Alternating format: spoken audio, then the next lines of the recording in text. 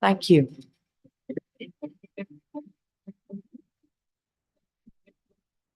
Thank you. A very good morning, ladies and gentlemen. A warm welcome. My name is Sahib Jeet Kaur, and for this fine day, I will be your host on behalf of BW Education. BW Education, 8+ years old exclusive education community of BW Business World, is pleased to welcome you all to the third edition of BW EduNext Summit and 40 Under 40 Awards, to acknowledge and applaud the path-breaking efforts of future masters in education who are setting new standards for leaders and teams around India. Well, I believe we should be starting this event on a very positive and a very energetic note. So how about a big round of applause for everyone who's sitting here with us? BW Education is a platform to explore the latest innovations and ideas that can transform the lives of students, educators, and the industry. With the contributions of insights from Indian education realm leaders, this summit is a must attend to understand the potential of current evolution happening in the Indian education system and how this will affect the entire ecosystem. Could I please request our team to kindly cue the BW Education Community AV? Requesting everybody's kind attention towards the big, beautiful screen. Which is also the beautiful thing about creative life overall. Learning can never stop. There is always something new, and I learn from my patients. And each one of us will use that choice based on the use that we have in the technology. The first film that made me sort of see how a human story and the layers of politics. Panipat का युद्ध सबसे आने वाले तजुर्बा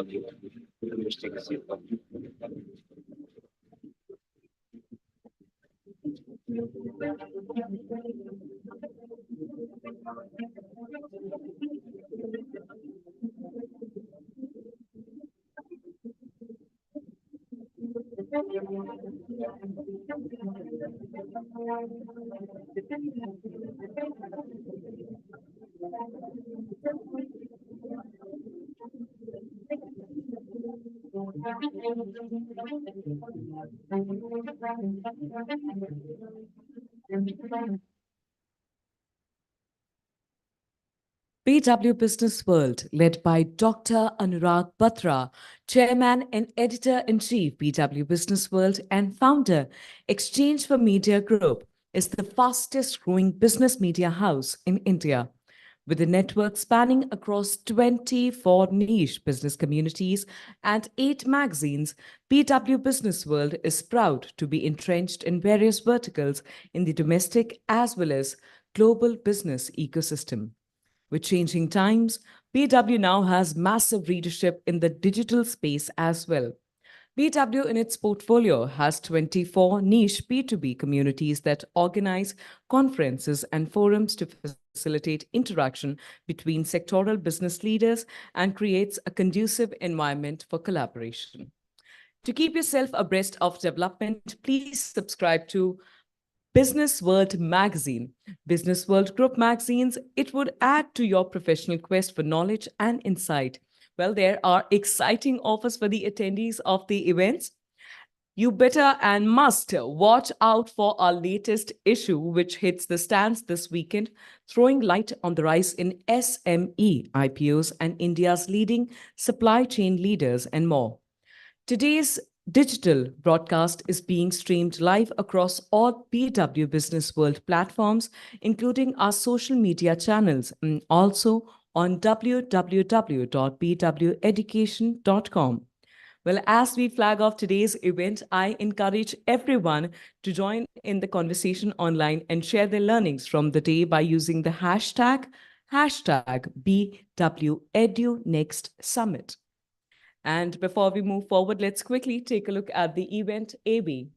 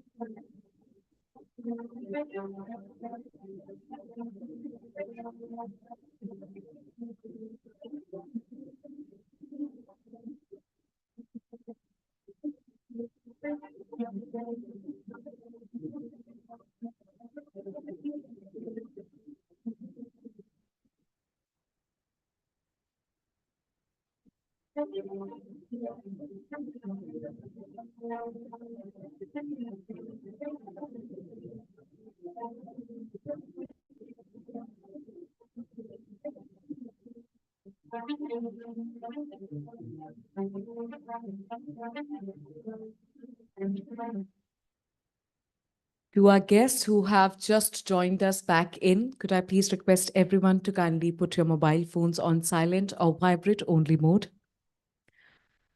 A summit much like this one requires collective effort. So before I move any further, I would like to take a moment and express our deepest gratitude to our partners. Presenting partners, Galgotias University, K-12 partner, Calorex Group, event partners, Exchange for Media, The Thick Shake Factory, Joy Travels, Fandom, Beanly, Just Bath AI, IWM Buzz, Realty Plus, Impact, and Pitch.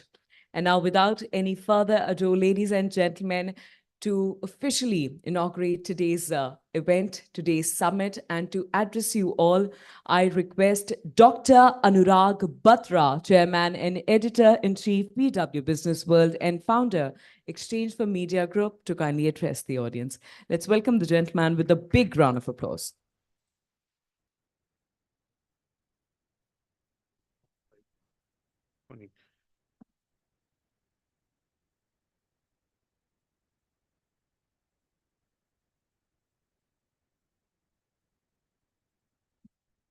Morning, it's my honor and privilege to be here at the BW Education Initiative. Today in the evening, we have our BW Education 40 under 40 to contextualize what's happening in the education domain. Priya and her colleagues have organized today's deliberations. We're starting late. I've been in touch with Priya since 9:45 a.m. and I live literally next door. So I asked her, when should I come? And she said, because of the fog, people are delayed and that's okay. So we're starting late. My apologies for that, but I'm sure during lunchtime and tea breaks, we'll catch up for that. Thank you for being here in the morning. My special welcome to Dr. Himadri Das. He was here. I met him outside, sir. He's now the Director General of the International Management Institute, from where my wife passed out more than almost 30 years back. And I had the good pleasure of interacting with him in 2018 when he became, for a short while, he was the director of MDI and he chose to move on. So thank you, Dr. Das. I've always enjoyed my conversations and meals with you. And I must say, he joined as the director and I mailed him like I'm a president of the MDI Alumni Society. And I said, if you need anything, my help. So he said, let's meet. And I went to meet him at MDI, and then he put an idea in my head, which eventually got me on the board of MDI. Served on the board for 3 years and 7 months, thanks to your putting that idea in my head. And I told him that the last AICT chairman was a very close, Dr. Mantha is a friend, very close friend, but it never occurred. So anyway, thank you, Dr. Das. I still owe you that contribution. Also, I'd like to welcome Mr. Abe Chebi, who's the Pro-Chancellor of the Alliance University. Thank you, Mr. Chebi, for coming here. your colleague was in touch. He was at MDI, so he texted me that he's joined your university, and I said, more than welcome. Dr. Uma Shankar Venkatesh, who's the professor of marketing at the Great Lakes Institute of Management in Gurgaon. Thank you, Professor Venkatesh. Again, we have an MDI connection with Dr. Sanyal there. He was a dean at MDI in early 2000. Mr. Yogendra Patidar, who's the director of CIVOM, Mr. Saurabh Kumar Chaube, who's the CEO of the iHub Anubhuti at the IIT Delhi Foundation, and then Ms. Jyotsna Davar, Ms. Sneha Rathore Khandelwal, Dr. Pritam Kumar Agarwal, Dr. Anju Gaur, Dr. Anantha Krishnan B, Dr. Manjula Shroff, Ms. Hema Harchandani, Ms. Shilpa Mahajan, Dr. Neeru Madhuri Parthi, Ms. Mosmi Chatterjee, Mr. Amol Arora from Shamrock, Dr. Rana Singh, Dr. Yatinder Pal Singh, Professor Dr. Mohammad Samruddin Khan, Mr. Atul Bharat, Mr. Nirvan Birla, Mr. Alok Nikhil Jha, Mr. Ankit Agrawal, Mr. Pratik Shukla, Mr. Ketan Deshpande, Mr. Shronit Ladani, Mr. Puneet Raj K. and Mr. Puneet Dhiman, Ms. Shrishti Jain, Dr. Nachiket Bhatia, Mr. Shailendra Dhakar, Mr. Shri Charan Lakharaju, Dr. Nitya Prakash. Dr. Nitya Prakash, are you here? Hello. I spoke to you on the phone. Couldn't meet you last night. I was at a wedding outside Delhi. Miss Gauri Kohli, and eventually the very dynamic Mr. Anil Sahasbuddhe will be here. He's one of the most dynamic people we've interacted. And again, Priya and me are from the same alumnus, which is MDI. She's worked 8 years with me, and she's maybe 20 batches junior, maybe more. So really, I just want to say that your education leaders, I don't think I can tell you anything about education that you don't know. At best, I'll reiterate some of the things you know. But I want to talk to you briefly about 3 things that have been on my mind, and I've been talking about it for the last few weeks at anything that we do. And I do want to say that some of you have been, Dr. Das, you've been on our jury. Some of you have been on our juries.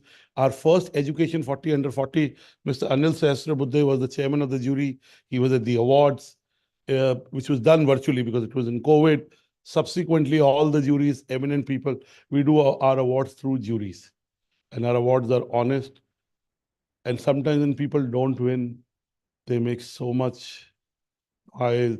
And sometimes once in a while, our colleagues also make a mistake of propositioning them in the sales. Our awards are done through a process. I don't even know the winners till the end. I don't know most 90% cases. In 1 or 2 where I have a deep interest or someone calls me, I find. And I do want to tell you this story. On 23rd December, I finished an event. It was a Saturday at the Lalit, and I went to someone's home for dinner. No, it was 22nd December, Friday. I finished the event here and went to someone's home who's a healthcare entrepreneur, lives very close by, runs a very prominent husband-wife team. And a legal luminary was coming out of his dinner. I was going in and he was introducing me to the legal luminary. I know him well. He's a friend of mine, but that person didn't know. And he said to me, the legal luminary said, you should do healthcare awards. I said, we do healthcare awards. So then the healthcare professional whose home I was entering said, by the way, the legal luminary was telling them their awards are very honest to the healthcare guy. The healthcare guy and his wife are very good friends of mine. And he said, I know because I recommended 2 people for their legal awards. None of them won. And the gentleman I was talking was Dr. P.N. Arora of his hospital starts with Y. It's called Yashoda, right? Yatharth. I confuse between Yatharth and Yashoda. Yes.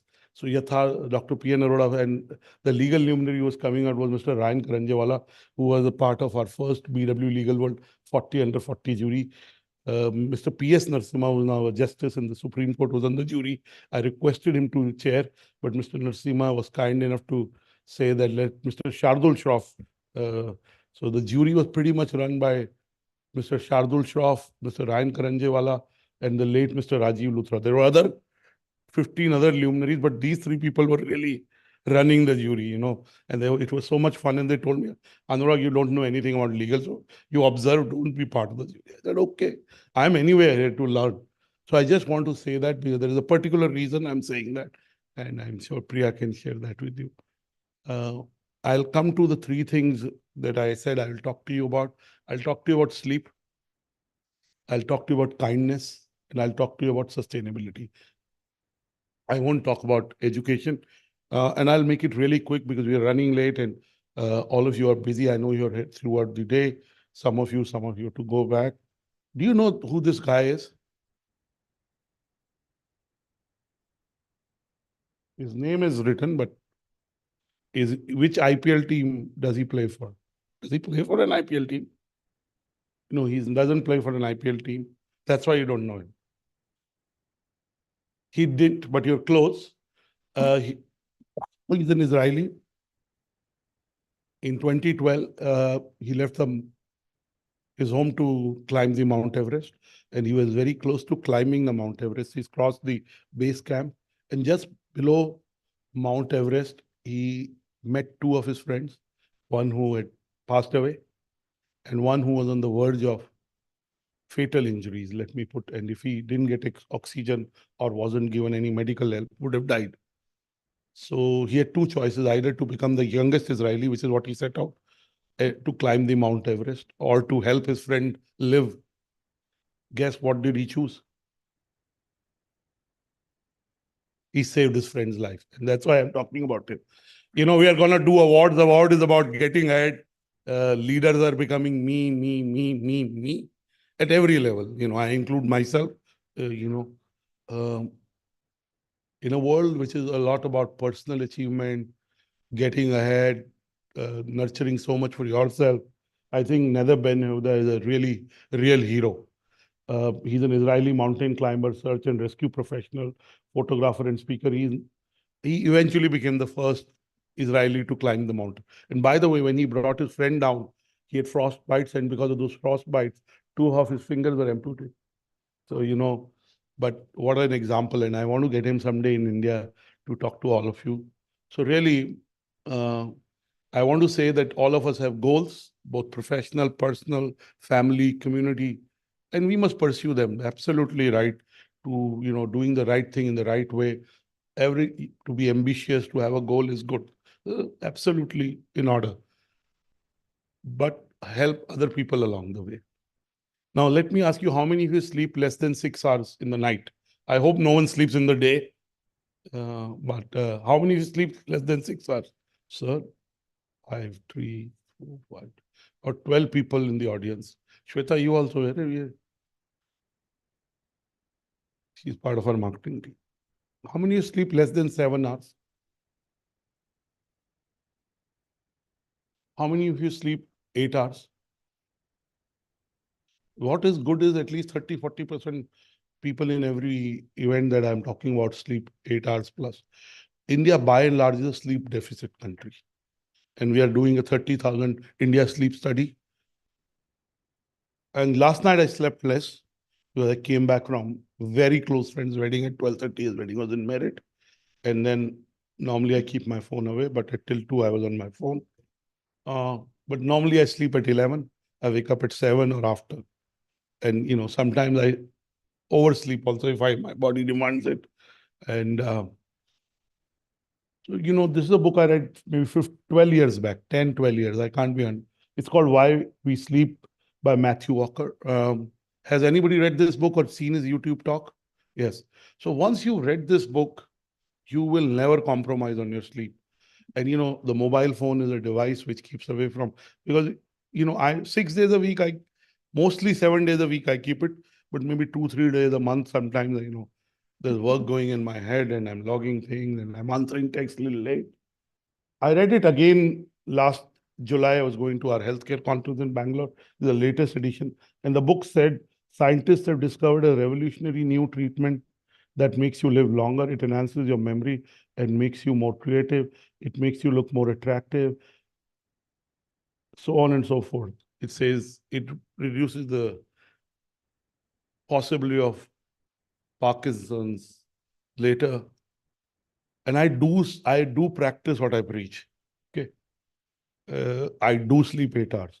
In fact, sometimes I get late for very early morning conferences by 10 minutes because I've And I've tried to change that today. I was calling Priya from 9:45 a.m. saying, when should I come? Whatever you do, and also it makes you calmer. Trust me, when I sleep well, I take better decisions. I'm fully in the conversation with you. I eat better. I don't binge on food. I'm calmer. Even if a vexatious issue comes to me, I'm able to deal with it better.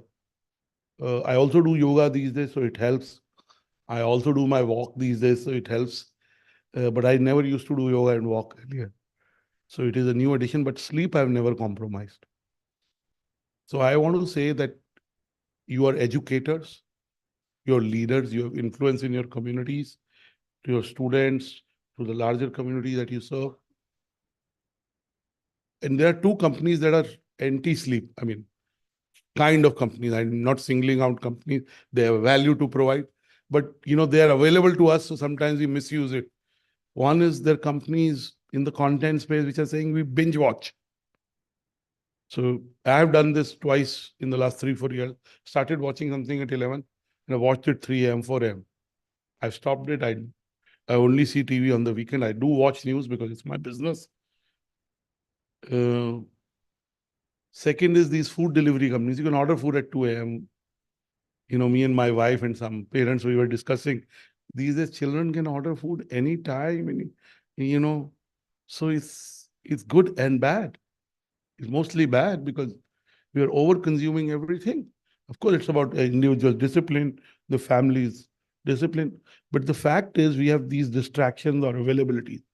So really don't compromise on sleep. Second is I talk about kindness, how Nadab ben Yehuda was kind to his friend, saved his life. This is a book I read around 8th March or 10th March this year. The first book is called Humankind, A Hopeful History by Guru Bregman. And then I read his first book, Utopia for Realists. And basically, some of you have read, or most of you read Harari. He says that human beings come into their base form, they claw into each other, they compete, which is also true that we compete. And sometimes baser instincts can take over. That's also true. It's not. But he's done empirical research over 150 years, gone and met people who were in the narratives where humans were shown unkind and said, no, that's not true. It's a lovely book on kindness and social anthropology and what's happening in the world. It's very contextual. I mean, I don't get in, sir, I'm going to gift you a book. That's the least I can do. You'll enjoy reading it. So whatever you do, be kind and be kind to yourself by sleeping enough uh, and pursuing your dreams. Last but not the least is sustainability. Yesterday we had our recycling conference and our recycling awards. The three golden words are recycle, reduce, and reuse. And like Donald Trump is wrong about a lot of things he says and he believes in, he also says that climate change is a hoax. It's not a hoax. Climate change is real. Look at what's happening with the winters in Delhi. Forget everything. In Sahara, summers are coming 4 months in advance. In some parts, 2.5, 3 months in advance. Look at the wildfires in Australia, in Europe, in US. So as educators, today young people are very, very aware. They're very conscious.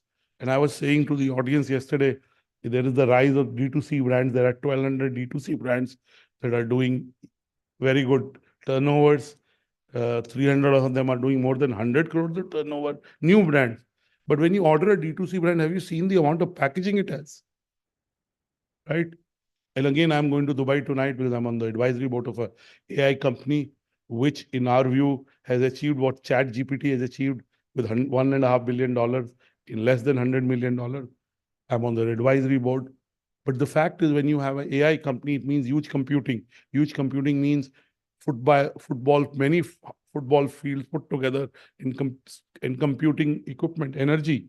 We are talking about the value of blockchain. And in finance, we have tokens. But the fact is, when you mine those tokens, the amount of energy, eventually even EV is very good, but there is lithium. So you have to balance. Okay. And oceans are shrinking. On 9th April 2022, I was with my daughter. She was speaking at a UN conference in the US, in Mumbai, and the chief of Navy staff there. And he talked about how oceans are shrinking, and that's very bad.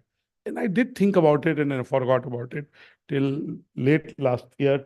I read the Time magazine, which talked about the most important place on earth, which is the oceans. The more the oceans shrink, the more danger to our environment, because the large mammals in the oceans, their excreta absorbs carbon dioxide in large quantities, and it helps us in reducing our carbon footprint.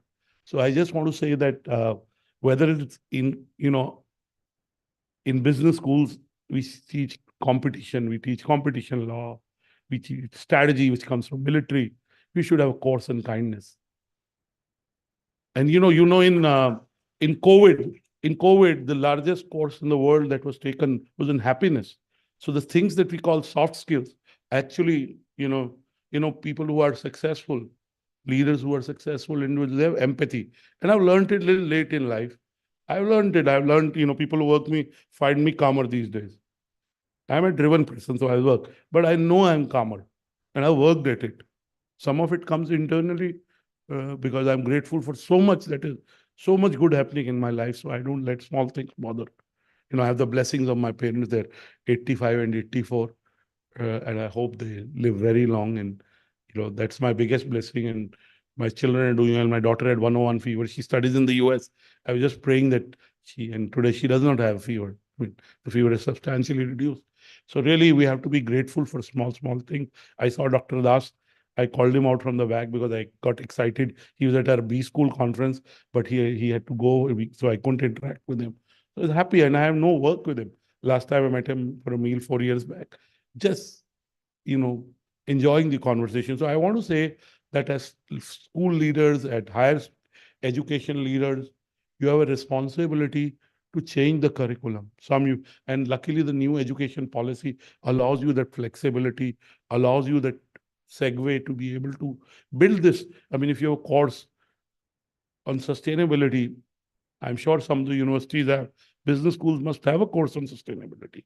So have a school on course on kindness. And again, young people are sleeping less. They're getting up very late. They sleep at 2 a.m., 3 a.m. Obviously, they'll need 5, 6 hours of sleep, if not 8. It's also the quality of sleep. So, the most important place is the bedroom. What is your lighting? What is your mat? And, sleep is an area I will get into, I can talk about for many hours. And then it's your thoughts. That's why I stopped doing emails in the night. Last 2, 3 years, I don't. Because if I open my email at 8, 9, then it stays in my brain for a long while. And then I'm thinking about work. So I try. I can't say I can bring to zero. I'm an entrepreneur, but I reduced it. So I do want to say this to you, that do bring new areas into curriculum. The young students are very bright, looking at the quality of their ideas, quality of their ideals. I think we are in a safe place. I want to end by saying edutech in the last 4 years have grown. We've seen the domain growing, edutech becoming responsible. But there's also been in the last 15 months or so shake up in the edutech industry. Because at the end of the day, every business has to be sustainable. Every education initiative has to result into outcomes. Students come to colleges because of learning and because of outcomes. So outcome can be learning, outcome can be placement, outcome can be certification, which needs what is the quality of online education? And I was on the board of MDI till 30th June last year. And we were introducing an online course. And in the board meeting, we discussed it. The director put it up. The fundamental question was, the students that have come through a PGPM or an NMP or the other 2 courses that we have, they will also call themselves MDI alum. And somebody who's done a short-term course will also say, I'm an MDI alum. So how do you make sure you attract the right students? You get them. I mean, we couldn't have done this on Zoom. We've done lots of conferences on Zoom in COVID. But there is a value to looking in your eyes, being able to do a handshake, be able to do a face-to-face conversation. So, I want to end by telling you a story about a friend of mine. She may not be representative of everyone. And she's a very studious, she's a professional who's about 40, legal professional. And I was in Bangalore. She was attending our conference and he said, oh, I want to step out. I have a course to do. I said, what course are you doing? Oh, I'm doing this course from a UK-based business school. I have an exam. And then she was eating dinner and she was answering the exam. I was very casual. Okay. Another friend I saw, no reflection on me or my other friends, but I mean, the way they're just forwarding the lectures, and that's how they're completing the lecture. I want to study to learn something. I get excited, like I'm a student of AI. I'm investing 3 days going to Dubai at the launch of this AI company because I want to learn. I've not done a podcast in 2.5 years. I want to start a podcast in February on AI because I want to learn about AI. It's not about my giving out. Of course, when I do conversations, I'll have to prepare. I had the good fortune, IMT invited me. They had Dr. Mohan Bir Sani. I had a conversation. I prepared so much. And in his lecture, I switched off my phone. He was just too good, too good. So I'm just saying that what is the quality of education we are giving through online? I think we have to contribute to improving that. What are the outcomes online education is leading to? What is the quality of learning? Ultimately, placement is important. You know, you people go to certain schools, you become a club, you say it is a badge of honor. That's fine.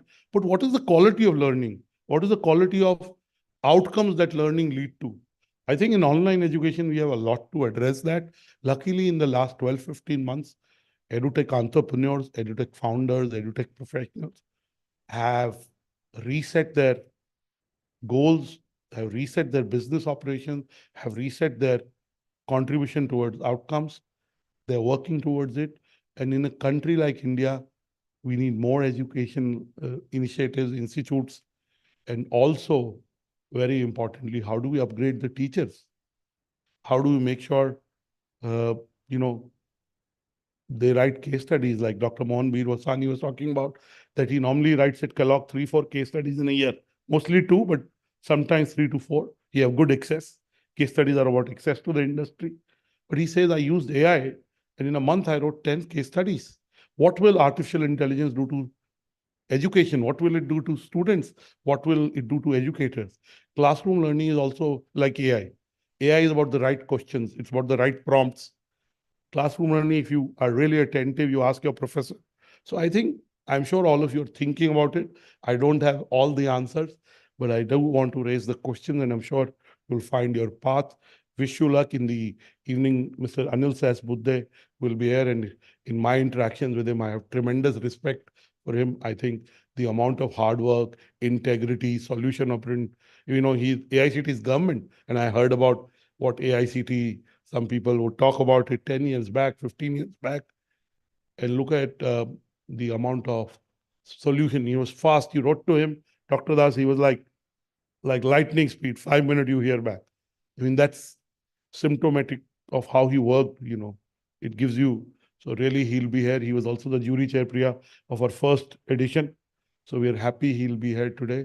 I wish you luck in your endeavor to impact the lives of students, the lives of families, because when a student does well, his or her family does well. Wish you luck. Thank you for giving us your time. Apologies for starting late, but I'm sure we'll catch up. And I'm sure it'll be a full house as the day goes by. I hope you make meaningful connections, that you learn some new ideas. And when you see the cohort of our 40 under 40 winners, the jury did not give it to all 40. We have given it to less than 40, whatever the jury decided. So you'll see, I think, except one, all the winners coming, right? So wish them, some of them doing pioneer work. I believe in the process of reverse mentoring. They can tell you a bit about what they do. You can learn from them. They can learn from you. Wish you luck. God bless you.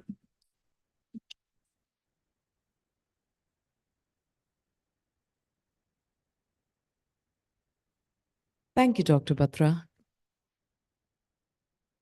Since the 1950s, we are in the age of information, technological advancement at every corner, every turn.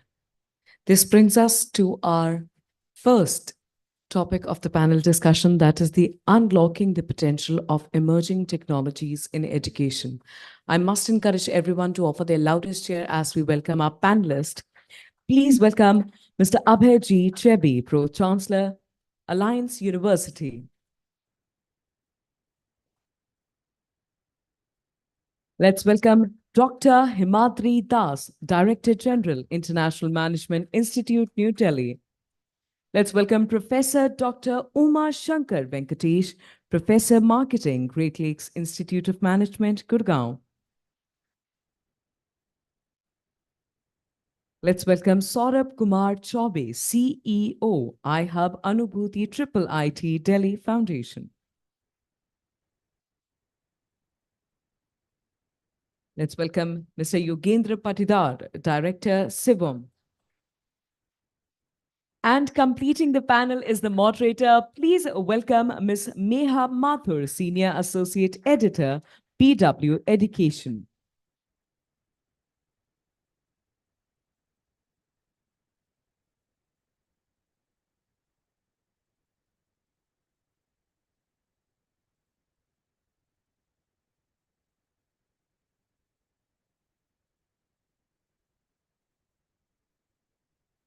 Good morning, everyone. And since we are very short of time now, we are, started late. So I'll start right afresh. So this panel is about unlocking the potential of emerging technologies in education. So my first question is about, so during COVID, we all leapfrogged into technological platforms without, much thought because there was no time. But post-COVID, uh, what is the thought process at educational institutions, and what are the takeaways in terms of which features to retain, what to improve upon? So, what has been the kind of thought? So maybe I can start with you, Professor Das.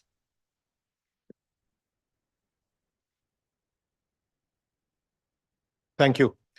See, during COVID, all that happened was we used technology for enhancing delivery. Content was delivered online instead of face to face, but we didn't really use technology for changing, the way students learn. So I think the biggest boon that has happened to education in the last, I would say, 1 year or so, is generative AI.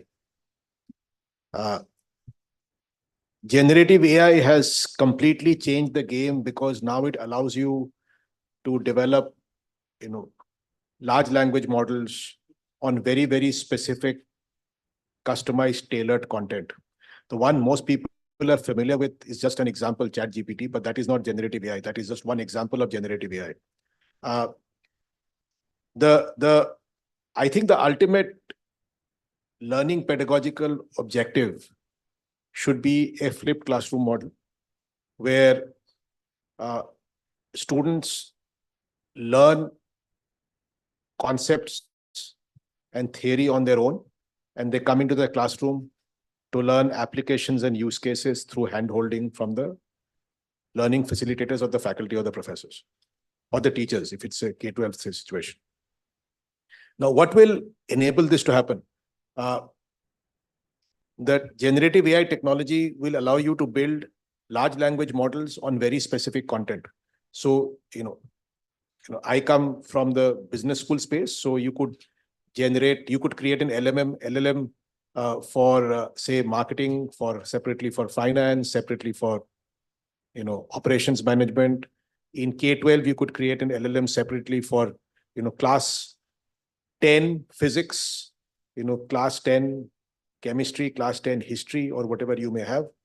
And these could become personal tutors for the students, where, like in any GenAI model, it's about what prompt you ask. So they'll put in a prompt, that will be the question, they'll get an answer, which will be based on, highly trained neural networks built on this LLM platform, from the content that is curated high quality content put there. And so they will learn the basics and come into class and ask their teachers where they get stuck, or for applications or use cases. I think that is the way education, even in the brick and mortar space, is going to get majorly disrupted. And we should adopt it fast and not be like ostriches with our head stuck in the sand and saying that, no, this thing is not real. It is real and it is good. It's not only real, it's good. Thank you. Coming to you, Mr. Chebi. So what, Professor Das has touched upon AI, and there'll be a separate panel on AI also. But to touch upon that topic, what will it take to leverage technology in terms of infrastructure upgrade, in terms of training the trainer, the teachers, and the mind shift that will have to come about? First of all, thank you, Meha, for inviting me. Well, as Dr. Das mentioned, I'd like to give an analogy. What technology did to the finance industry, 3-click, go reach your destination or convert or close a transaction. That's not how education works. Here, we are the subject to be augmented.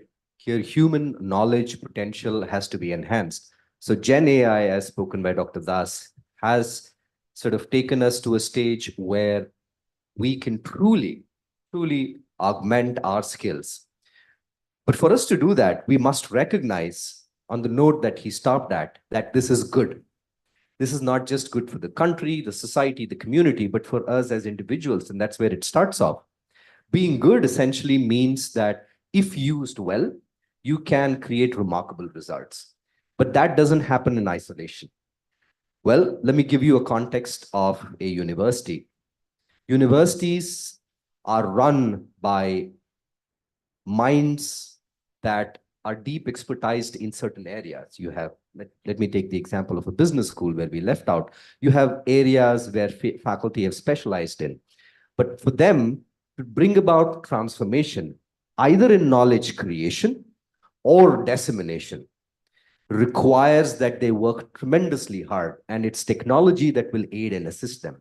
They must recognize this, A.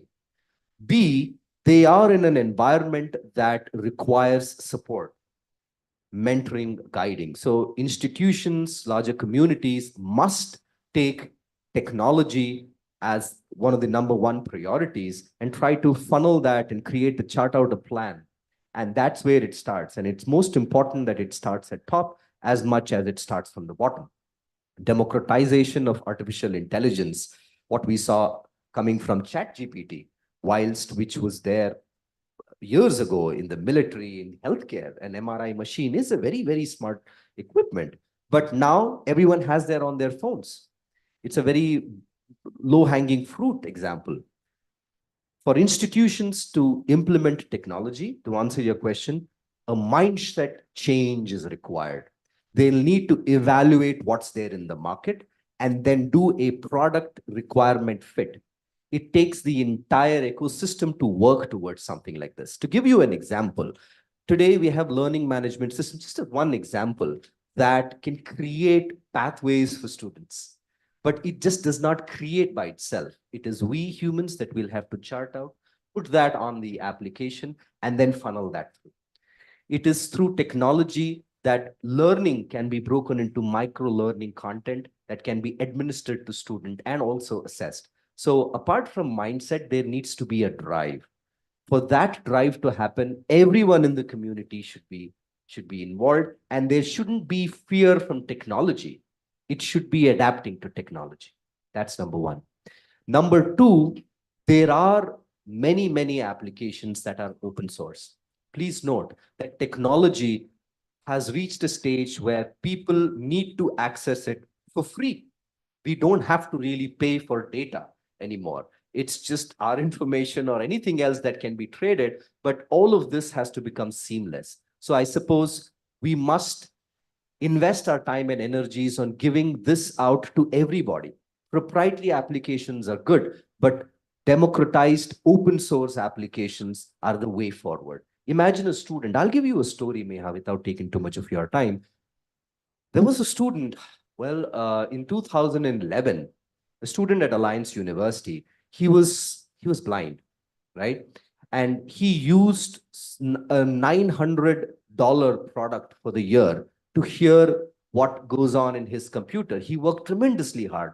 Today, I could proudly say, with technology, he's leading Tata Clicks community as a community manager. And when he takes care of social media and many other things. And then, trust me, nobody that I know uses technology as much as he does. All for free. He doesn't believe in paying. Because human, be it someone who's from an underprivileged area, a special person, or a privileged person, technology must be the same, and it is up to the human and the community to use it better. More on that as we speak along. Thank you. Coming to you, Professor Umashankar Venkatesh, in the inaugural address, Dr. Batra has talked about the quality of learning. If you can elaborate on that aspect of quality at your campus, how are you addressing this issue? All right. So to sort of widen the question a little bit, three of the classic problems with higher education that government has tried to solve since the last 5 decades or so is access, inclusiveness, equity, and quality. Dr. Batra also talked about the veracity of online education. So it's like a balancing act. So in a country marked by disparities and lack of access to, in our case, education. So look at the latest gross enrollment ratio, for example. Right now, we are sitting at around 27%. So gross enrollment ratio in higher education is 27%. So about 14 to 15 crores, 18 to 23 year age group Indians are there, boys and girls. And our gross enrollment ratio right now is 27% in 2022. So when you ask about access, and although the subject is technology, but at the bottom line is the human being. I cannot forget, as a teacher, we are sitting in January, February. In the year 2023, from January to December, 12 months, in Kota, there were 23 suicides of students going through coaching courses, programs for admission to various colleges and institutions largely in STEM and medicine. 23. We've just started the year with 2 more suicides in January. So this is one city only, Kota. I don't know how many suicides. As a teacher, I have faced 3 suicides by my students. It is very difficult to face their parents. So when we talk about access, the common denominator is there is nothing available. So the first motivation for me, and I'm not talking about Great Lakes, the institutions represented here, at least me, Himadri, pardon my saying so, we are elitist. So you said you had a club. So why can't others enter into this club? By the way, I'm a capitalist. I'm not a communist, right? But then 27% in 2023. So meaning 4 crores, roughly about 4 crores Indian kids are registered in colleges and universities. That leaves about 10 crores wandering out. Doesn't mean that, in other countries, it is much better. But I don't want to compare myself with other countries. So my first take is, even in 2023 and next 10 years forward, access will remain our biggest problem to solve. Quality to me is a secondary notion. अरे पहले कुछ होगा तो quality control करेंगे. There is nothing. Kids are literally killing themselves because of lack of access. And I've heard very erudite people opining they were not good enough, therefore they found an easy way out. So we are judge, jury, and executioner also. apart from being educationists. So to me, access has to be solved. And I think online can do wonderful things. Professor Sahasrabudhe is going to be here in the evening. The Swayam portal of AICT, which is free, where public and private partners, education providers, content providers are sharing content for free. Please look at, so this is the old MOOC model, but in India, it has come under the same umbrella of what we call Swayam. The name itself says in Sanskrit, Swayam means to do by yourself. I will bother about quality later. First, by the way, the content providers are validated, accredited, certified, good. So obviously they will not put out trash. And I'm sure there is an editorial process at Swayam wherein they would be filtering. So we are taking care of at least quality content. But the key word here is availability for free. He said free, right? This is a country in 2023 still embedded with large disparities. And sitting in a too much heated room, right? It's difficult to understand what is happening in a tier 3 country or in a rural college or a school. No teachers, no books in the library, no internet, computer hi nahi hai to internet. So the idea therefore is when there is not much, first create the substrate. Quality, coming back to your question. I'm sorry, you have asked a teacher to come here. My class takes 90 minutes. So I'm sorry, I'll take 1-2 more minutes. Quality. Just one example. We are trying to enhance an LMS that we already use, which is built in-house in a sister organization. I won't take the name. Let me take the name, Great Learning. It used to be a sister organization. Now it has been acquired by another company. But we built the LMS there. And when I say we, I also contributed conceptually in the design bit.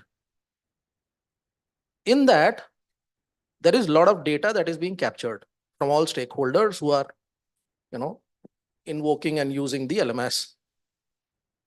There is already availability in, for example, this is Himadri's world, fraud analytics. Who in a credit card company, which customer is prone to default can be predicted with a high degree of accuracy. With the amount of data and the past use cases and experiences that we have in that LMS of ours, we are trying to build, and this is quality, we are trying to build a possibility wherein we can predict which student is going to most probably falter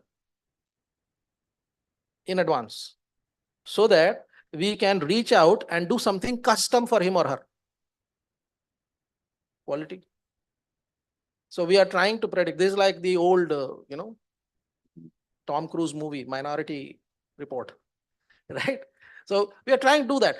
By the way, this is nothing new. Finance companies already have it.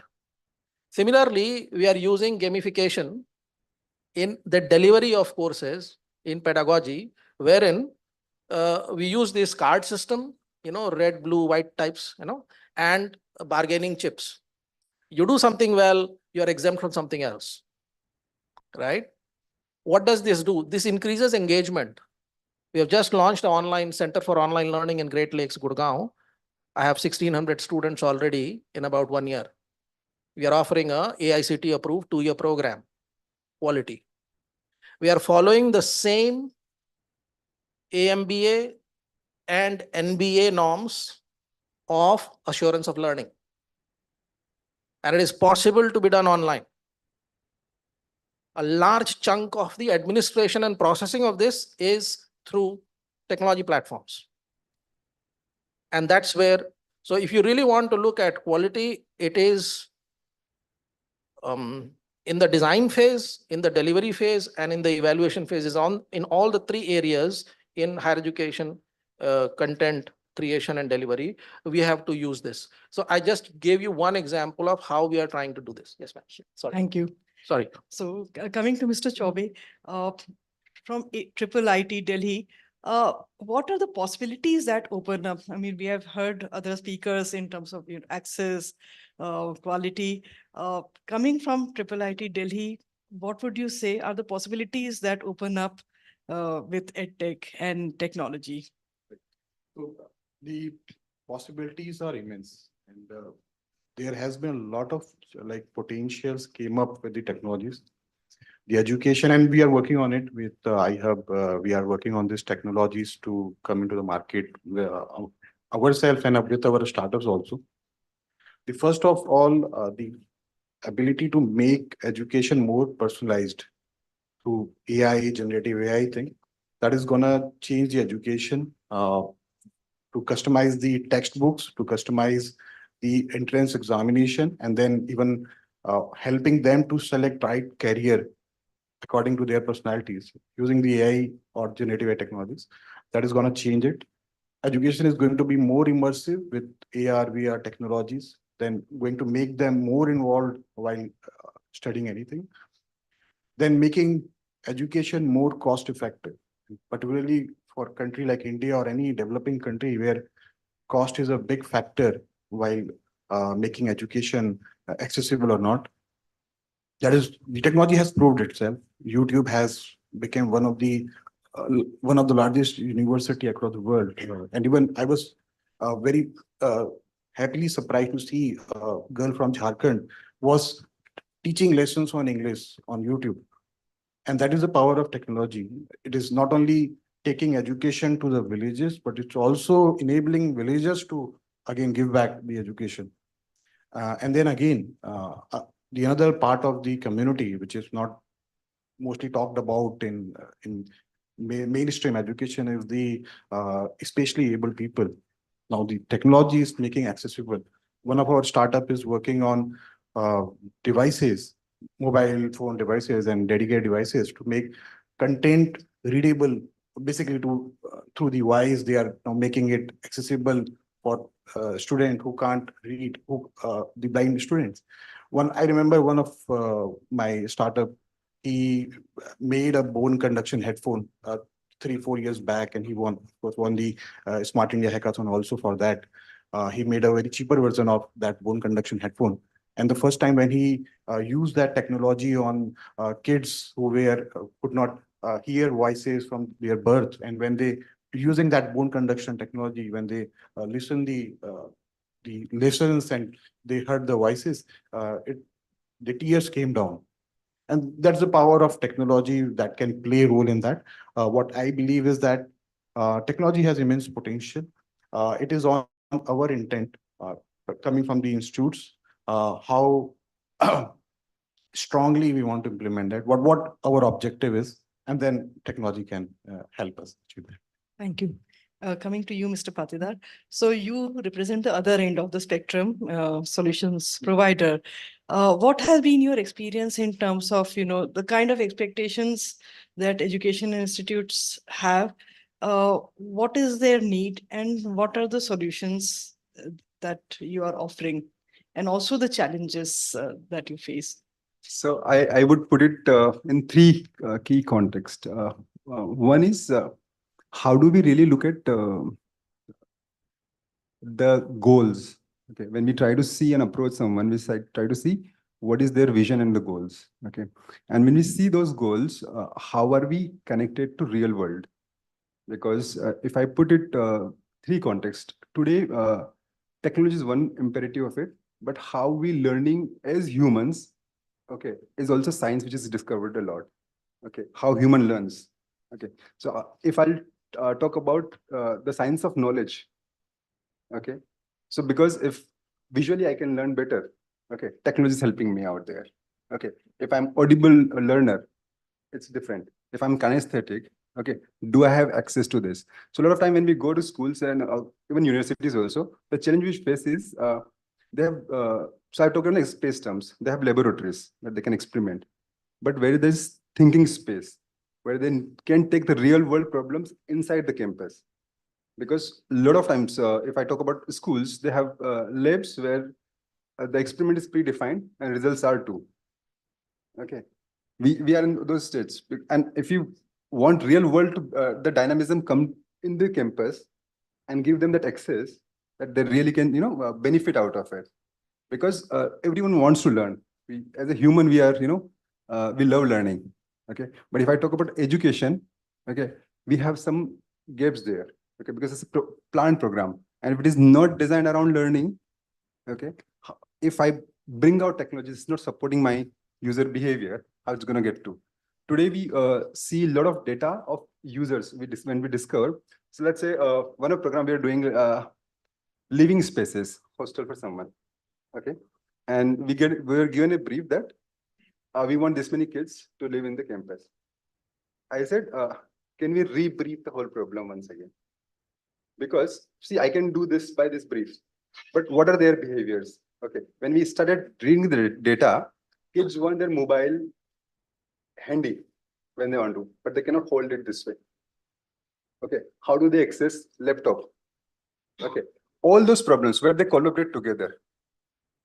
Because if I don't read those briefs, I'm not able to sketch it in right proportion. Okay, I give you context because I try to bring out a human side in the problem statement. So we have technology offering, but if you don't get domain expertise, the interdiscipline of human side of it or humanity side of it, how will solve the problem? So let's say example of YouTube, like Sir mentioned. What would be YouTube measuring for? What is the key measure what YouTube measures? Okay, is it never number of viewers? It is number of watch hours. Okay, so the context is, if there is a good content, it will always keep on top because of number of watch hours, not number of users. So when you set context right, okay, then your measurability also comes with the technology because your algorithm is written on that basis rather than a user basis. So I always say how strongly we discover the problem would help us enable these technologies around it. And then that's where we can set it right. Because at India, we feel we don't go into deep thinking. We don't try to head it deeper. And that's where the bigger problem comes out. So what we are bringing outside from the other part of the real world into the learning and add on to the technology where it can enable the program. So the challenge has always been, we feel there's a, the context is not bigger. It is not widen enough. How the science of futurology works around. Okay. So if you talk about futurology, we can predict futures. It's always in some portion in the present. But what is going to be fictional model? What is going to be wildcards? What is going to be scenarios? Which scenario is going to be working in future? And that's where we can actually predict those trends and mega trends and build around them right away. So from us, the deeper discovery is, I would say, needed when we define the problems and then help out through the technologies.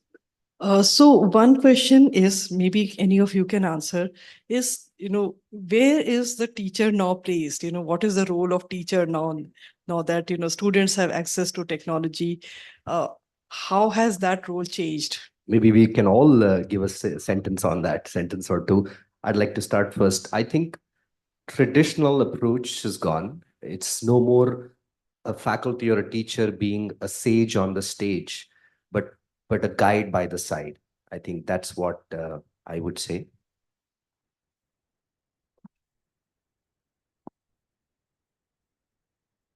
What has not changed?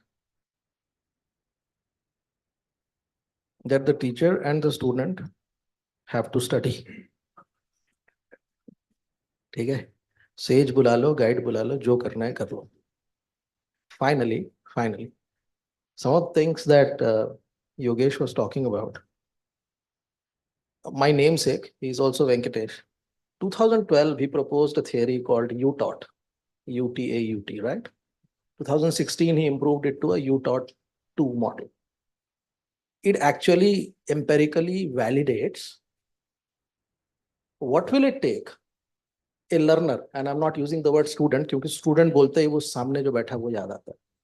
Learner, including the teacher, what would it take for them to adopt and use technology So there are, in the old MUTOT model, there were 4 variables, performance expectation, etc., etc. And simple A, it's not very difficult to understand. But if you read that, those are the 6-7 variables that has already been validated and found out. अब आप learner हो, whether you are called a teacher, whether you are called a student in a particular context, doesn't matter, right? So, for instance, to answer this question, we have just finished the design and setup of a AR/VR XR lab at campus. अब कहने से लगता है कोई बहुत बड़ा facility होगा. We are self-funding it. So we have used some hardware we have procured, use headsets and iPad चाहिए होता है उसमें because virtual reality करना है तो headset चाहिए, augmented करना है तो iPad चाहिए, right? So we have invested in some machines. A young lecturer who has just joined, he has a PhD in AR, VR, XR and metaverse in marketing. उसको interest किया है.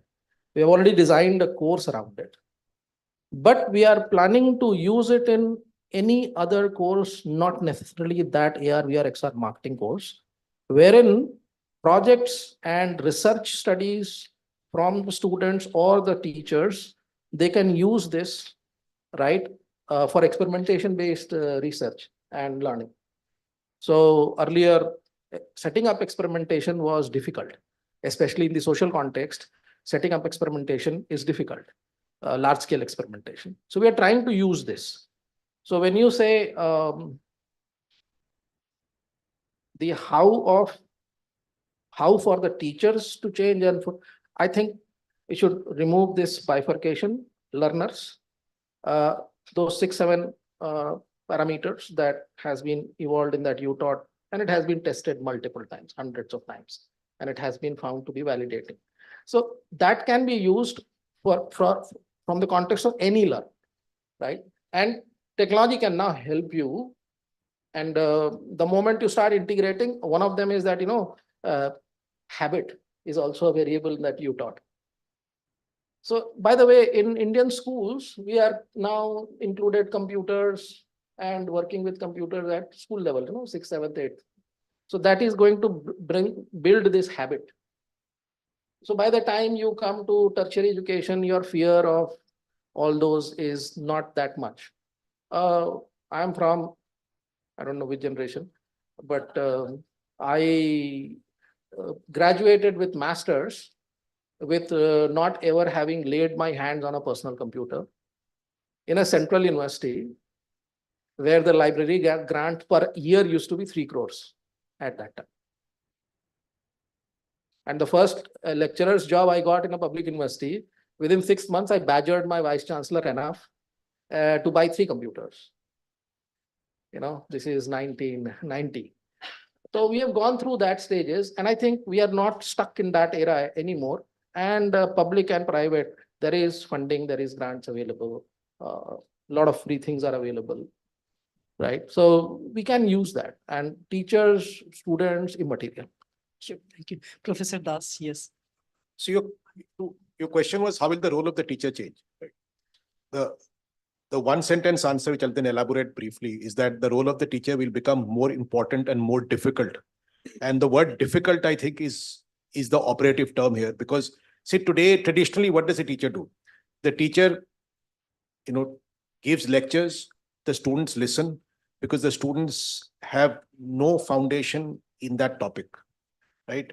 And the students might ask a few questions based on what they did not understand in that lecture, only based on what they did not understand.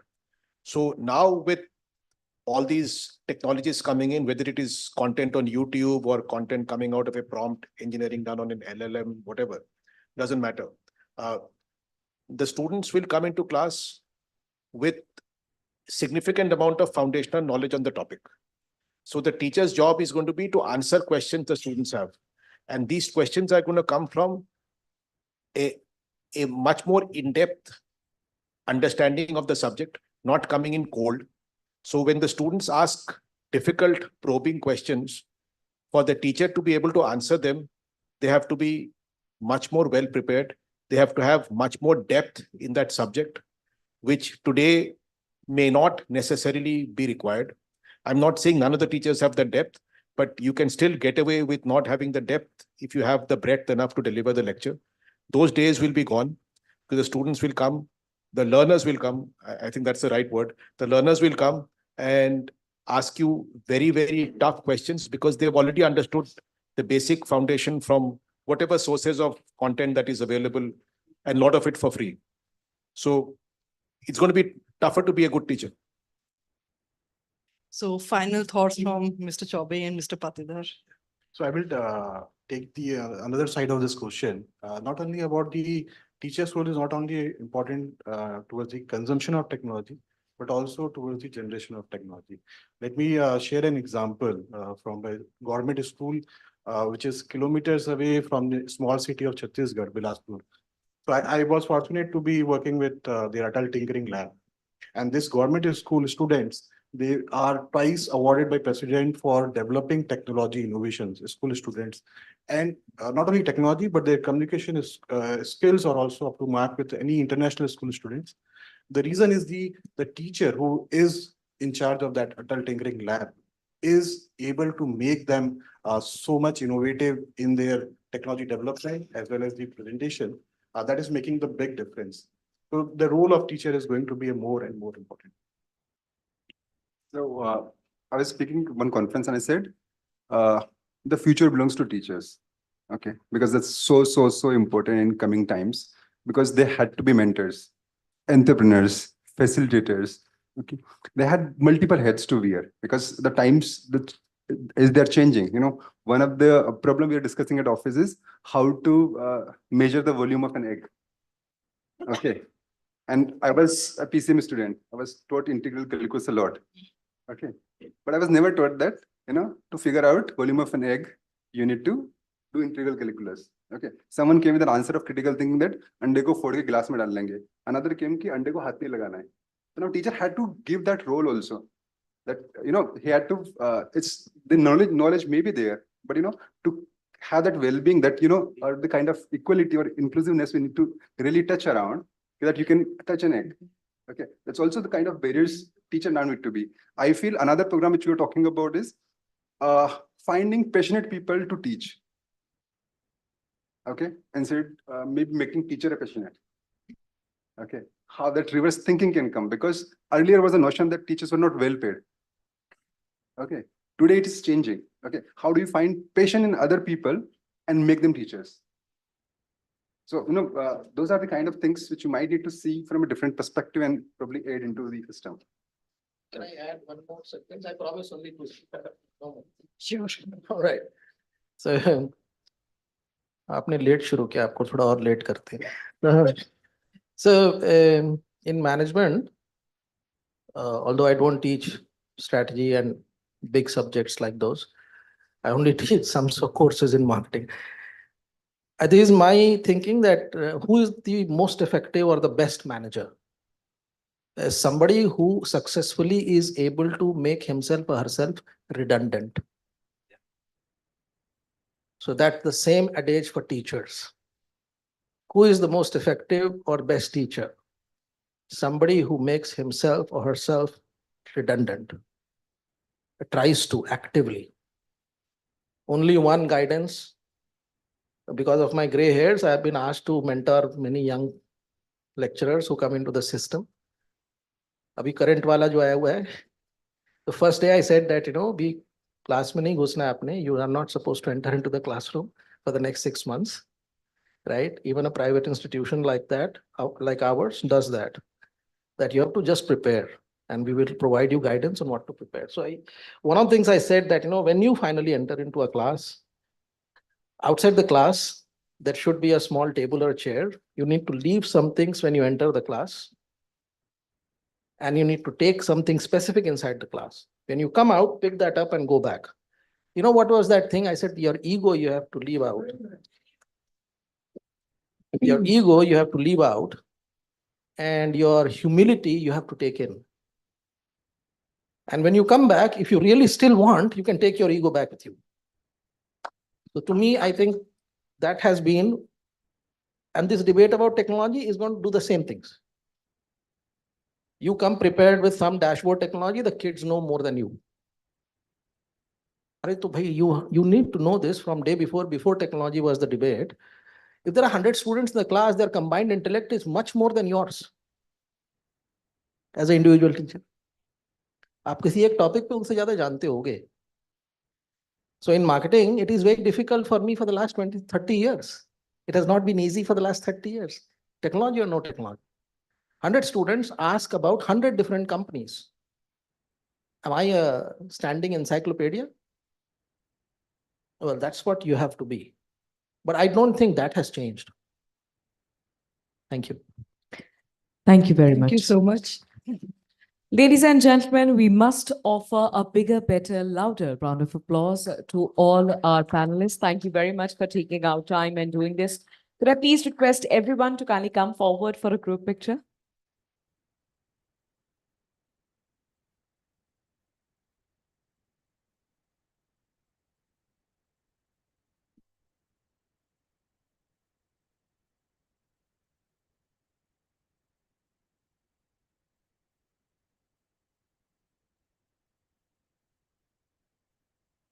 Professor Dr. Uma Shankar, please do not forget your jacket.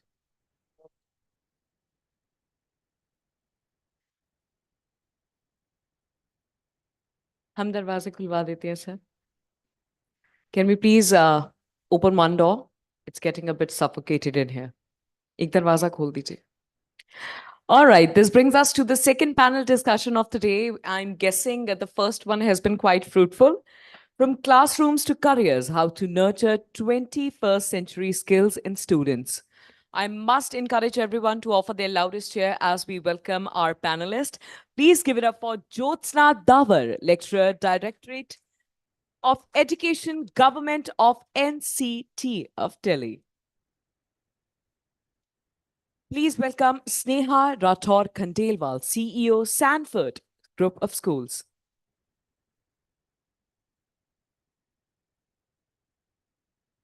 Please welcome Dr. Preetam Kumar Agarwal, founder and CEO, Hello Kids Preschool and Riverstone School.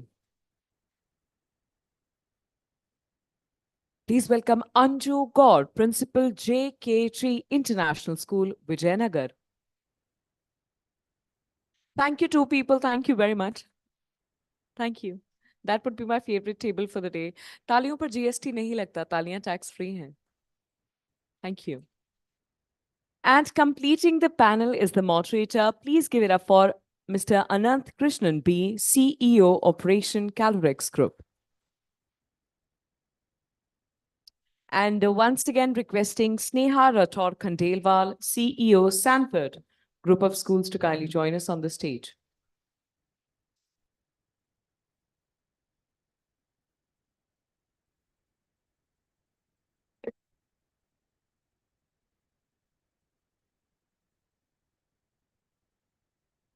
I think Sneha will be joining us momentarily. I request the moderator to kindly take care of that once she does. Thank you.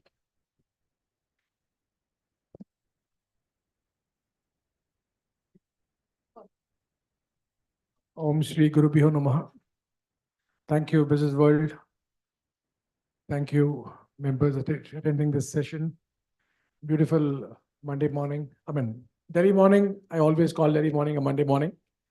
So, मैं जब भी दिल्ली आता हूँ मुझे लगता है आज Monday ही है, right? 30 साल बिताने के बाद भी दिल्ली blues छोड़ते नहीं हैं. Happy Wednesday morning, yeah. So, pleasure being back in Delhi after a long time, and beautiful speakers here with us, experienced people here. A nice topic, from classroom to career, how to nurture the 21st century learning skills in students. An investment in education gives the highest return. The founding father of United Nations, Benjamin Franklin, about 70, 80 years back, said, I believe education is all about experience. How many of us believe here the same? Oh, super. So, a couple of questions. Come, Sneha ji, come, we're waiting for you. Come. Yeah, absolutely fine. Come. So, how many of us remember the first day when you came to the class standard 11? How many of us remember that day of the class 11? Okay, 3, 4 hands up here. How many of us remember the first beating, if you have ever taken from a teacher?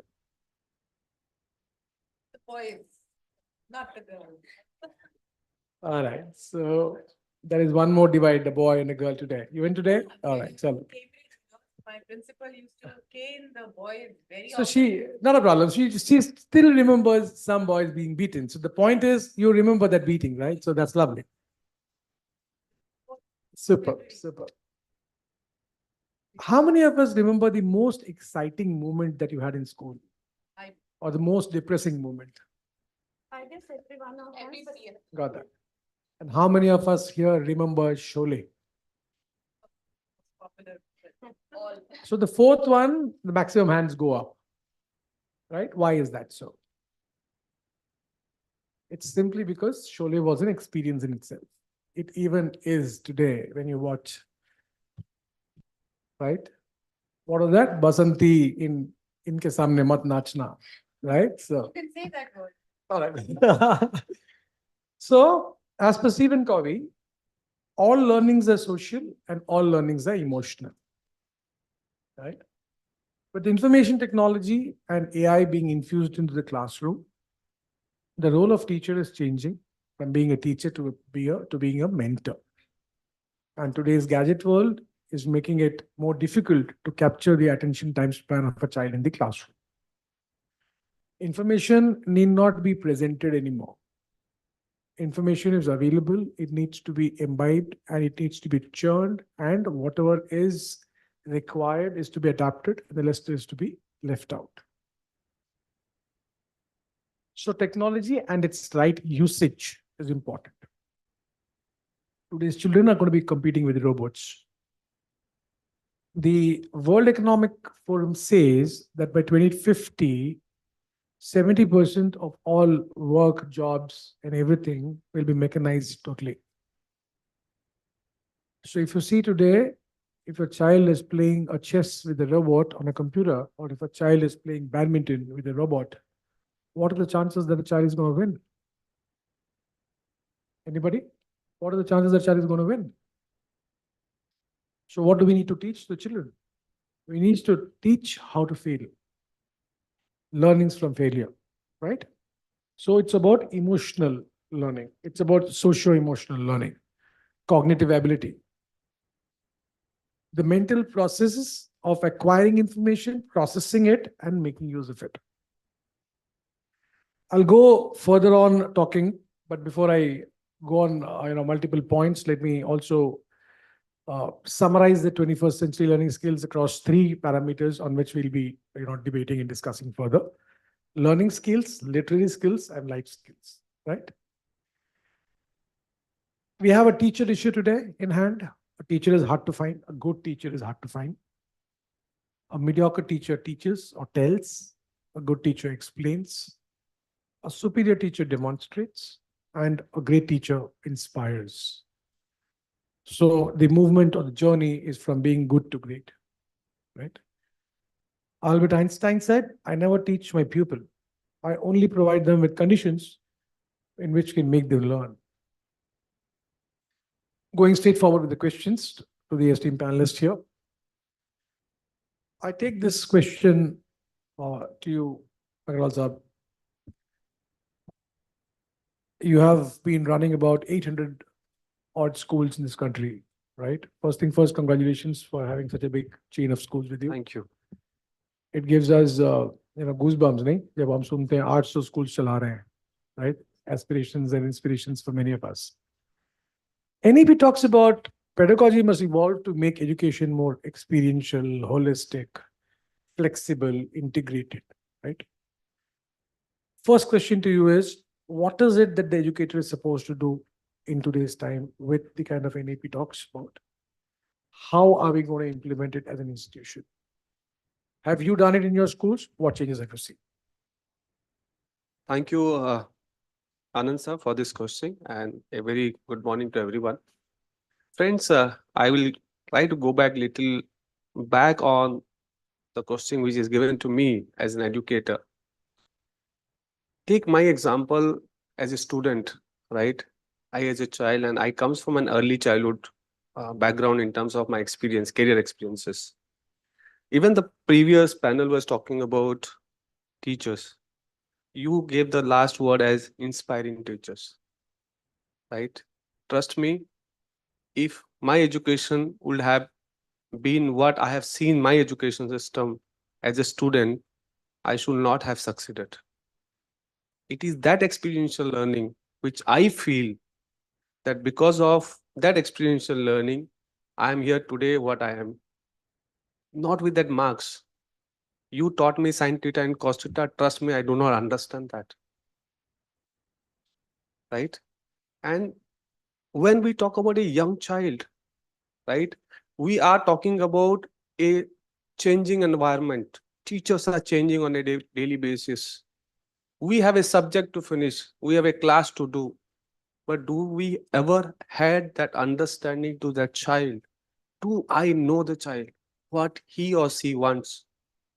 Am I the last bench, or we are all talking about the last mile students, which is very, very important. And we are talking about 21st century skills, where the NEP events talks about internships. Are we really ready for it? And whatever internships happen is in life. Let me give you a lot of practical example as a student, and that is what I feel is uh, my way of seeing this world of education as a teacher. Right? Don't go with my height that I was the last bench in the class. But trust me, never ever that teacher has asked me that Pritam aapko samajh mein aaya nahi aaya. Trust me. Nobody has inspired in my life कि भाई आपसे सुनना है. Trust me, there are some few people in life, because of them I'm here today. So that teacher has to be that inspired that I feel talking to you, I feel what you call listening to you, and I feel working with you. That till the time we do not understand this, the NEP, the technology, the AI, anything is not going to work with that. And we talk about transition in preschools. A child goes from a preschool to a school, which is the first shift of the child to a school itself. And we try to understand, my child is going to be with another teacher next year.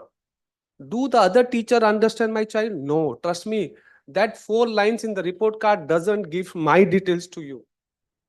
When you are doing an assessment, I was not ready, I was not well, I was not healthy on that particular day. So guy giving that 4 lines on my AI tool or a assessment or a report card, you cannot understand me as a child. So what is that we are building for that particular child in the learning process is very, very understand that if I send my child to Sneha, if I send my child to Anand, do they have that understanding to my child and who is my student?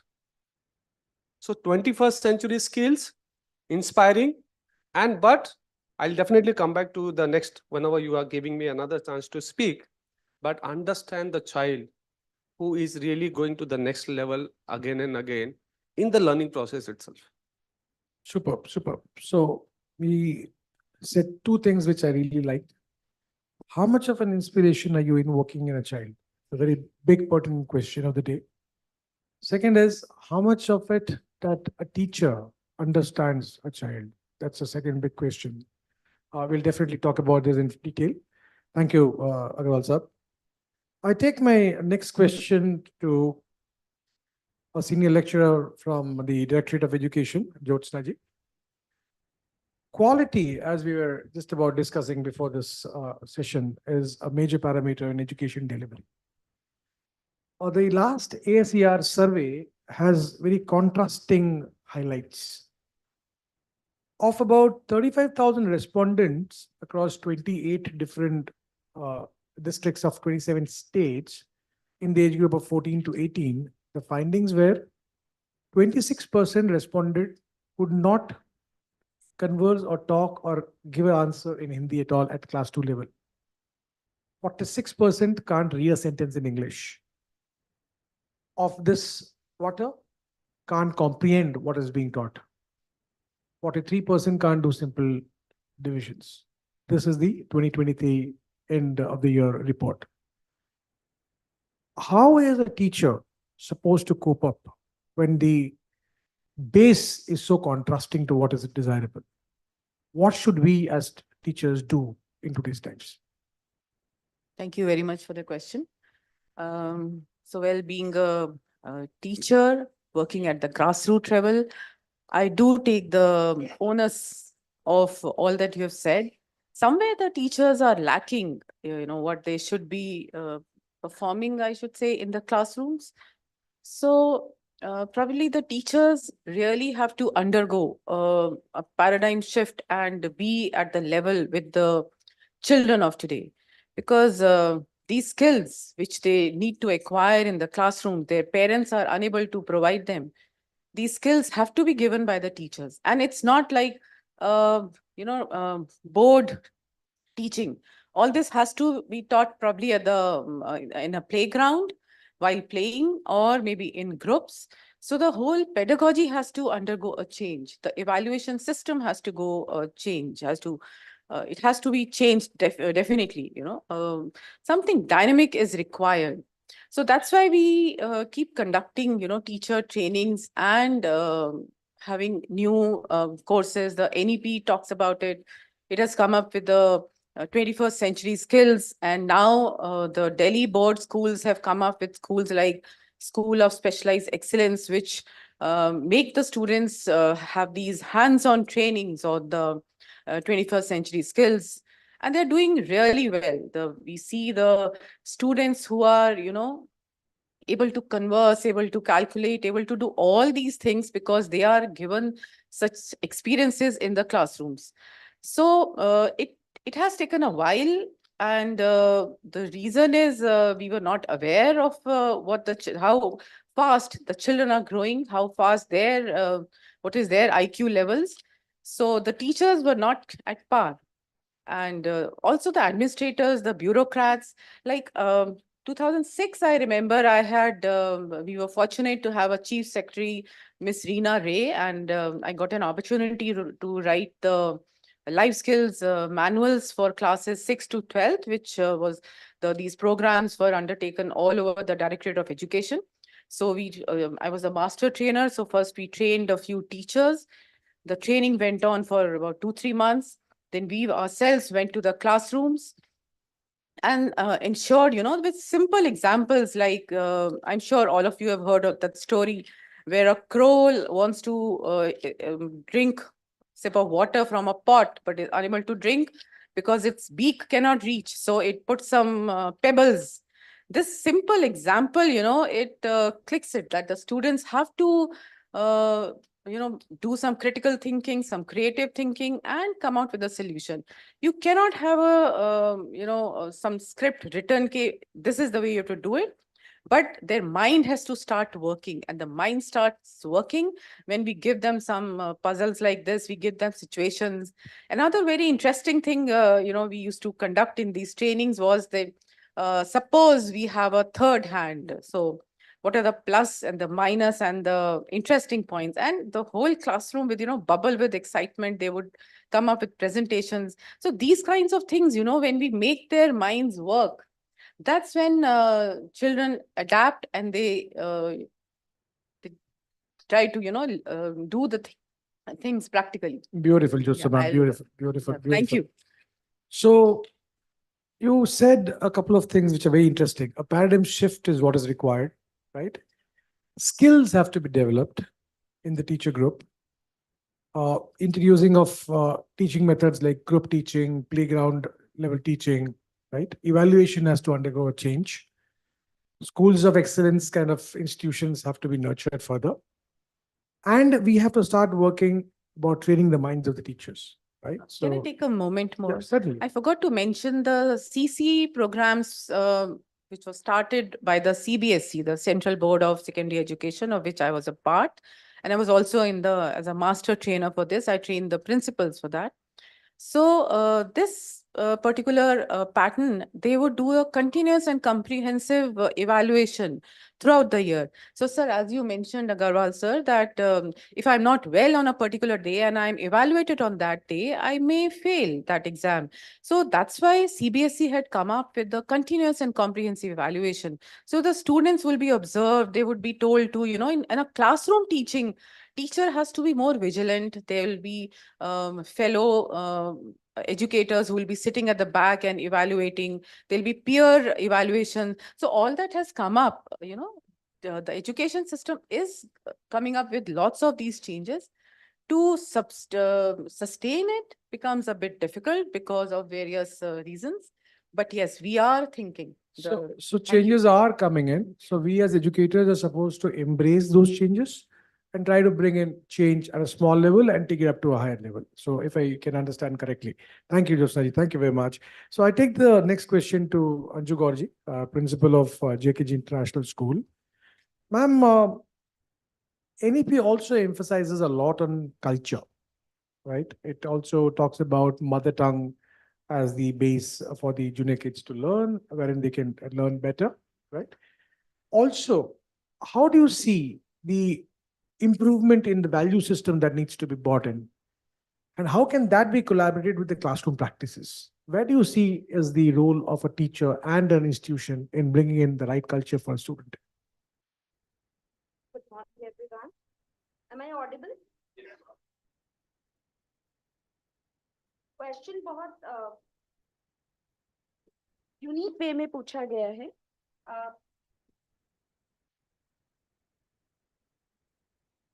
Yeah, the question is really being asked in a very unique way. Unique way in the sense the children needs to be taught in which particular language. देखिए communication जो होता है किसी के भी बीच में उसका एक पर्पस होता है. The communication means the person who is sitting right in front of you should be able to understand, isn't it? तो जो छोटे बच्चे होते हैं, being Indian students, we talk about, the culture of their family. Whatever the work culture or whatever the spoken culture is there in the family, they adopt that. Do you really think that children are being taught A, B, C, D or Swar Vyanjan in the beginning itself? In the beginning years, no. But they adopt, they start picking up the language, the words, and then they start conversing. तो उनकी जो mother tongue है अगर उसमें बच्चे को पढ़ाया जाता है in the beginning years, that really works wonders. Yeah, that's also a fact. Being a leader, I won't say that we people don't speak to our teachers or facilitators. Please, done away nahi hona hai with English. But yes, please go ahead. So for that, what do? We ask them to give very small instructions which can be given to the children, and so that children, they are used of all that even. So as far as value and this culture you're talking about, I would first would like to ask the soft skills. Are you all agreed with it that soft skills can be taught? Can be? But they can be taught what way? Yes. So I'm coming, it's again the culture of the working institution. It's again the environment of the school which actually helps the child to acquire these soft skills. It cannot be directly taught. This is what I'm saying. So hands-on experience as far as we are talking about, or the experiential program we are talking about here, which is the essence of NEP, right? I guess maximum of the schools, we all have been doing it. Not from now, but from the beginning. But it is something, now we have to do it in some sequential way. So I would just like to give one example, some practices which we have been doing in our school. First thing which I would like to tell you that till grade 5, we have this integrated, this whole experiential program in place since 2017. Though NEP came into existence in 20, but we have started our modules and we have started our pedagogies in such a way that children, they are not found in the classrooms more. If you'll see, one of the classes somewhere else, one of the classes, I never see the open ground in my school. Children are here and there scattered. And I don't feel bad about it because a lot of learning happens when the children are given that freedom of work. छोटे बच्चों को, fifth तक के बच्चों को, as I told that we people have been teaching this way. So what extra we have done is we have given them a feeling of ownership. When we talk about ownership, we are simply saying that this is your class, these are your desk, everything you people are owning. Now it's your responsibility. How would you be managing? So this is being taught right from the very beginning itself. When it is being put in their knowledge that this is your classroom, you have to maintain the cleanliness of your class. This is how the culture of the class started. They've started taking initiativeness in their own respective way that we have to work accordingly. And culture, and this we are talking about first, the very first thing, time to time, we need to have, a lot of workshop with the parents, of course, wherein we need to tell them that they really need to be very selective while, speaking to their kids.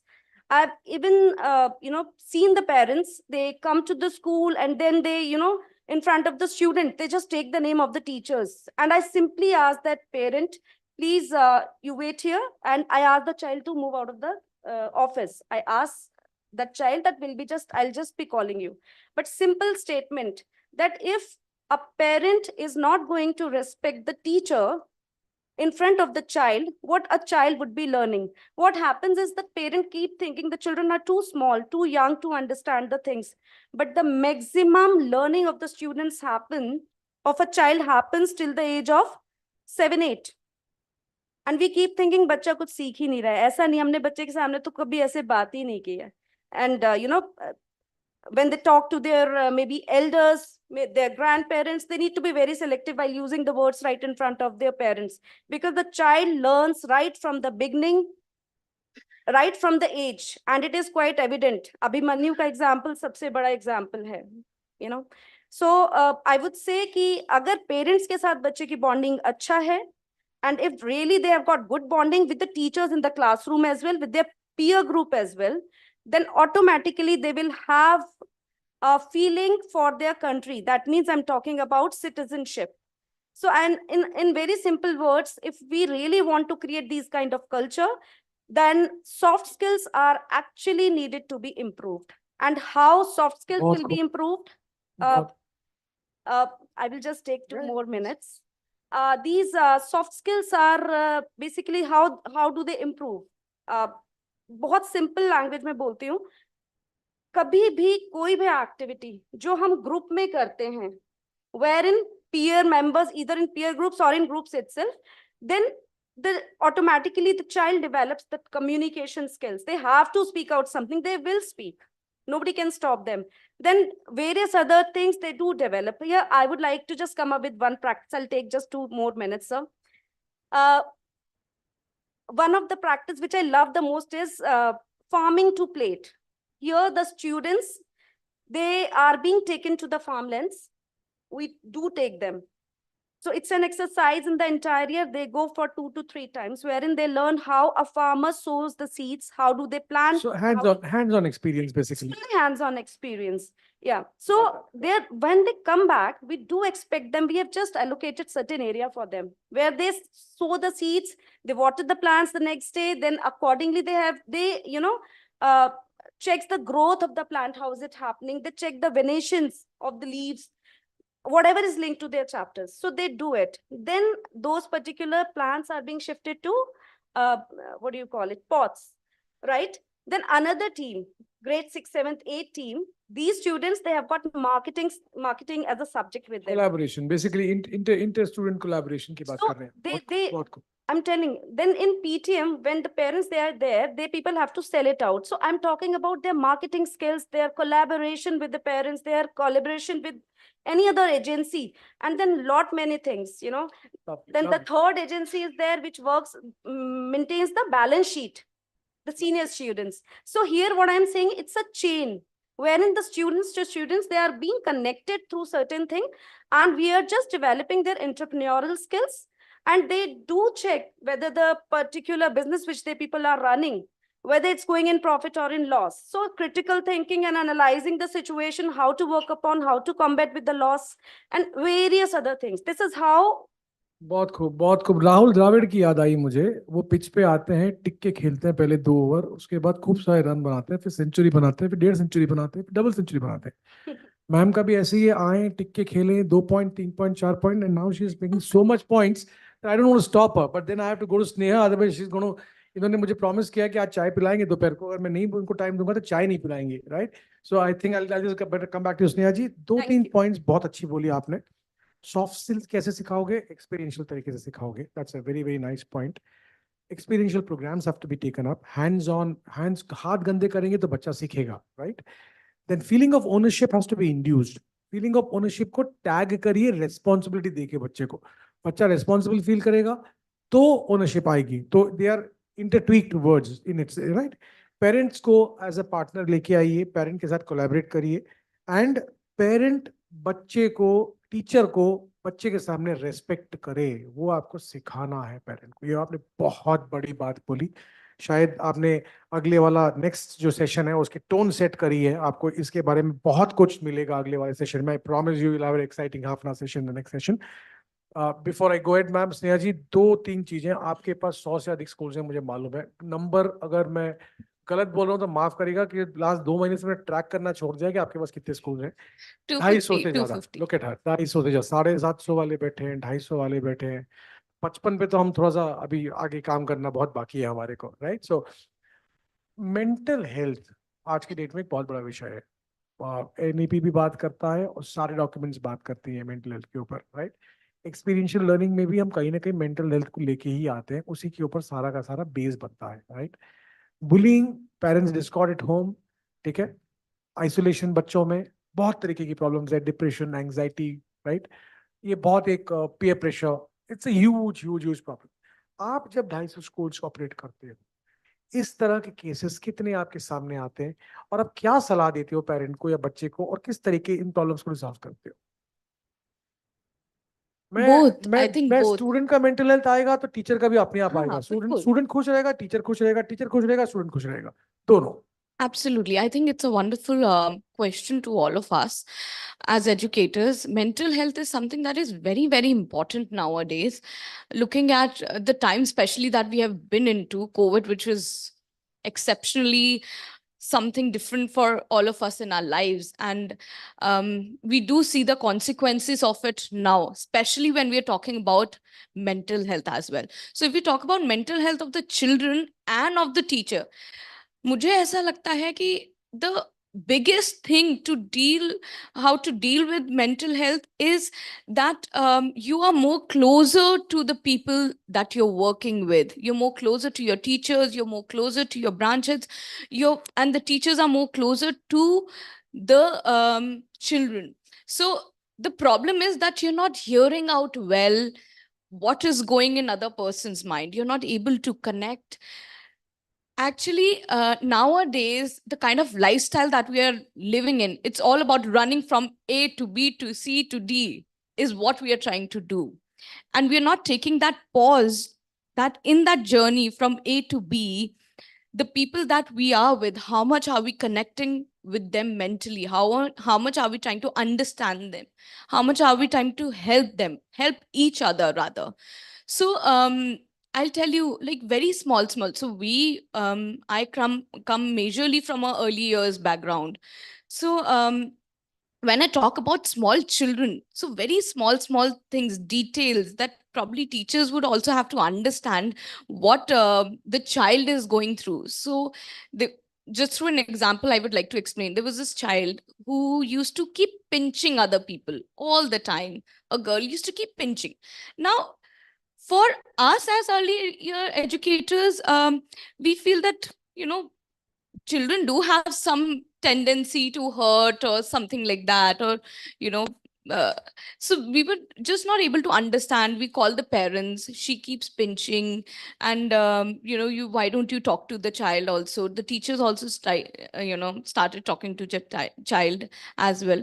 Now, slowly and gradually, we understood the problem with the child was the environment at the home. The parents were separating, the child was frustrated.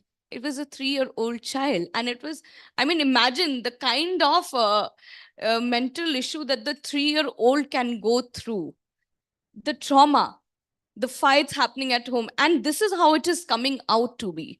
So the only way to solve was to understand the child, to talk to the child, to help the child to fill that gap in the school as well as teachers. And that's where we say that circle times, or every morning when the child is coming to the school, try to ask the child, what did you do yesterday? What is happening? Okay, what did mama say? What did you do with daddy? So a lot of things come out, a lot of things that you connect with the child. And same with the teachers, that you have to talk a lot with the teachers as well, understand and help them balance their life. That's the only way that we can deal with mental issues. And one moment also I'll take, right? Just one more minute. So we're talking about classroom to career, and we're talking about 21st century skill. So the biggest reason that I opted to come into education, of course, looking at what my parents were doing, and I was really intrigued to do it, but also the biggest reason was to see a huge gap in education which still exists. That is, हम लोग जो सोचते हैं वो ये है कि college में क्या एंट्रेंस है वो स्कूल में पढ़ाएं, स्कूल में क्या एंट्रेंस है वो प्री स्कूल में बच्चों को स्किल सिखाएं. Now that we're talking about 21st century skills and the careers, that has been going on for so long that we've been talking about. The only way to change is through our thought process as an educator. अपने दिमाग को हम change करेंगे, अपनी thought process को change करेंगे, बदलाव अपने आप ही आएगा. अगर हम सिर्फ असेसमेंट और एग्जाम बेस्ड बात करते रहेंगे तो बदलाव नहीं आएगा, वो फिर एंट्रेंस एग्जाम पे जाके ही रुक जाएगा. 21st century skill, career base is not what we are going to teach in preschools or in K-12 schools. दो चीजें, just two takeaways from what Neha ji said, बहुत ही अच्छा लगा मुझे. एक सर्कल टाइम की इन्होंने बात करी. बहुत से स्कूल्स करते होंगे, बहुत से स्कूल्स नहीं करते होंगे. जो नहीं करते हैं, I think circle time is a beautiful way to engage. 1 2, हम हमेशा अगला क्या कदम है उसके बारे में सोचते थे. बच्चा अगर स्कूल में है तो कॉलेज कैसे जाएगा वो सोचते थे, कॉलेज में तो आगे कैसे जाएगा वो सोचते थे. पहली बार हम शायद स्कूल लेवल से सीधा करियर की प्रोग्रेशन कैसे होनी चाहिए उसके बारे में बात कर रहे हैं. बहुत very well said. And thank you all the panelists. You spoke beautifully well. I have two questions each, but the lady is already there. She wouldn't let me even take one more question. Nevertheless, next time, thank you for the beautiful and patience hearing. Thank you very much. Thank you. I mean, if I am to allow 5 minutes extras to each panel, you are educators, you can do the math, how much time that would add up till the end of the event. So big round of applause for this very productive session. Thank you so very much for being here with us. Could I please request everyone to kindly come forward for a group picture?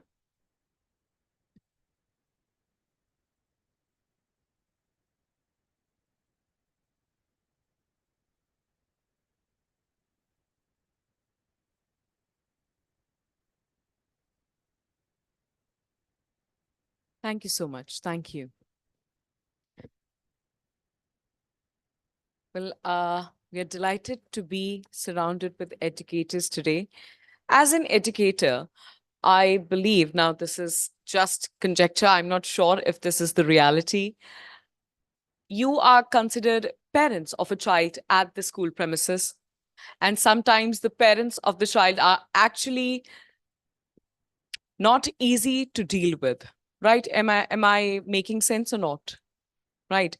As an educator, you know what works in terms of education, but as a parent, it is a little bit difficult for you as an educator to explain the same to the parents.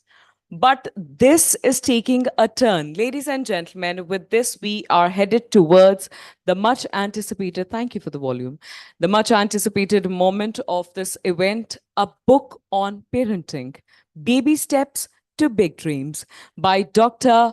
Manjula Pooja Shroff. The book contains, lovely. The book contains a diverse range of topics that apply to different age groups. The book was launched on 23rd of August 2023 at Mauritius in the presence of Honorable President of Republic of Mauritius, His Excellency Mr. Prithvi Raj Singh Rupam, GCSK. Within a short period of 2 months, the book has already been declared as a #1 bestseller by Amazon under the category of family and relationships. The book further has the privilege of being the only book to have been launched at the United Nations COP Summit till date. The launch happened recently on 1st of December 2023. Talking about the author, Dr. Manjula Pooja Shroff, Managing Director and CEO of the Colrex Group, a princess and queen from the royal family of Surangi, Odisha, a name synonymous with education in India. Ladies and gentlemen, she has influenced the lives of more than 65,000 students over the past 3 decades.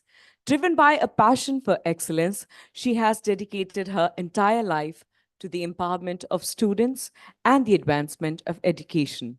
She is an executive alumni from Indian Institute of Management, IIM, and London School of Economics, LSE. A regular columnist, blogger, and life coach, she has been honored with several awards, including the Secular India Award from the Honorable President of India. Further, Dr. Shroff believes in working towards the mental, physical, and spiritual well-being of people through her exclusive work called Shroffism. Wow, that sounds lovely. You can check it out on www.shroffism.com. Before we move any further, I've been talking too long. How about a quick visual display of this amazing, amazing book? Can we take a look at the video, please?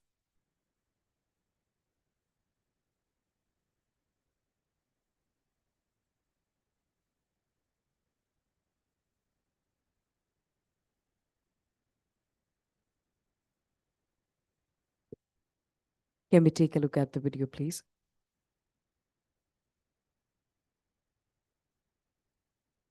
Namaskar.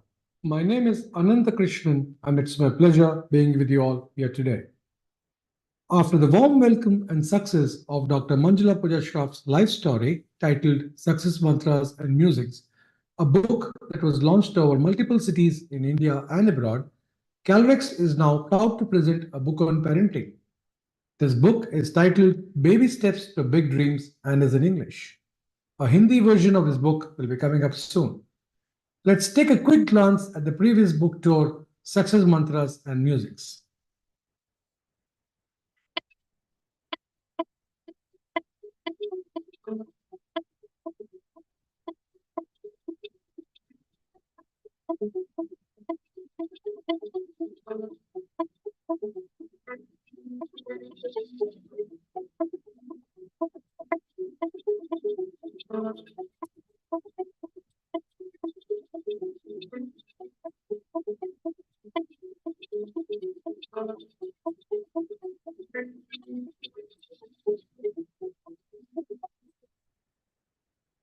आज की बदलती दुनिया में parenting has started to assume a much more significant role than ever before. Let's understand from Dr. Shroff as to why is parenting more critical in this world of artificial intelligence. आपकी सोच क्या है इस बारे में? AI is making rapid advancements at an alarming pace. Effective and proactive parenting is required today more than ever before to develop responsible citizens with feelings of empathy who can propagate philosophy and work with positive psychology. Global citizens who can build clones like me, deploy and enforce ethical and good governance of AI practices.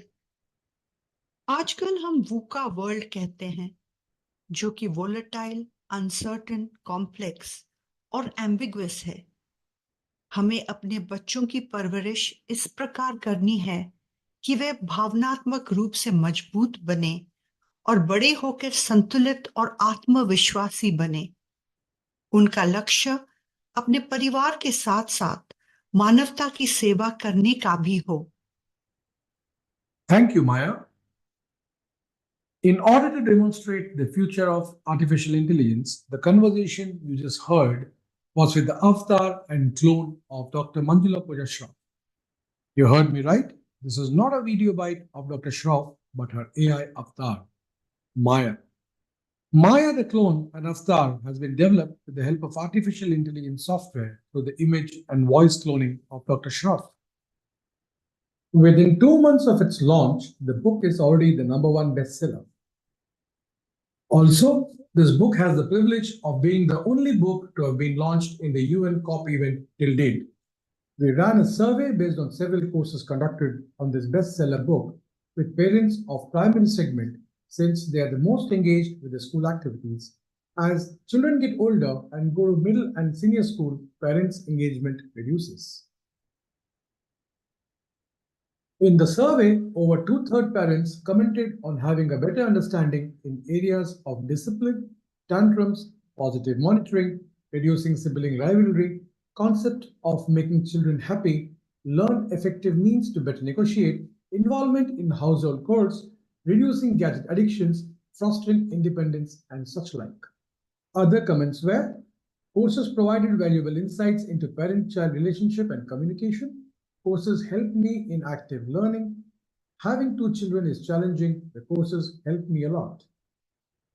Your role as educators, teachers, parents is even more significant today than before.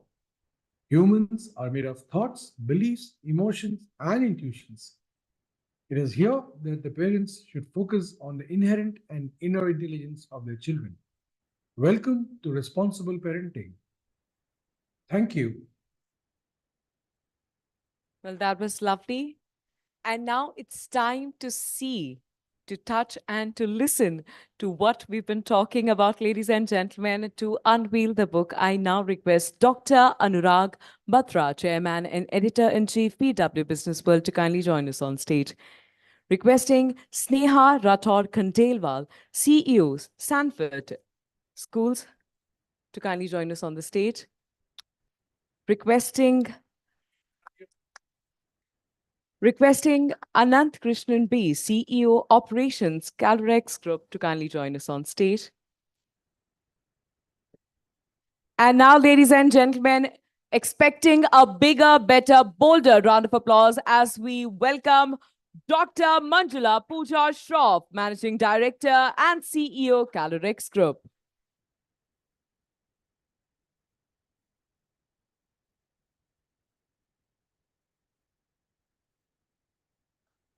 Jyotsna ji and Madhuri Patil ji also with us. Please go ahead, come ahead. We were human change and not. How you?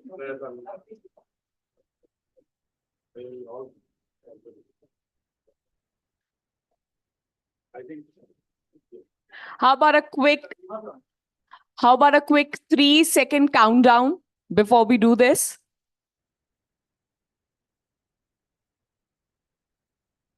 Right. Are we ready? 3, 2, 1. Let's do this.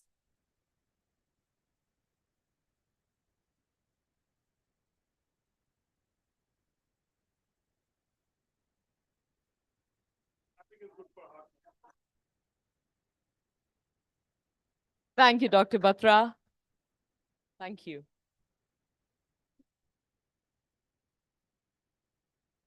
A big thank you to everyone. Thank you, Dr. Batra, for joining us on the stage. Requesting Dr. Shroff and Mr. Anant Krishnan to kindly stay back with us.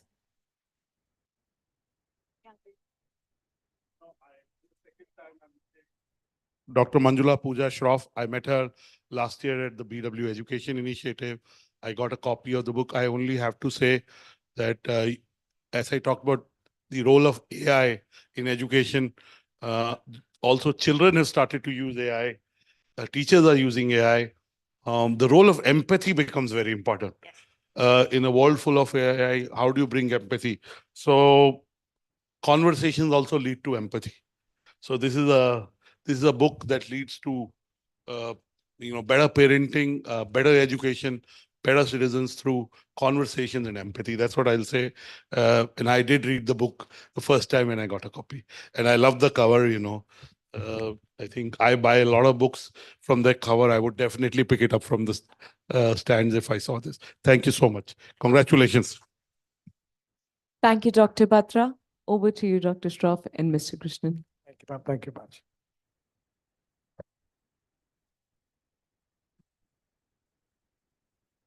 Thank you all. Om Shri Guru Bhyo Namaha. Thank you, ma'am. Thank you for having come down from Ahmedabad for this session of book reading. Of all of you who related to that video, what did you see there basically? Whom did you meet there? Maya, absolutely fantastic. So Maya is the AI avatar and clone of Dr. Manjula Pooja Shroff. I'll not go into the history of how we made it, right? So this is one evidence that educators are not lagging behind to the industry. Having said that, let me take you straight away to the questions, and it's important that Dr. Shroff talks to you because you love hearing from her. Ma'am, you are an educationalist. You've been in this industry for 3 decades now. You strongly believe in parenting, good parenting. AI and parenting are two different spectrums, right? How do you bring these two spectrums together through this book? Thank you so much. It's always good to go from place to place talking about something that I know is so critical to society. All of you who've read the newspaper, I think this is a release of yesterday, so in India it probably hit the stands today. Elon Musk has already put the first chip in the human brain. Right? That's yesterday's news, and it's all over the papers today. I hope you understand what it means. He's also made a declaration that by 2040, there will be 1 billion humanoids. Do you understand what that means? It means 1:1 ratio of human beings and humanoids. It's about time we talk in education about AI. Because whether you like it or not, the children who are sitting in your classrooms will be living, interacting with humanoids. Their future is with humanoids. They will compete with humanoids. They will live with humanoids. They will work with humanoids. And if we as educators are not already making this conversation happen, either in our classrooms or through parents, we're making a big mistake. So that's my first point. The second point, while there will be this whole population of humanoids, the human race is not going anywhere. We need to make the distinction of being a human being. We are forgetting that. In our academic race for marks, good God, you know what? The humanoids will perform 100 on 100 on everything. हम जितना भी कोशिश क्यों ना कर लें? Let us start owning up the space of being human beings. That is what we are. The difference between a human and a humanoid will always be intellect. And when I say intellect, because they will have acquired, and Maya has what? Acquired intelligence, acquired data. The data that we will feed, Maya will have. But we have the inner intellect that we are born with, the inner wisdom, jisko hum bolte hain. See the time. Superb. So thank you, ma'am. Superb. So I'm combining my next two questions due to positive time here. Bhagavad Gita in Adhyay 16.1 has dealt a lot into fears. This book has also dealt very in-depth into different kind of fears. While I talk about fear, you being even after being from the royal family, you have seen death at a close quarter in your life, right? You have lost many many loved ones in your family. And then also you just try to, you kind of could sustain yourselves through and make the mark that you are today at. How did you maintain it? How did you not get into fear psychosis? Of course, I got into fear psychosis. But I somehow learned to swim because I had an inner voice. Jisko main, the third wire bolti hu. In electricity, all of this is stable electricity, right? Because there is a white, there is a green, and there is a red wire. If the white wire, which is the earthing, is not plugged into the earth, there would be static energy and imbalance of energy all over the place. We also have the third wire within us, which is the inner voice. And when, unfortunately, I lost everybody, and that's a sad story, and let's just not go there. But what I learned from there is nobody is going to come to help me. All I have is myself. And somehow my inner voice taught me.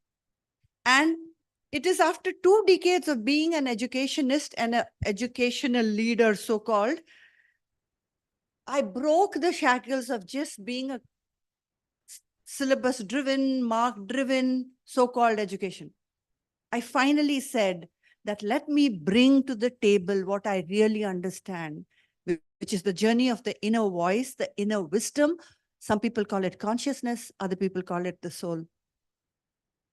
And in this parenting book, I have started to talk about, fear, which is, of course, the Bhagavad Gita is a exemplary text on universal love. But it talks about fear because fear limits human beings. So there's a list of fears, darkness, this, that. So the book is based on developmental sciences. So and I love the fact that somebody talked about Abhimanyu, talking from the womb to the infancy to toddlers to preschools to primary school to middle school to senior school to tough talk. So we've done it as per developmental science, as per what it needs. Although we call it a book, and I'm so grateful that it's a bestseller and all of that, it really is an extension of our work. It has data, research, it has case studies, activities that our mental health experts and counselors have put together. There is real data in this book, and name changed, of course, for confidentiality, but this is, on ground stuff. Absolutely super. All right. Preteen is a very challenging time for any parent, right? Teen, of course, is a challenging time, but preteen is also a challenging period. If you can kindly elaborate the challenges that this book talks about of the preteens, also if you can also elaborate a bit on the internet problems that we have today. I'm just mindful of the time, and I'm so sorry. I didn't mean to rush it, but it's important that you get everything that we're trying to say in the next 2 minutes. So the book, I think it became a bestseller because it resonated. The topics that we're talking about as a preteens today are no longer growing up in your homes. They're growing up in the wide world called the internet. So this book talks about issues of pornography. It talks about body shaming. It talks about cyberbullying. We haven't minced words. When it comes to teenagers, we've talked about what I call as an acronym SAD, which is sex, alcohol, and drugs. We've just really not minced words. But what I'll tell you what it did is, we as school people are sometimes on a back foot because society and press, whenever you talk about this, they'll turn around and say, school mein ye sab hota hai. So we really had to break that black ceiling, the glass ceiling, and come out in the open saying it's about time we talk about these things. This is real life. And a lot of children are dying out there because of lack of self-esteem, self-respect, driving themselves to marks. And all of you know what is happening in Kota and how children are just dropping dead because they're not getting marks. So it was time to do this conversation, and I'm glad that it finds resonance in society. Lovely, lovely, ma'am. Thank you very much. So this book, as I always say, is not a book, it's a manual. I have kept 2 copies of this book, one for my own personal self, and one is in the drawer of my daughter. So that once she's 21 today, and once she becomes a mother, she'll definitely need it and use it, right? So we have a few copies with us today. So I think ma'am would be happy to sign those copies here. And in case you're not able to get a hand on the book today by any chance, so there's a QR code kept on your table. Scan the QR code. The third option is a complimentary option for educators and teachers. So use that option and just put a order there. It will reach your homes. A small charge of 50 rupees is being taken for the courier to come in from Ahmedabad to this place. Otherwise, I think we have copies. I think it suffices here for distribution. Right? For those who couldn't get a copy here, please scan the code and get a copy. But my humble submission is, if you are wanting to read it, take it. This is one book not to be kept in the cupboards and the drawers. It is one book to be really, really read and made use of. If I may add, take it for your school counselors and your teachers. I've had parents, teachers come up to me, and I've had principals come up to me and say that it's not easy to talk about sex and drugs, so we just read the chapters with the parents. Thank you so much for your time. And if anybody wants us to come to your school and do a session for your teachers and parents, we'll be more than happy to do that. Thank you very much. My goodness, this has been amazing. Thank you, Dr. Shroff. Thank you so much. Thank you. Oh, yeah. Of course, we need a picture. We love to commemorate beautiful memories, much like this one. Thank you. So, Mr. Patra's not here. I document something doing the pictures all the time. I don't have to stand here and take pictures.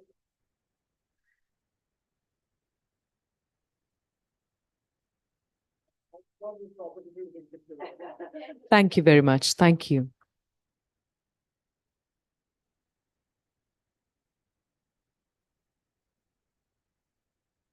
This brings us to our next panel discussion for the day before we break for lunch. Ladies and gentlemen, talking about building future-ready schools.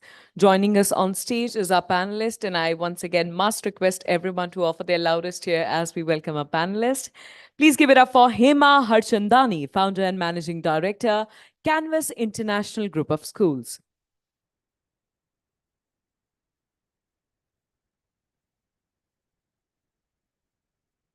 Quickly, let's welcome Dr. Neeru Madhuri Parthi, Strategic Director, Saibot School. Dr. Parthi, just stay there for a second, please. Dr. Parthi has taken out time from her busy schedule to grace the occasion to join us here to share her wisdom with us. She should not be welcomed on the stage. Anything less than a big round of applause. Thank you.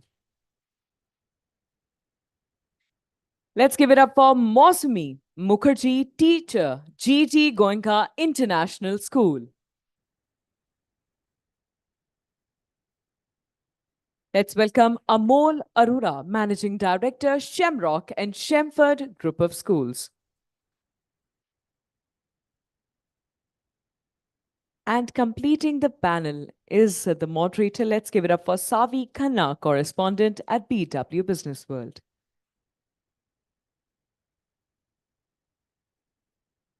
Thank you. Well, we are short of 2 panelists as of now. Are they occupied at the moment? All right.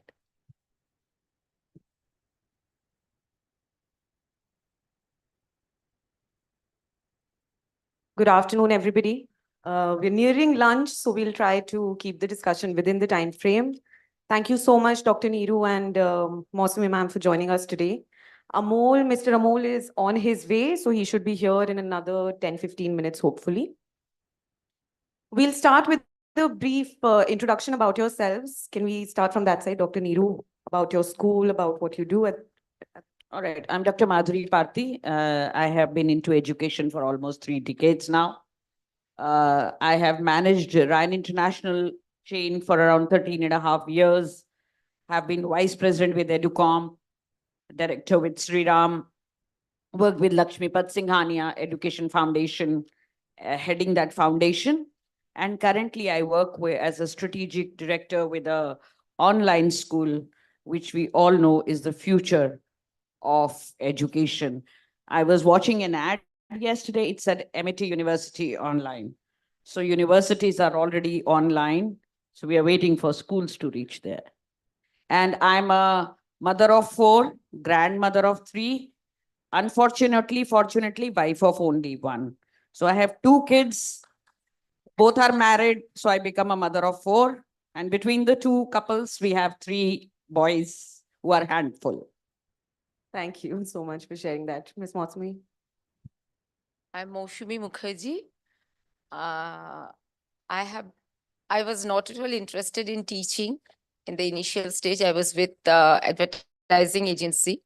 But when I started teaching my son, I thought I could motivate my son by teaching others so that he would be motivated by seeing others doing it. So in that way, I came into this profession and now I'm loving my profession. I don't want to leave my kids. Today, I had to take an off to join this. And I was worried about my kids. I teach grade 2, grade 3, and grade 5. So different kinds of mentality, the children, when they are growing up, I could see the changes in them. And I really enjoy my profession and I respect a lot. But today I got a chance to discuss this with everyone. I like to say some things which I have in my mind, which always I try to discuss with the parents and my students. Let's see we can do something better or not. Thank you so much. Thank you, ma'am, for taking out your time today and being here with us. So, Dr. Neeru, I want to ask you, today's topic for discussion is building future-ready schools and how can we not talk about digitization? This is the era of digitization with AI, with Meta, with AR, VR models coming into the space for learning experiences. What are you doing at your school? How are you using technology to enhance the learning experience? As I said, I am a strategic director with an online school, which is nothing but technology. We are only using technology to teach cyborg school, which is online. And I think I would continue with the just what Pooja said, that we are human beings as a race and there'll be humanoids. I was reading an article by Mind Valley by which said that we are human beings, but what we have become today is human doing. All the time we are doing. I think we need to train our children to use technology, but at the same time, content is all in the thin air. Content is no longer the king. Earlier, teacher was called a teacher, a guru, because teacher knew a lot of content which was not available for the child anywhere else. But today, integrating technology, content is already there. So how we kind of make it into a learning experience for children is far more critical than only dispersing content. So, Ms. Mosumi, how important is it to foster digital literacy? Do you have different programs at GD Goenka where you're fostering digital literacy skills among the students? Yeah, we have. We have in every class, we are having the smart boards and we're using the panels, and the children are asked to use them on their own. They are even smarter than us. Sometimes we are not able to do it. They teach us, no, ma'am, you do it like this, then we get it this. So, and we have the robotics also. So they enjoy doing that.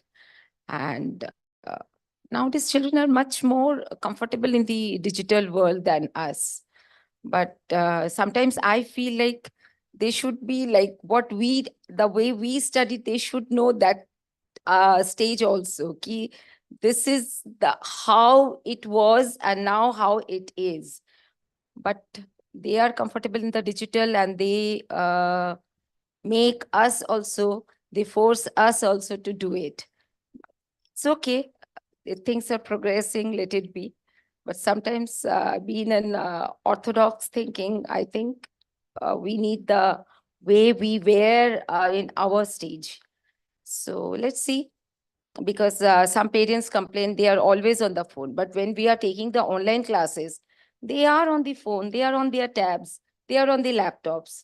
So they come and ask us, ki ma'am, mother was saying ki don't be on the phone. But we take the classes on the phone. So why are we asked like this? So I don't know how to balance this.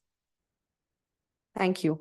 Dr. Neeru, we'll now touch the aspect of collaborations. It's very important for students to have real world experiences in today's state. It only happens with guest lectures, with industry associations, with internships. What are your views on this? Are you doing something in this space? I think today we are living in a world of collaboration. Collaboration is a must. It's not that like yesteryears, we just have teachers coming in teaching and children go out and do nothing about it. I think I come from a school from Delhi, which is St. Thomas's Mandir Mark, and my principal was Joy Michael. I'm going back to the Pritham strategy. Like he said, my school days. So in our school days, after grade 10, we were not given summer holidays, right? Mrs. Joy Michael ensured that each and every girl of that school, one day we used to go and visit, there was an orphanage called Palna. We would visit that. Mother Dairy plant उस time नया खुला था. मुझे आज भी याद है, I would have frozen to death in that month of April, May when we finished our exam. We were taken there. Mauryas had just started, ITC wala, Sardar Patel. We were taken there. It was mandatory for us, जो लोग दिल्ली के हैं, दिल्ली की geography को समझते हैं. We had that Panchkuya Road blind school next to our school. It was compulsory for us to work with one blind student through grade 9, 10, 11, 12, right? And for 5 days, we had to go and stay in SOS village. Tab khali Faridabad wale ke paas wala hota tha. 5 din before we get our 12th class certificate, we had to go and stay with a family there at SOS village, right? I have lived with a blind couple to see what kind of challenges do they have and what alternates can be. We are talking about design thinking today. I'm talking about 81. I think I'm an antique piece already. I'm 59, right? So I probably owe it to my school for whatever I have learned till about now, whatever I'm able to do till about now. Imagine in late 70s and early 80s, we were visiting blind school. St. Stephen's Hospital near Kashmiri Gate. We had to go there and visit the burn ward to see what happened, what was the cause.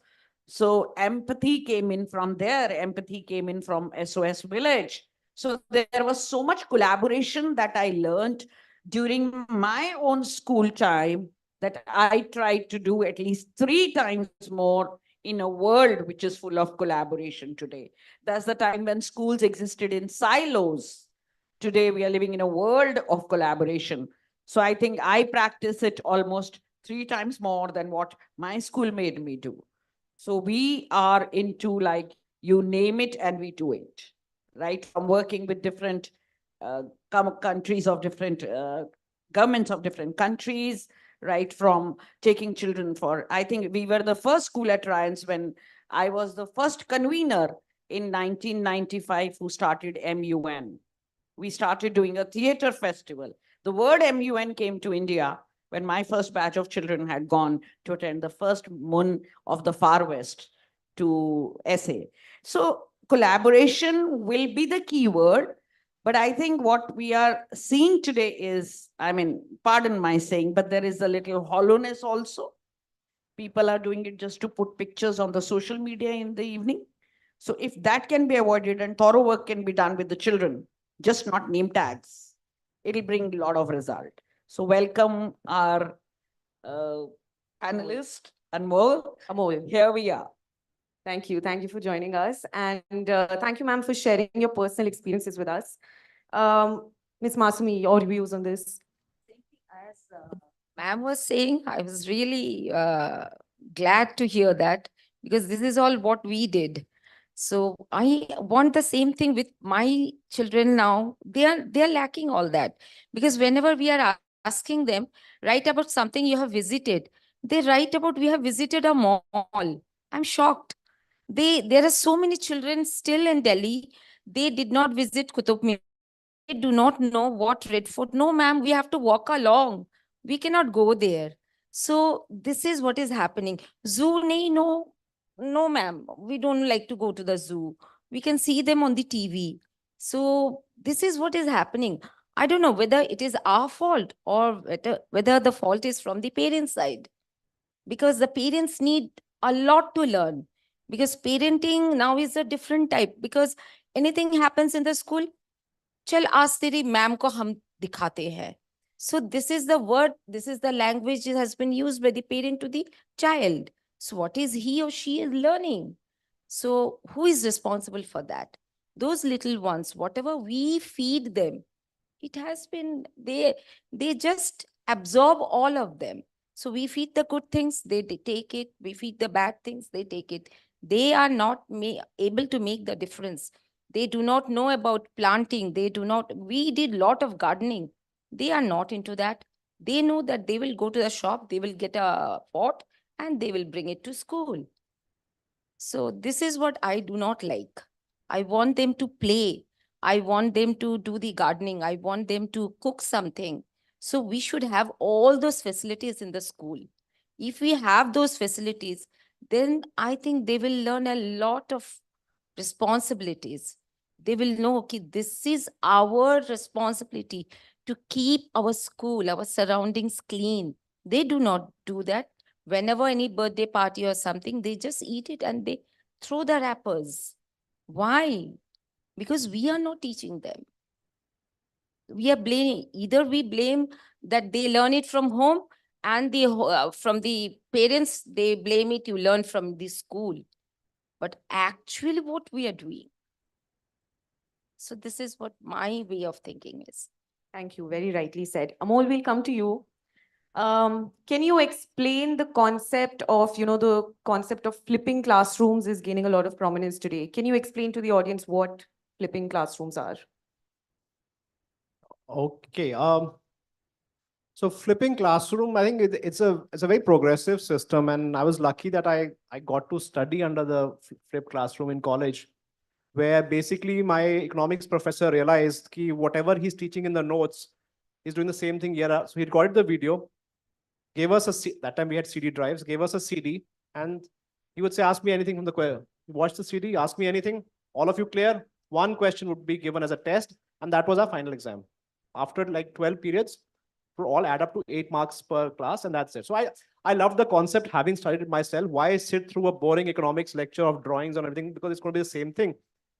The question is that how do I implement this in schools today, where the concept children can learn at home and the discussions happen in the class? Now, because essentially what happens in today's classrooms is the teacher comes with a notes which he's been using for the past 10 years, 20 years, starts on the blackboard, starts drawing it. You copy that. Most of the children would just copy the thing on their classwork copy, and the homework is copy your classwork to homework copy. This is what you studied. That is how I learned as well, right? But that doesn't make sense. There's no brain engagement at any point. So can we first have a system where the learning happens at home? And today, because of concepts like YouTube, activity-based learning, you can do that. Children can have some basic understanding. Why is it not being done then? The question is, yeah, it sounds great. Why children can watch a YouTube video, learn about volcano, watch a video, and then let's come to class, let's discuss, and a lot of issues. One, it's the way our curriculums and structures, our lesson plans have been done. We still keep doing it, and everyone seems to be in that status quo model. Secondly, there's a difference between the haves and the have-nots as well. So not every child has access to it. Now, suddenly imagine you as a teacher plan a class discussion, and half the class has not done it. And what do you do? I mean, my papa ghar pe nahi the, I didn't have access to something. So it's a challenge. And then it requires an ability from the teacher's perspective, as well as the teachers are not that capable of executing and managing this discussion between 50 kids who suddenly want to have a say. So everyone's like, ye to riot control ho jayega. Everyone wants to say something. So everyone's with that thing. And as ma'am says, what happens in the PTM? We put the blame back on the parents.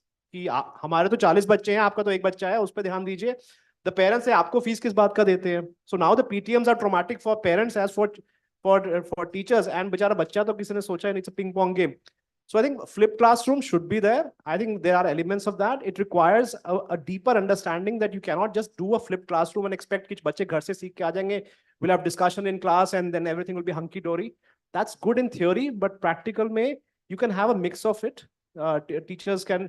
So it can be a slow percolation, start doing it. Maybe 20% kids will do it. Because the thing is, ideally we would want that every child, when we give them a device, use it for learning. वो होता नहीं है. You give a child a device, he'll play games on it. He'll do on social media on it. So that is what ideally should happen, but होता नहीं है. So and their parents will say, I don't want to give my child a device. Children who don't have a device, or there are multiple children that I just saw in COVID with one device at home. So flipped classroom is a great concept. So I think one can do it through non-tech ideas. And I think teachers today can get a lot of ideas from tools like ChatGPT as well. Why do you need to think मुझे कोई CBSE बताएगा कैसे पढ़ाना है? So I think, yeah, we need to start doing it, start incorporating parts of the flipped classroom in the classrooms today. So discussions become more meaningful. And it requires an effort from the teacher's perspective to change their lesson plans a bit. If we do that, I think it's a great way of learning. Thank you. Yes, please.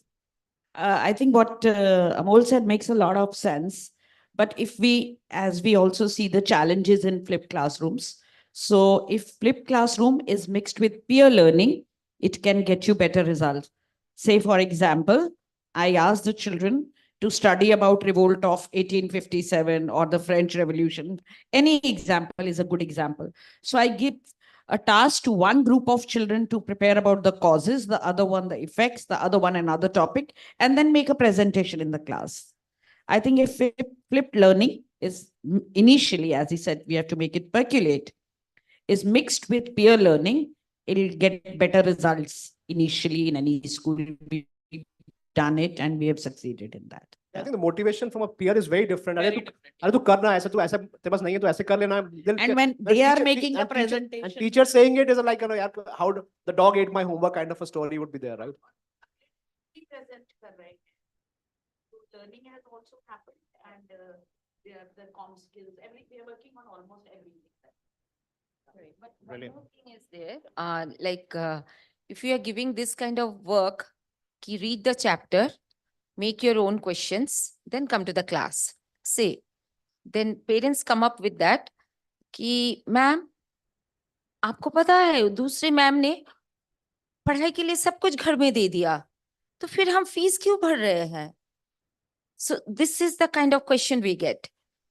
They don't understand कि we are doing it in a different way to make it more interesting. Because when we ask children, कि you ask the question to your teacher, they are much more glad to do it. Because then they prepare themselves and they create their own questions. But parents can't take this. So I think children are born naturally curious, and when you spark that curiosity, the questions come. But I think that requires an orientation from the parents that this is what I'm planning to do, and I this is think what a separate school should be there for parents also. I'm just to orientation. Kind of mindset. My children went there. My children went to the Vasantpur. Okay. We never had a set of colleagues as parents who would like. No, parents are like that, not colleagues. Right. From the teacher's perspective, Ms. Masumi, I want to add to what you said. You know, sometimes it is a natural instinct of a teacher to lead the class, Right. to lead the students. But in this concept, teachers are taking a back seat. Do you think it's difficult for teachers to sometimes understand the concept? Or, what are your views on this as a teacher? Concept, I didn't get you. So teachers, they take a back seat in this concept, right? Do you think? Sometimes it is, but we are trying to work on this and make it more interesting so that if the child is absolutely blank in the class and he's asked a simple question, he is not able to answer, that means he was not attentive. So that was a challenge for a teacher. That means the class was not at all interesting. So the child was not at all attentive in the class. So sometimes it becomes very challenging for us, but still we are working on this and we are finding it that 80% of the children are enjoying it actually. Yes, 1 or 2 children are there. It's exceptional. I think it takes a lot of courage on the role of parent on the teacher to go and ask me anything mode with students. And today with access to their Google and ChatGPT, they have access to information which a teacher may not know. So it takes a lot of courage and confidence. I think teachers need to understand that they are not going to be the gatekeepers of knowledge, which they were in the previous generation. And now kids will have more information. You need to be okay with that and let them be and it's okay to say, I don't know the answer, or let's check it up together. Let's just verify this fact again. Now that's interesting you mentioned that.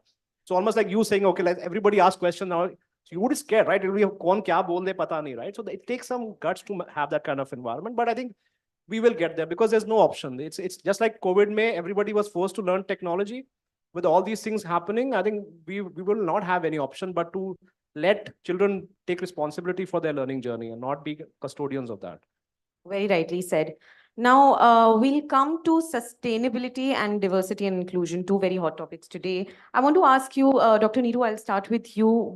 How do you think sustainability and diversity and inclusion, when we talk about kids who are specially abled or, the LGBT who identify themselves as a different gender, just textual learning is not effective. The process of learning should be ongoing on these concepts. What are your views on this? How are you instilling these values among your students? See, today, schools don't need to do much. Media is doing enough already on this. We have, a row of Hindi movies, Bollywood is doing enough for it. But definitely as a school, I think we need to kind of teach them respect anything and everything that God has created.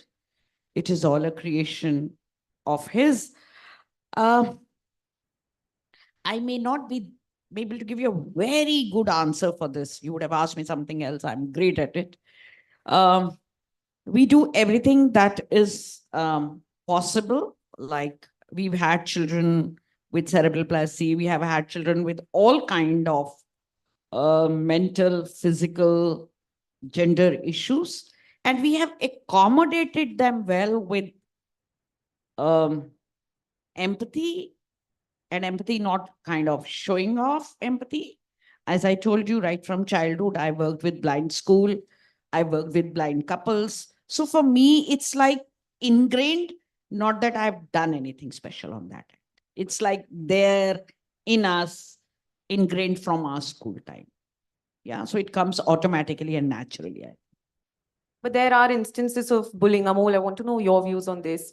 You know, we see a lot of bullying happening. So how do we avoid that? How do we make the process of sensitizing students much more smoother?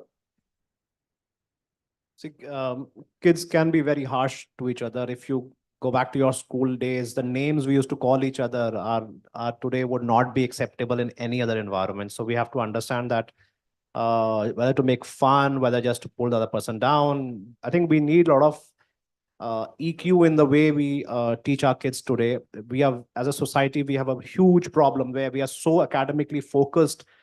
That's what parents want. That's what schools are showing off. That's the school that gets the more best students, attracts the best teachers, is who's in the rankings. Rankings are determined by grades. So if you're judging everybody on grades, then why do you expect me to start teaching empathy to children? Because no one's asking for not a single parent who says बच्चे को ना अच्छा बच्चा बनाना. Nobody's asking me for that. Says marks कितने आएंगे? Sir, इसके marks इतने हैं, बढ़ जाएंगे या नहीं? So I think we, as a society, we need to introspect this as a whole. What schools can do right now, I think we have a lot of opportunities within the curriculum. I think so when we are, for example, shortlisting our books also, we look at the stories. What kind of things are they? We start very early as to, you can't just say I'm going to have we had a subject called moral science. You just give the right, you know what has to be written, you write the exam. Ram should not have lied, and exam de diya. To घर जाके dad is saying, अरे phone उठा के बोल दो घर पे नहीं हूँ. I mean, so that's not going to inculcate values and empathy. So we need to, as educators, again, we need to incorporate it into every aspect of our learning, right from the assembly, the choice of book sets, to the activities, to everything we can embed it. Again, I would say ChatGPT is an amazing tool. Why can't you think of ways to integrate it? You got so many ideas now. You don't need to look anywhere else for answers as an educator today. So I think we need to do that. A lot of sensitizing needs to be done. A lot of counselors should be there. And we have a dire shortage of counseling in this country. We are the world's most depressed country as per WHO. The kind of mental issues kids are facing, some of them are because of academic pressure, some of them are because of peer pressure. And so I think this realization of being more empathetic as a society, we need to do that, because I think we are too short-term focused as a community. Parents, teachers, schools, everyone is guilty of this. We need to think more holistically, not at just their minds, but at their hearts as well. And I think that's what schools need to do. And I think it stirs from a basic responsibility. And schools, how do we change that? And school leaders, educators who are aware need to start doing this. It requires orientation, a lot of marketing, internal, external. This is the kind of kids we are trying to build. Get parents on board as to क्यों कर रहे हो ये सब चीजें. इससे तुम ये एक period आपने इसमें ले लिया है तो maths करा देते इसमें. Why? You know, so we can talk about this, how important this is. If your child goes to US and is settled there but doesn't call you for 2 years, would you consider that child a success? Not at all. You'll be depressed. You'll be in your old age. So we need to talk about holistic learning. What is our role as schools? And I think people who are aware of this, I think people will come on board. Parents will also come on board, and kids will also realize. I think if we are do the proper PR inside. Right. Do you have something to add to that, ma'am? Actually, in my class, I have 3 special cases of this. So one among them doesn't even talk, and he doesn't even sit in one place. And the other 2, one is to always lie down on the floor, and in anything happens, she used to cry. And the other one was absolutely quiet, but he used to study.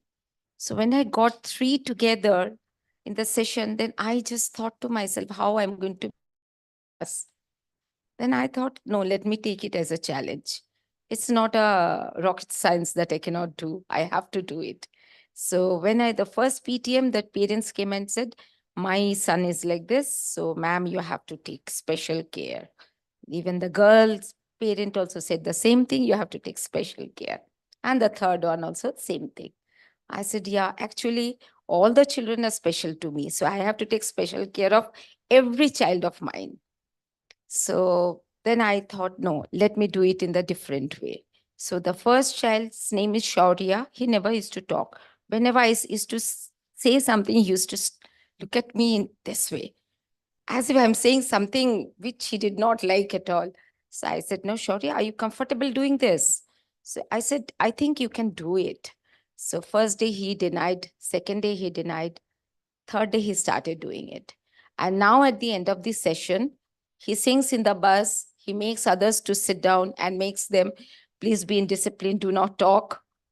This is a school bus, so you cannot act like this. So the teachers who are in the bus, they are shocked to see the changes in him.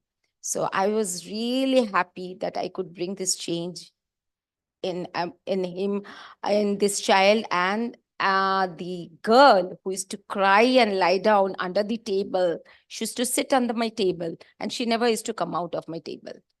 Now she takes part, participates in the dance, in the singing, and she wants to go to the sports. So it's really happy to do this. I never did anything special. I just treated them like any other child. I did not take them as a special one. I said, you could do it. You have to do it because you have no other choice. Because if you do not study, how will you go to the next class? So that is what kept them. And I kept them busy with many works in the class, like do this, distribute the notebooks. This itself gave them the confidence. So I enjoyed doing it. I think because I don't like the parents saying this, my child is into depression. What is this depression? What do you mean by depression? Does he or she know about this? What is the word depression? You are the one who is making them doing it. What is depression? No, nothing. You make them, you engage them in their way of activities. That is what I said, na gardening. We did a gardening in our school. The children were so happy doing it. They are happy when their plants are growing. So this is what I want to say. That's all. Thank you so much for sharing that. My last question will be open to all the panelists. I want to understand, according to you, what are some of the hard skills? What are some of the soft skills that are going to be necessary to prepare students for the future? We'll start from that side, Dr. Neeru. I think what I didn't learn in my school, in spite of whatever I've been talking about my school, we didn't learn financial management at all, right? It's critical skill today. Children are, there was a time when we used to have 4 science sections and parents would be lined up still to get their child into science section. Today, it's the same thing with commerce. Yeah, it's the equation has completely reversed because people have understood its value, like money is value today. Under the softer skills, I would say emotional intelligence is very, very important. If they can look after their EQ, then IQ, SQ, and PQ can still be managed. But what is missing in today's world, it's world around, and it's not just with students. It's with all of us. What is the biggest quotient that is missing in our cycle today is we don't have an adversity quotient. We don't have an emotional quotient, which is mature enough. We are unable to handle these 2 things. Communication, of course, because I don't know, we are confusing ourselves. We first got confused when communicative English came in, where we said it's language is only for expression, so you can make spelling mistakes, you can make grammatical mistakes, but put your point forward. So today, if I sit and interview a principal or a teacher for our schools, I've been a director with a couple of schools, I don't even find one person who is perfect with both the grammar and the language, right? So we have produced a confused generation. So English medium, so-called us as English medium schools, we don't have principals who can communicate in English. we don't have teachers who can communicate in English, right? So we have already confused ourselves. So either we kind of make sure, like most other countries, there are many other countries, they stick to their mother tongue. We either do that, all right, and say English is also one of the languages that we know. But here we have a confused generation, and it is getting worse by the day because teachers can't communicate in English. So the next generation that we are making, like the degree is going lesser and lesser. Children who are getting 99 on 100 in English, if you ask them to speak in English, I don't know how much they'll be able to do justice to. So I think that's one thing we all need to, I'm tired of saying this. We need to really think and decide as a country, what do we want to do? English could be a second language completely, right? So out of the harder skills, I would say financial management, adversity management, emotional quotient, and softer skills, empathy and communication. That's where I would sum it up. Thank you so much. I think I come within a very different perspective because I run a chain of about 600 schools across South Asia. And we're opening one school every week. So I'm almost spending 1 day a week hiring, doing interviews. On one hand, I'm training the next generation, about 60,000 kids. And on the other hand, I'm interviewing them as well, right? So, and what I'm doing in my schools and what we are looking for are different skill sets. What do I look for? I look for a person who's a good learner, who can adapt, because what you are doing today in a few months, it'll be totally different. Are you a good learner? Are you a good team player? Can you express yourselves? Do you have the right empathy? Do you understand customer behavior? Are you self-motivated? Do you have a drive to make a change in the education sector? These are skill sets that I look for. People who sit on the edge of their seats. I look for them. No, what I'm saying is I look for them when I'm interviewing people. But when I think about it, in my schools, we're not doing it at all. In school, what are we training you to? Marks. Just how to crack the examination. That's what we are all training our children how to, and that's what everybody wants. That how do you train your children? We are not preparing our children for life, because the purpose of schooling should be to prepare children for life. How do they look?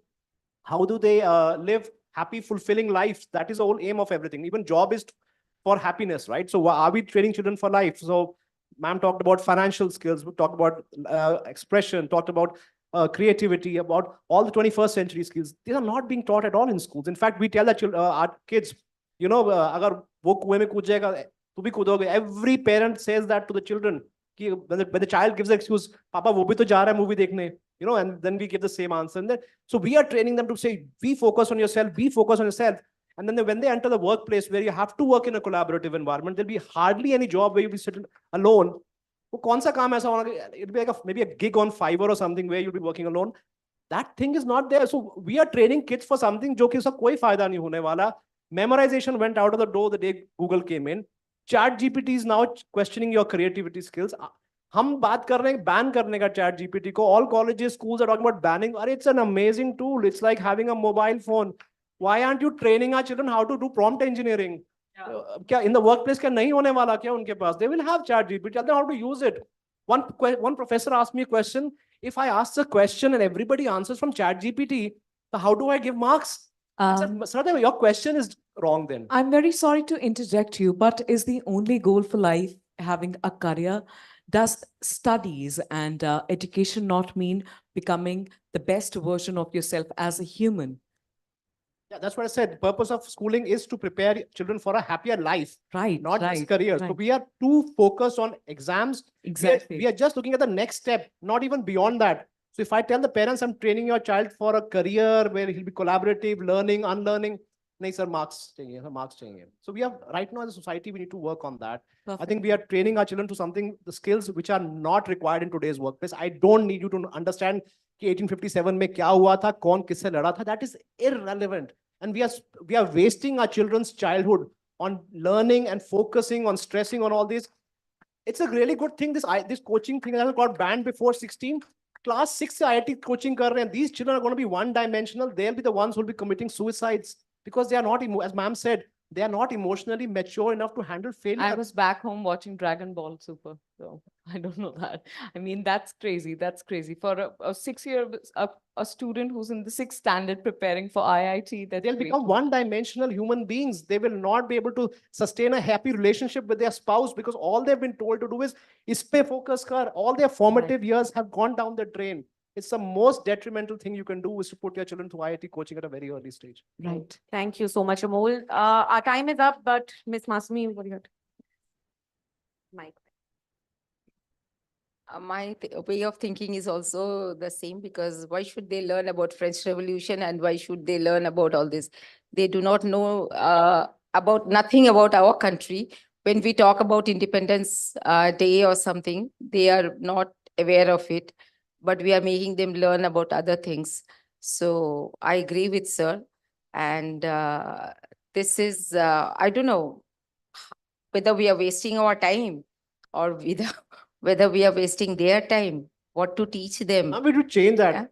Rather than what happened, what were your learnings from that? Right. Why did the British come and capture us? हम लोग एक नहीं थे.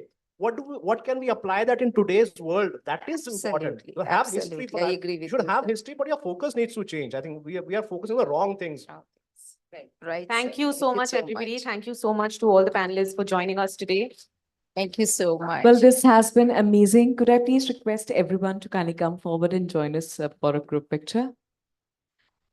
And with the same, Hindi में कहा जाता है पहले पेट पूजा फिर काम दूजा. Ladies and gentlemen, we're taking a 25 to 30-minute lunch break, networking lunch break, requesting everyone to kindly start assembling back in the hall at sharp 2 p.m. for the next session. Thank you very much. Please enjoy your lunch.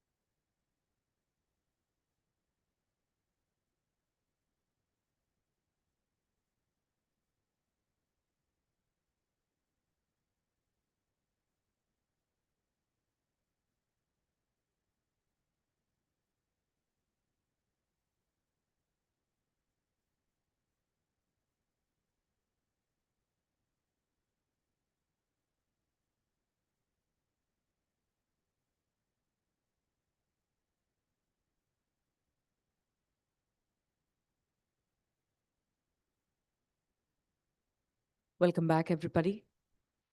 Requesting everyone to kindly start settling down. Can we please open the doors so that I'm audible?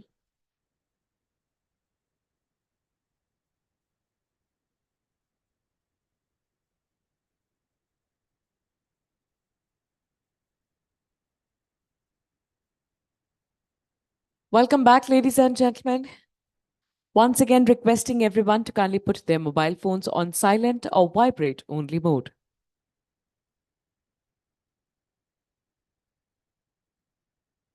I hope that you all enjoyed your lunch. Now, post-lunch sessions are known to get a little bit, I'll address the elephant in the room, boring. Because you've just had food and that causes you to get a little bit more comfortable with yourself than you usually are. Could I please request everyone to kindly stand? Please stand up. Make sure your hands are empty. Now we are going to be clapping for the next 30 seconds. No reason, and definitely not a ruse for me to get an applause out of you. Right. So let's clap for 3, 2, 1. Come on, everybody. Louder. Louder, louder. Now, this is not the energy you want to bring into the room.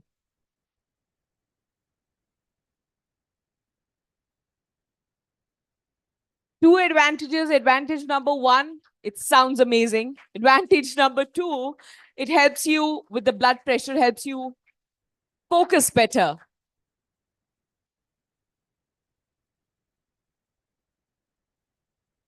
That's the hidden agenda, actually. Thank you very much. Thank you. I believe everybody is in the best of the spirits as of now, and we can now start with the next panel discussion. How are EdTech transforming the Indian education system? And now that I've seen that how good you are at clapping and you are capable of doing that, you must not shy away from doing this as I welcome the panelists. Please give it up for Dr. Rana Singh, Director, Chandragupta Institute of Management, Patna. Please welcome Etinder Pal Singh, Deputy Director, APJ School of Management.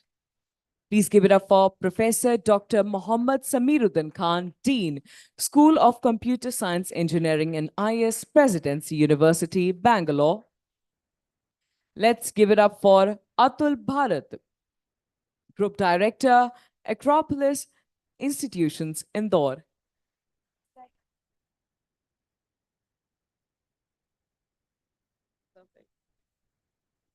Let's give it up for Nirvan Birla, Managing Director, Birla Open Minds and Birla Brainiacs. Let's give it up for Dr. Alok Nikhil Jha, Head, Office of Development and Resource Generation, IIIT, Delhi. He's not here with us. Let's blame the Delhi traffic. And completing the panel is the moderator. Please give it up for Reema Bhaduri, Editorial Lead, BW Business World.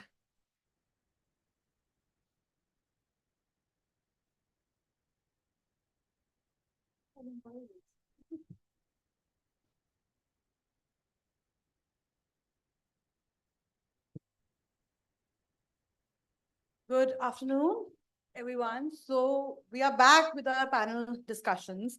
A day full of PW Education's Edu Next Summit 2024. So before I start the panel, actually, firstly, if everyone can give a warm welcome to all our panelists, since we know you all can clap. So with you have something? Okay. So with I'll just take a second. Excuse me, can we please turn on the timer? Thank you. So we have a lot of experts in our panel this time. All our senior panelists all have wealth of experience. They know their stuff right. And just before I was starting this panel, I met all of them individually. All of them are super confident. I have changed a couple of things here and there, and they all are very happy with it. So when a topic is how EdTech is transforming the education industry, me being a millennial, I am seeing this transformation, this never-ending transformation that is taking place. And we were studying in schools and colleges institutions where it was very simple. It was books were there. We had libraries to go to. We were, skimming through a lot of pages and seeing. But with the emergence of tech, and especially due to COVID that we saw, and what we witnessed is the tech side helped a lot in reaching out to students, in helping them to get on to a lot of things. But again, there are challenges. So opening the session, firstly, I would request all of you to give a brief introduction along with your insights on how do you see EdTech amalgamating with the academia. So if we start with you. Oh, sorry. Should I take that one? No, no, Hi, so my name is Nirvan Birla. I'm the founder of Brainiacs, which is a online schooling platform. We have students in over 28 countries in the world, and we are a 3-year-old company. So I think my thoughts on this topic would be, that technology and edtech is always sort of like a supplement to the traditional method of education. And I think it can be used as an accelerator and an insight finder to education in all ways. I don't think it can ever completely replace traditional schooling methodologies and that human touch. But that being said, I think it's made leaps and bounds in the past few years. In terms of data analytics, it's helped a lot of teachers to assess what students' strengths are, their weaknesses are, their learning outcomes are. It's helped students themselves to pick which teachers they can grow the best with, who they can learn the quickest with. And of late, very recently, now with metaverse and all gaining a lot of speed, I think that will fully revolutionize the education and the edtech sector, because it will make learning much more engaging for the students, even though they are sitting at home, on their devices, or they're sitting on their phones. They'll feel like they're actually immersed in the full experience. I don't know if you all guys have tried the Meta goggles out. But when I tried them out, it didn't feel like I was in that room anymore. It felt like I was somewhere else. And of course, there's a lot of time for that to get fully adapted into education. But I think it's coming soon. So yeah, just to cap off, I think it's a very good supplement and accelerator to the education sector, and it has to be balanced as a hybrid model with digitization and physical classes and human interaction. Thank you, Nirvan. Samir, so if we come to you, he also talked about metaverse, and we were talking earlier about it as well. So how do you take it? And also, if you can start with a brief introduction of yours. So, first of all, I would like to thank the management and the organization called BW Business World. And it's a privilege for me to be here amongst all the intellectuals. And I have been listening to teachers, professors, technocrats, and I am an academician basically, and forced into administration later part of my life. 30 years I have been into academia as an academician, as administrator. I started my career as a teacher. Now I am the dean of 2 schools in Presidency University. One is School of Computer Science and Engineering, other is School of Information Science, and put together we have 9,200 students in that. And I have seen from the beginning of my career the efficacies of teaching and what makes a teaching learning process more effective and what is missing in the classrooms. And we started basically from an era where we only had something called overhead projector. We used to make transparencies out of permanent markers, and that was what we were very proud of when we were carrying in our hand. And now things are transformed into so much and so high level that now we have AI based educational platforms. So What I feel is that my thoughts resonate with Mr. Birla's thought. Yes, technology is a teaching aid. It cannot replace a teacher. Point number one. Point number two, the best things what I can recollect out of working with various platforms is that the unbiased kind of assessments can be, one good part of the teaching learning platforms. Thirdly, the meticulous, approach towards assessing the students. And one good thing is the analytics it generates. And the best thing is the gamification it has brought, which makes learning more interesting. So these are the good things what I can talk about the, technology that has come in education. So I will just stop here with my perspective. Then let us, delve more based into upon it. the questions coming, we can then talk about challenges and other things. Thank you so much. Thank you, sir. Dr. Rana, if I come to you, like, how do you take your opening comments on the amalgamation of academia and edtech together, transforming the education system? Thanks. Myself, Dr. Rana Singh. I represent Chandragupta Institute of Management, Patna. Before this, I was serving as Vice Chancellor of Sanskriti University, Mathura for 4 years. My views on this are a balanced view in terms of, if we look at the NEP expectation that we need to reach 50% gross enrollment ratio in higher education and 100% in primary and secondary education, the EdTech is going to play a big enabler, facilitator, and catalyzer. I repeat, enabler, facilitator, and catalyzer, without which we may not expect to accomplish the envisioned goals by 2035 and 2050 of meeting the gross enrollment ratio. This is part one. This is from the quantitative dimension. From the qualitative dimension, yes, EdTech, they are playing a transformational role in terms of offering of academic delivery. My previous speakers, they were talking about how technology can play as more and more engaging experience, enlightening experience, and ensuring gamification is one. We talk about virtual learning experience. We talk about simulated environment, which can also help towards sustainability. So the closing remarks, yes, it's going to be one of the indispensable component of academic delivery. In the initial, it would be facilitator, catalyzer, but in the years to come, we may actually see the migration of the physical school towards e-school and online school. And the physical schools will gradually become a different model to support the online teaching process and so on and so forth. I'm talking about the future next 40 to 100 years. Over to you. Thank you. Itinder sir, your comments? My name is Sitinder. I am Deputy Director and Professor of Marketing at APJ School of Management, Dwarka, New Delhi. First, thanks Anurag ji, he's on our board also, for inviting me. Is the mic Am I audible? Yes. Yeah.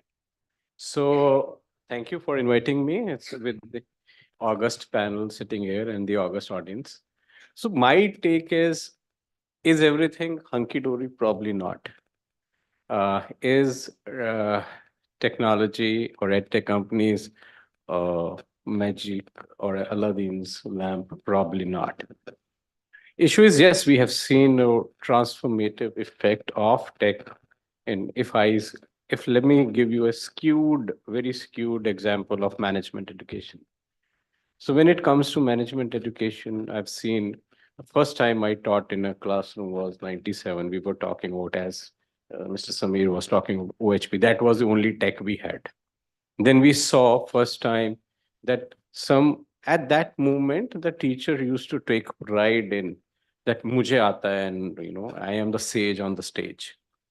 And then what happened is we saw a transformation where we say that as teacher, we are not the one who should actually take the onus only of we cannot say that मैंने पढ़ा दिया अब अगले को आना चाहिए. You know, that is something which we used to believe earlier. And then we thought that, okay, you know, there's something called assurance of learning. So when I am teaching in the class, I take responsibility that my students, so it's like nobody is left behind.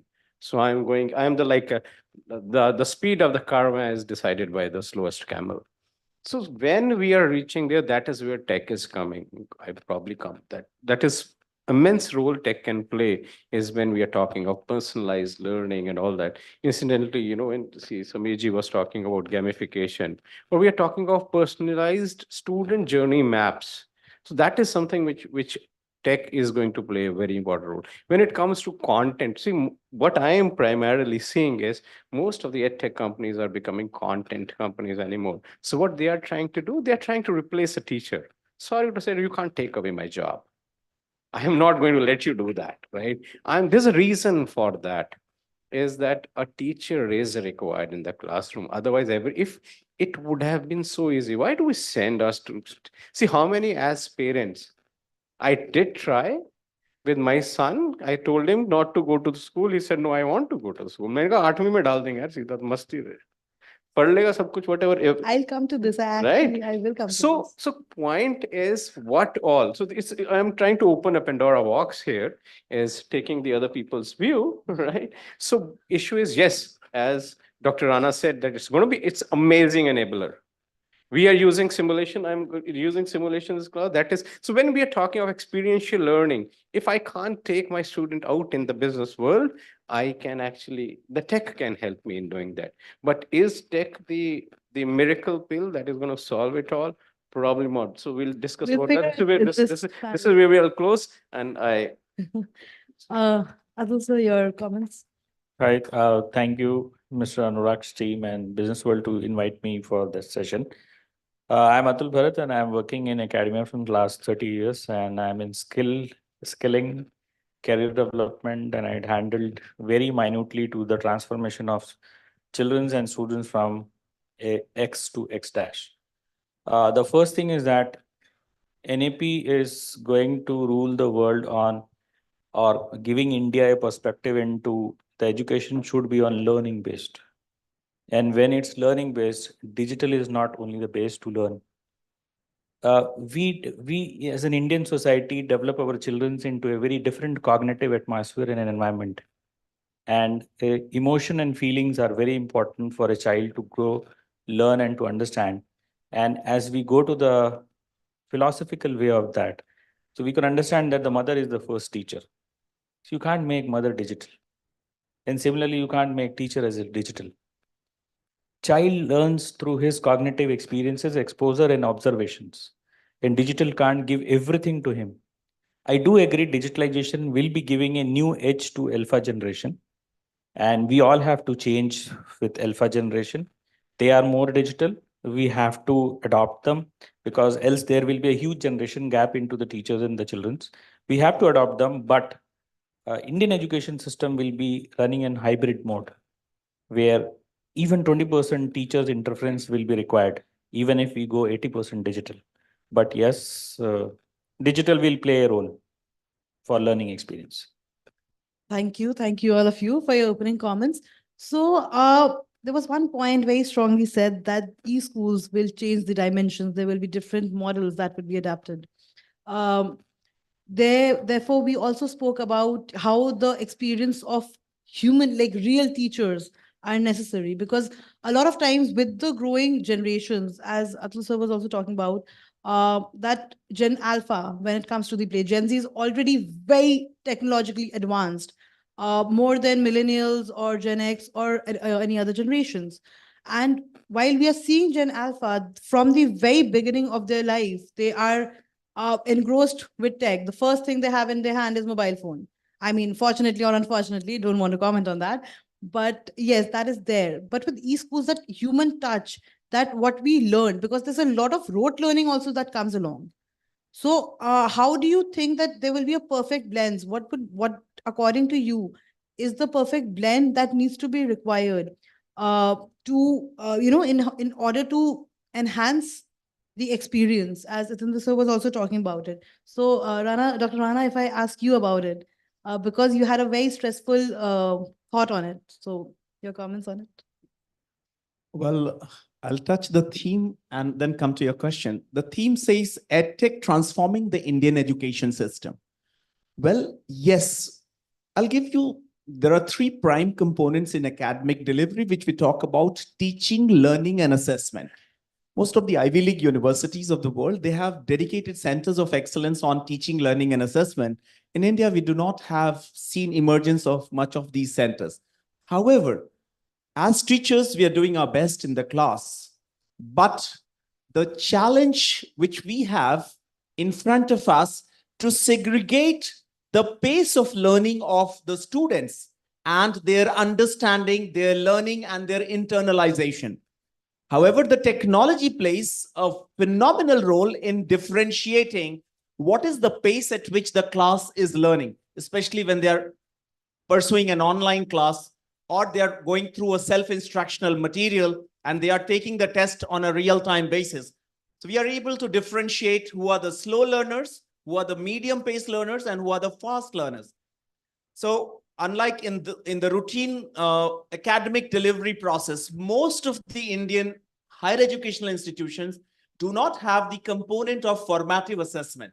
Internationally, there's a culture of summative assessment and formative assessment. Just for a better understanding, formative assessment are those assessments in which the students are given a feedback. If you write an answer like this would be your marks or grade, but this does not get reflected in the final report card. So most of the higher educational institutions do not practice formative assessment, which is not a very appreciable practice. So the EdTech organizations, they have online examination system. They can differentiate between people who have understood, people who have not, people who have understood slowly, people who have understood at a medium pace, people who have understood at a faster pace. Well, in India, I have not come across any of the higher educational institutions talking about point biserial coefficient or difficulty index of the question. So internationally, most of the Ivy League universities, if they are practicing the objective type questions, they try to find out what is the difficulty index of the question and what has been the pace at which the students have been understanding. What has been the point biserial coefficient so that they can understand, is there a time and opportunity to improve the quality of academic delivery, interventions required for the student, and so on. So technology is playing a phenomenal role. It's giving immediate statistical results, which otherwise as a teacher, if we start doing it, it will take us days and weeks and months, and we may not be able to. So it is transforming in a phenomenal way. Perfectly explained, actually. So, since you mentioned that, that a lot of institutions do not really follow that formative assessment. They do not follow it yet. But with EdTech, of course, it's undoubtedly transforming the education system. But it's also in its growing phase. It's in its learning phase. But again, since I mentioned that human touch, it can be an enabler, but it definitely cannot replace humans. So, if I say, Atindra sir, your take on this, that how do you, figure that the perfect blend is required? Because tech, of course, is required. But if humans can be replaced, the humans are making tech. But if they can be replaced, what's the use of it? If I cannot say that they cannot, there would be time there we may have a digital teacher who would have all the world's best knowledge available to you. You are in a holographic setting. If I am getting little sci-fi, I am getting into a little sci-fi kind of a situation here, is that, we all are sitting, we are all holograms, and you have that digital teacher available to you. Agreed, and with all the data component which is available to you. But let me put another question here: is would it make us more human? That is one. Everything. See, whatever I want to learn today, it's available, I guess, on YouTube, so I can see the video. But have we learned? So I personally feel many of us, this is what we were talking at the lunchtime also, is feeling that if I can put the content out there, and if it is an amazing content, people will learn. But sorry to say, learning is, yes, as a teacher, don't want to be a boring teacher.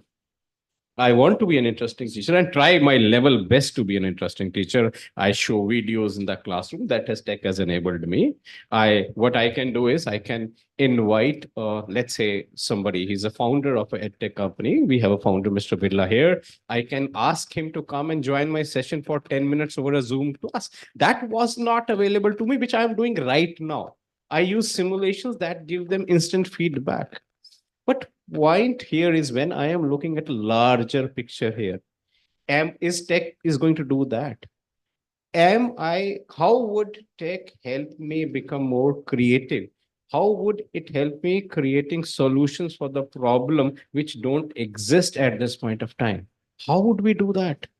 Right? So the point I am trying to make here is, yes, sir is saying, Dr. Rana is that, okay, forward. See, we've been doing this for a lot of the accredited colleges have been doing this formative and the summative assessments, yes. But is it making, so how can I as a teacher be sure that this is certain learning outcome? There's a program. So I am running an MBA program. These are my certain program outcomes. Kya mere program karne ke baad the student is going to be an amazing executive in the world? How would I make sure that? Is tech is going to help me that? If yes, I am all for it. So suggestion to all the edtech companies here, can you create that? So issue is you are helping me doing things faster, making me efficient. But are you going to make me better teacher in the classroom? If this, I guess as teachers will give our, we'll cut our limbs to be that in the classroom. Understood. So, Nirvan, when we come to Birla Maniacs, you are actually utilizing that aspect of EdTech to the very core. Right now, you mentioned also that students can, select the teachers whom they want to, be educated by. What is your take? Like but how important does it become to you when it comes to human touch? Because of course, when your schooling times also, you would have also that teacher student interaction, face to face interaction. It does have an impact on the students, which somehow I still feel is lacking when it comes to that digitization coming over. What is how can you progress to it that, okay, the student needs to understand? How do you assess that, okay, the student is listening or the student is, competitive enough to understand? Because face to face, of course, when a teacher asks, okay, what is this? What is that in the classroom? Like we are having it right now. So there is a different stance to it. The student has that in mind. Like, honestly, I remember in my class 12, I did not know something. I wasn't paying attention, but she just questioned me. And still today, I know when India, China war happened. So on those notes, that cannot happen. What is your take on that perfect blend of human touch and EdTech being an enabler in the education system?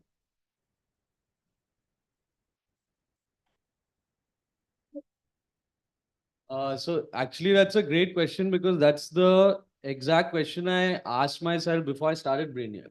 And that's the question which led me to start the company, because actually the other business went to, which I'm also the managing director of, is Birla Open Minds, which is a group of over 150 schools in India.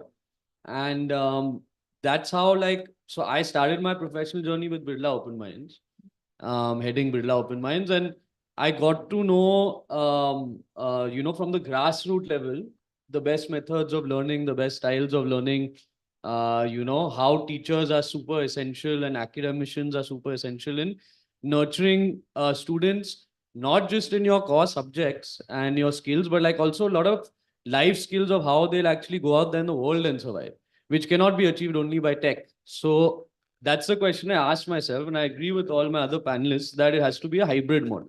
It cannot just be a tech-based model. It has to be a hybrid model, which is what we sort of integrated in Brainiac. So, and I'm talking from my own personal life experience here, that after I introduced the hybrid model, and the hybrid model is basically once in 15 days, all my learners on the platform of Brainiacs, there's a physical activity curated for them, whether it's in dance, music, whether it's a lab experiment. So they either visit a center near them or one of my schools, and they interact with the rest of the students, over 5,000 students, which are divided into different groups. And they actually engage in a learning activity. So the most recent one we organized for them in December was we tied up with a football academy. And basically, they were asked questions in algebra, and they had to actually shoot the ball at the right answer in the goal. So that's how they were taught, multiple skills through that activity. And through these hybrid activities that happen for them every 15, 20 days, their social and their emotional skills also sort of develop, which they cannot get only from screen time. So I think that is the key. And I think that is the future also. It's going to be a hybrid model with less infrastructure required for sure, but some infrastructure and physical world experience is required. And then on the other hand, to extend that answer, I'd also like to say that, that tech, even though, of course, the role of the teacher and the role of physical educator face-to-face is super important, some things would have never been able to be achieved without the role of tech. So the whole sector of education has only taken such leaps and bounds.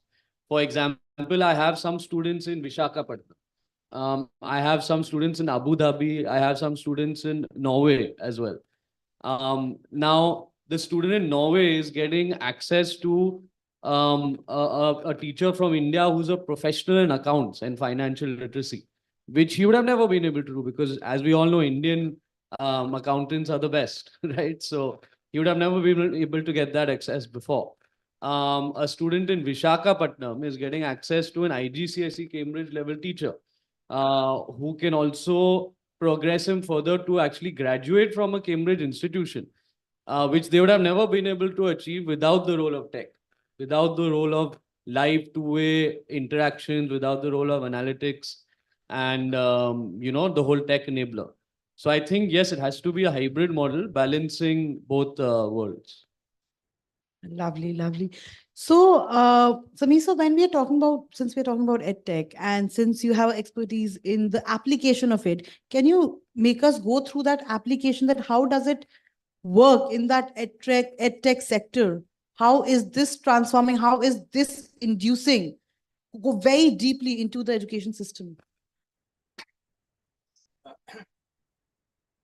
So I would like to, make some stark differences between the conventional model of teaching and how EdTech has transformed it. I think most of our teachers have not yet evolved to a level where they can be called as effective teachers, because still we go with rote learning in many of the schools and colleges. And how many of you have heard and implemented something called revised Bloom's taxonomy? So this is an area where many of the teachers still fumble, to talk about it or to implement it, right? And I would not say that this EdTech is something which will lead to hybrid learning. I can say that EdTech will be very good friends of a teacher. And again, I repeat that it may not replace a teacher. So I'll just go to the nitty-gritties of it now, because when ChatGPT kind of application came into the market, teachers were panicked that what will happen about the assignments, because people were able to generate the code, people will generate essays and all those things. But there was a society of thinkers who showed the way to us that this technology can be outwitted. Like, for example, ChatGPT can be used for outlines, right? And the teachers can definitely outwit this when it comes to personalization. So a student, you ask to write an essay, he may take it from ChatGPT. But when you ask him to put his personal experiences in that essay, then ChatGPT will not work there. So that's how the blend should be like. We need to flex the teaching in that manner. And this will happen only when we talk about the core academicians who are well versed with the nitty-gritties of the academics. So, for example, let there be a concept of robot teaching our students. I would, like to strike the chords of all the teachers here. You will correlate with me that when we teach in a class, we can see the faces of the students and understand how effective we are. And when we see that we are not trying to generate the interest in the class, we suddenly flex our teaching and we move into some topic which brings interest back into the students. So the engaging the students with our content, what we prepare meticulously, understanding the nitty-gritties of testing the different cognitive levels of the students. This requires a lot of, evolution in the edtech side. It's something like, the edtech models are not built by core academicians. They are built by smart technocrats. And that's where the bridge is, or the gap is, and this gap is still not narrowed down. It's still wide gap. Thing is, like, I have a good friend here, Dr. Nitya Prakash. He has a tech company and I am an advisor into it. Why did he take me as an advisor? Because he knows I am not a technocrat, I'm an academician.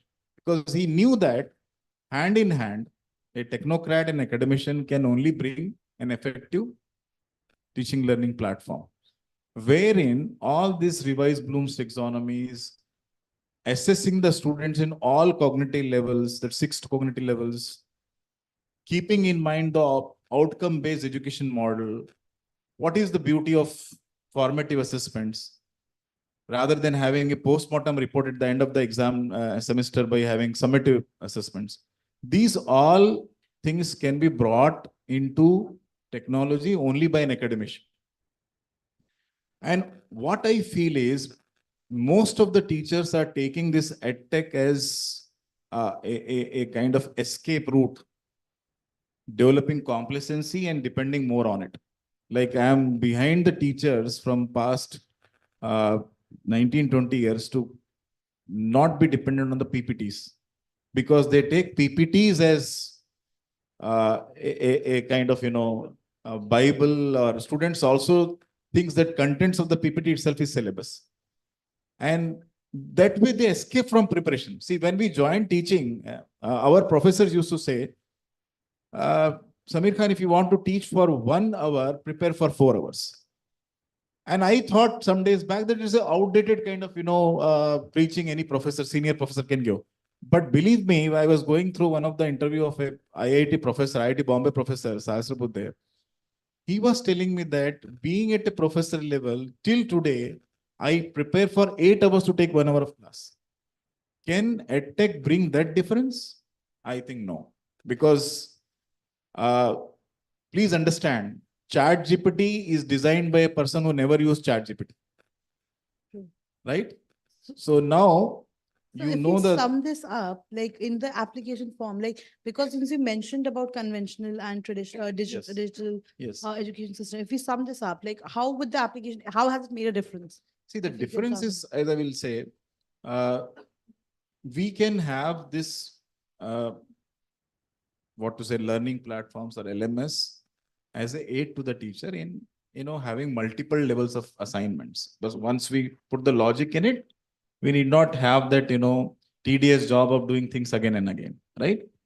Unbiased evaluation is one, right? And putting AI component, we can add up this different levels of testing a student, like easy, intermediate, and difficult. This is not possible instantly by a teacher. But it has potential. It in has the future. potential. And then finally, when you see, our students are loving immediate gratification, right? So you have a software called Plicker software, which can be used in the classroom, where a student need not wait for his results for 40 days. He will immediately see what is the result, whether his answer is correct or wrong. Got it. Flip classes are there, where I'll just like to take a little bit more time to explain this. In flip classes, what basically happens?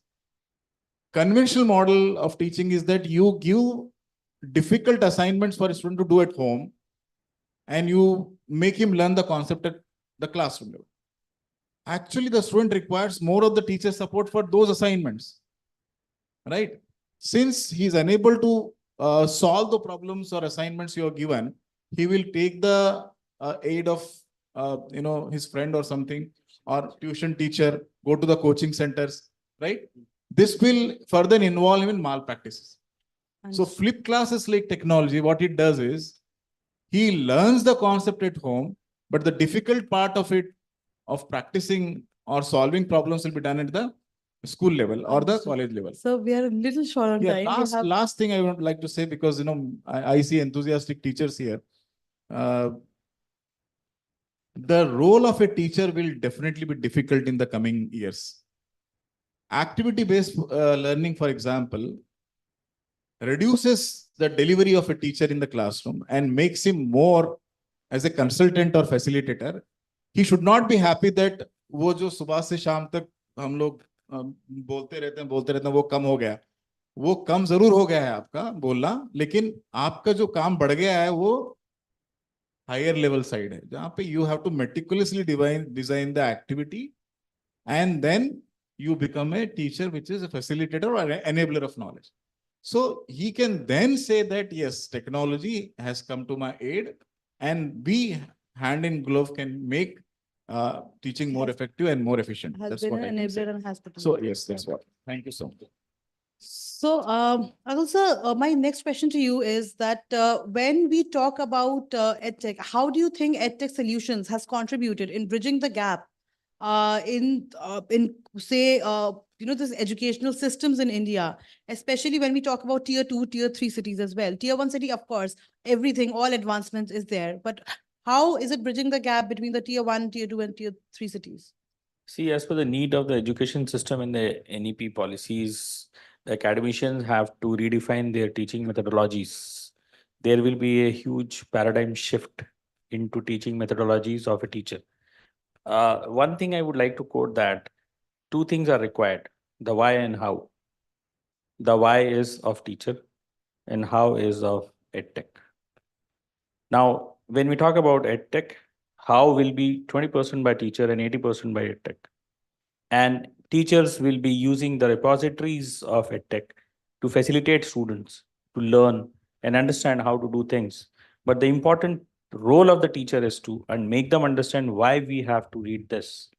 और सबसे बड़ी problem ये है हमारे India में कि हम हमारे बच्चों को वाई पूछने का अधिकार नहीं देते हैं और इसीलिए भारत एक प्रोडक्ट डेवलप्ड नेशन नहीं है. We are in service economy. We only had taught them with how. We never taught them with why. Teachers has to facilitate with why, and they should use the repositories of EdTech. Now, the tier 2, tier 3, it will be difficult because regional dialects and bilingual materials are not available everywhere. EdTech have a huge market, which is going to be doubling by 2030. And EdTech have a huge scope to develop, but they have to go into a lot of content development, lot of repositories, which will take another 1 decade. So by 2030, 2035, you can say tier 1, tier 2 will be enablers into a better hybrid mode, but tier 3 will still not be. It will take years to develop those content, because when a teacher come to the class, he brings 20 to 30 years of experience, exposure, observation, methods, methodologies, and so many things, which EdTech will never bring. So that will be the gap in tier 3 and tier 2. But still, you also think it might have a potential with EdTech coming into the system, it can reach out to other people. There is a huge business, and education is not business. I love that line. It's emotion and feelings. Understood. India में doctor collector बन जाता है, computer science hotelier बन जाता है, और मैं आपको एक बहुत कड़वी चीज बताता हूँ. हम कंप्यूटर साइंस में उसको ऐप बनाना सिखाते हैं, वेबसाइट बनाना सिखाते हैं, कोड करना सिखाते हैं, प्रोग्राम करना सिखाते हैं, और ये कंप्यूटर साइंस है ही नहीं. क्योंकि व्हाइट हैट जूनियर ने 7वीं क्लास के बच्चे को जावा प्रोग्रामर बना दिया, वो एप्लीकेशन बना रहा है. हमने बच्चों को ये नहीं दिया कि फेसबुक 100 करोड़ लोगों को न्यू ईयर के दिन 11:59 पे मैसेज करने की वो कोडिंग कैसे करता है, वो सर्वर कैसे यूज होता है. नेटफ्लिक्स पिछले 10 सालों में सिर्फ 6 सेकंड के लिए बंद हुआ, उससे 10 साल पहले 6 घंटे के लिए वेबसाइट डाउन हुई थी. Had we given that thought to the student, why Netflix is running smoothly, with what codes, what programs, what servers? तो हम नौकरशाही में बड़े हुए और हम सर्विस बेस्ड इकोनॉमी में हैं, हम प्रोडक्ट बेस्ड इकोनॉमी में है नहीं. EdTech is going to bring that product based. पिछले 2-3 सालों से आप जो देख रहे हो, there is a transformation, and yes, we will be a product nation, but not right now, after 10 years. And EdTech will support that product nation to us. Understood. Thank you so much. So, okay, quickly, because we hardly have time. So quickly, if I count on, because since again, Nivan, since you spoke about Birla Maniacs, Birla Open Minds, immersive experiences. So when that comes into the play, experiences come into the play, what is that one challenge you find in this sector? One challenge, everyone, please. One challenge that you find that there is a role to play with EdTech.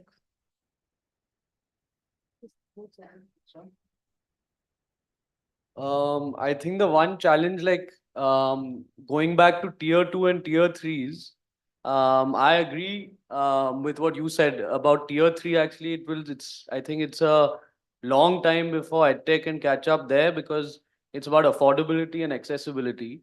Now, the data boom has not really hit tier 3 so much, and even the infrastructure to support hybrid learning over there is not really developed yet. So, I think that is one major challenge with tier 3. With tier 1 and tier 2, I think the real challenge is, I think, the amount of people in the space as of now. Because there are so many, edtech players right now in the space, especially after COVID and lockdown post 2020. Everyone wanted to get into edtech. So, like, a lot of these small companies mushroomed and came up in that time, and they started offering a lot of different sorts of solutions which confuse the parents only. So I think that was one difficulty, because to win the trust back of the parents was also a big challenge after a lot of these companies came and then went. So it sort of shook the belief of parents in the edtech sector. So I actually spoke to a couple of parents last week who were on my platform only. And I asked them, like, I have this monthly kind of meeting with them to take their feedback, to see where we can improve, one with the teachers and one with the parents. So the parents were actually telling me that basically 70 to 80% of the reason why they are renewing every year, why they are sort of staying on board with us, is because of the quality of the teaching. So it's less to do with the technological aspect of the platform. It's less to do with the gamification of the platform. It's more to do with how the teachers are identifying and really giving face time to the students and catering to their different student needs also, because of the batch size. Because we have very small batch sizes. So I think in EdTech, the major challenge is not finding the right set of quality teachers to come, because your teachers are your main stakeholders over there. Without them, it cannot run. The app is just sort of, the platform is supporting them. So I think you need, as you also said, you need like academicians heading the whole, the vertical sort of monitoring. So you have teacher monitoring sessions. So every time the teacher is teaching a live session, you need very high quality experts monitoring the session, seeing where they're going right, seeing where they're going wrong. And I think you need very small quality focus groups of students. Like, I think beyond 20, 30 students for one teacher on an online setting, it loses its whole purpose because it doesn't become engaging. You can't really analyze, assess, and all of that.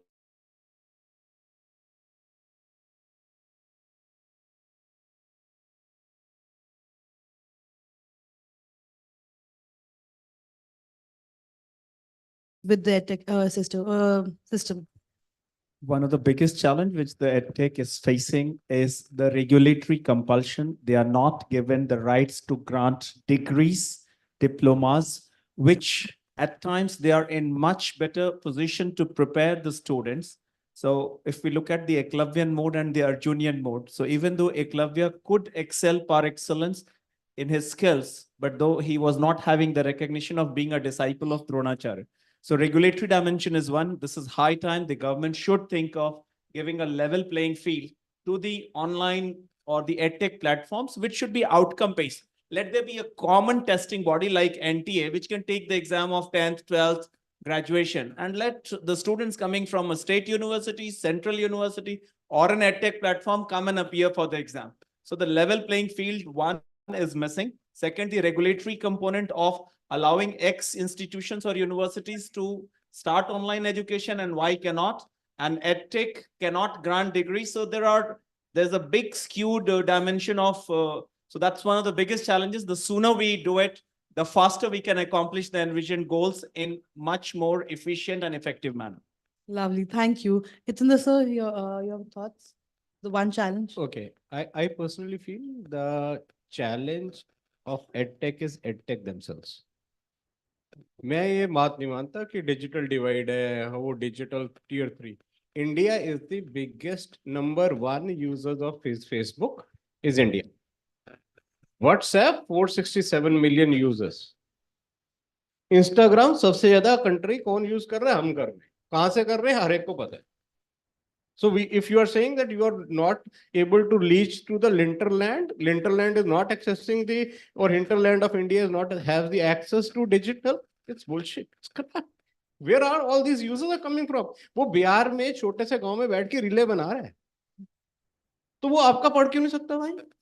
बिल्कुल पढ़ सकता. आप पढ़ा नहीं रहे. आप पढ़ाना चाहते ही नहीं, उस तक जाना चाहते क्योंकि उसके पास पैसे नहीं है. True. Right? So democratization of content has already happened. So I personally feel edtech is like the climb of Sisyphus. They are, उनको वेंचर कैपिटल नहीं मिल रहा, उनको पैसे नहीं मिल रहे, वो बेचारा कहता है कि कितने लोगों को नौकरी रखेगा. So point here is what real problems they want to solve. So this is where I'll stop. You know, this is large. Yes, sure. Well, when it comes to venture capital funding, I'll share with you some vital statistics. We started with some $500 million way back in 2010. As of now, we have more than $16 billion of funding for edtech, and it is projected to have more than $30 billion by 2031. So I think funding is not a challenge. I'm sorry to differ from you. Yeah, Atul sir, quick, like 1 minute, if we can just wrap it up, and then sir, 1 minute The for you. biggest challenge, what I could see is the focus while learning. Because the entire digital media and the content, the revenue-based model comes by the advertisements, and I do not know what my child is going to see. It has to be regulated, and it has to be quality content. When I say quality content, it's not about the vocabulary, the word power, the things. The quality content to make a child understand what he is reading. There the learning happens, and it will take time. Until unless the academicians does not pour their sweat and blood into edtech is not going to be successful. And India is a land of emotions and feelings, and edtech will never bring emotion and feelings in digital world. Understood. Thank you. Sami sir, your last thoughts. So I'll just extend the answer given by sir. See, there is a difference between edtech and YouTube. The content in YouTube is not curated, but edtech has curated content. You know, that's where it has an edge. My point is नहीं इसके बाद आ रहा हूँ sir. My point is not that. नहीं उसके बाद मैं आ रहा हूँ sir. My point is that if a child is opening up a digital media, on the right hand side he can see the porn also. No, I am coming to that, sir. I'm coming. That's what the difference between YouTube. YouTube will play all that porn also. Sir, And we will have this conversation. so first, here, please. what I mean to say, we still doubt the effectiveness of learning in edtech. That's what I will finish it off. Thank you, sir. We still do not believe Or that learning is maybe- really happening.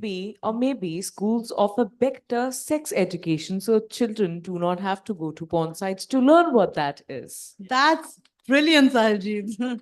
Brilliant, to be honest. But thank you so much, so much, panelists. I think we had a great session. We have covered almost all the points of EdTech transforming the sector. So I would again request everyone to give a great round of applause for the panelists. Thank you so much, everyone. Thank you, Rima. Thank you so much. Could I please request the entire panel and the moderator to kindly come forward and join us for a group picture?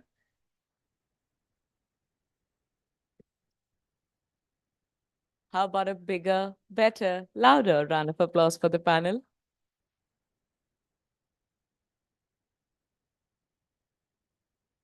Thank you very much, everyone, for taking out time from your schedules and joining us here today. Thank you. Well, there's been a slight change. We are now moving on to the next panel discussion, and the topic at hand is integrating skill industry, academia, connect, and employability for a holistic education. Ladies and gentlemen, join me as I welcome our panelists. Please give it up for Ankit Agarwal, founder and CEO, Unstop.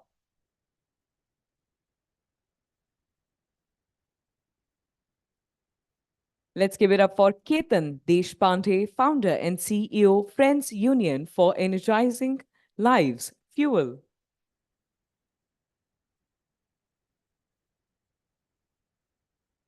Let's give it up for Puneet Raj KN, founder and CEO, Seminar Room Education Private Limited.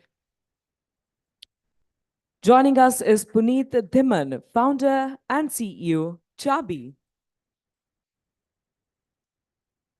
Unfortunately, Mr. Prateek Shukla, CEO and founder, Masai School, couldn't be here with us, but to represent the gentleman, we have Kishore Acharya, marketing head, Masai School, joining us.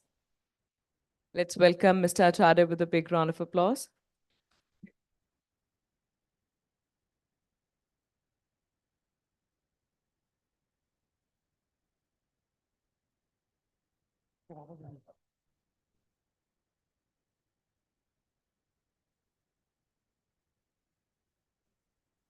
Maybe we can start with a few liners, one or two liners about what and where are we from and why are we here today? Okay. Hi everyone. Unfortunately, Prateek couldn't be here. His flight is delayed and he should be here by end of the evening. My name is Kishore and I'm the Senior Vice President and the Head of Marketing for Masai School. Masai School is the outcome-based pay after placement education institute. It's Bangalore-based and we have been operational from 2019. We are probably India's, and I don't know any other institutes in Asia as well, who's actually running a 0% upfront fee and so pay after placement only if the candidate actually lands a job which is more than 5 lakhs per annum.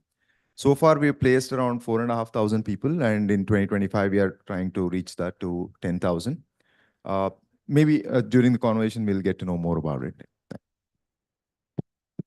Hi everyone, my name is Puneet, founder and CEO of Chabi. We are a WhatsApp-based upskilling platform primarily focused on upskilling blue-collar workers in India. The basic vision for us is that skill is the biggest opportunity that anybody can have. Having a hard skill or a soft skill that can help you improve yourself and get better in your career is something that all of us probably grew up with. And that kind of is the cornerstone of having a good career for ourselves. Like career is made for 40 years, right? So you need that skill that helps you there. And Chabi wants to be that platform that provides that skill for blue collar workers in India. Hi guys, I'm Ankit Agarwal, founder and CEO of Unstop. Unstop today is early talent community engagement and hiring platform where we streamline for employers, we streamline talent discovery, talent engagement, and talent assessments. And we are enabling about 8 million students across domains and streams onto our platform, connecting them with about 800 plus employers. Hello everyone, my name is Ketan Deshpande. I'm the founder for Fuel. We run CSR business school across a lot of cities, and primarily we are into skilling, and we run skilling programs with corporates and enable underprivileged kids to get into access of opportunities. And we are reducing that gap and have reached more than 1 lakh youth so far and trying to make that difference in the community. Thank you. Hello all. Thanks for the opportunity. My name is Puneet Raj. I'm the founder and CEO of a tech startup called Seminar Room. I was in academics for a decade. I was heading the department at Jain University. From there, I moved to start my own company in 2021. We started a tech company called Seminar Room, where we map experts to curriculum, wherein from a school of thought, wherein from a first day of a college student getting into higher education, we are there. We have 800 CXOs who joined hands with us in inspiring. We have 120 plus institutions who have partnered with us, and we inspired up to 75,000 students in last 2 years. Well, that is amazing. Thank you very much. And I will not lie, I will be very honest. Our moderator, thanks to the Delhi traffic and the rainy season that is all of a sudden here with us, is running a little late. I am Not sure if I am qualified enough to ask you questions, but since you all are well aware with the topic, I would like to request you to kindly begin with the content that you have prepared for the same. It's a humble request. I don't want to put up a wrong question that I have no knowledge about. I'll sort of initiate. I think two different aspects are very, very critical in today's education. I think one is employability and the other is employment. Majority of the fellow panelists work towards employability, which is giving them ample skills which are required by the industry. On the other side, we at Unstop are doing pretty much both. So we are not an pure play tech platform. So we're not here to do or give you degrees or so.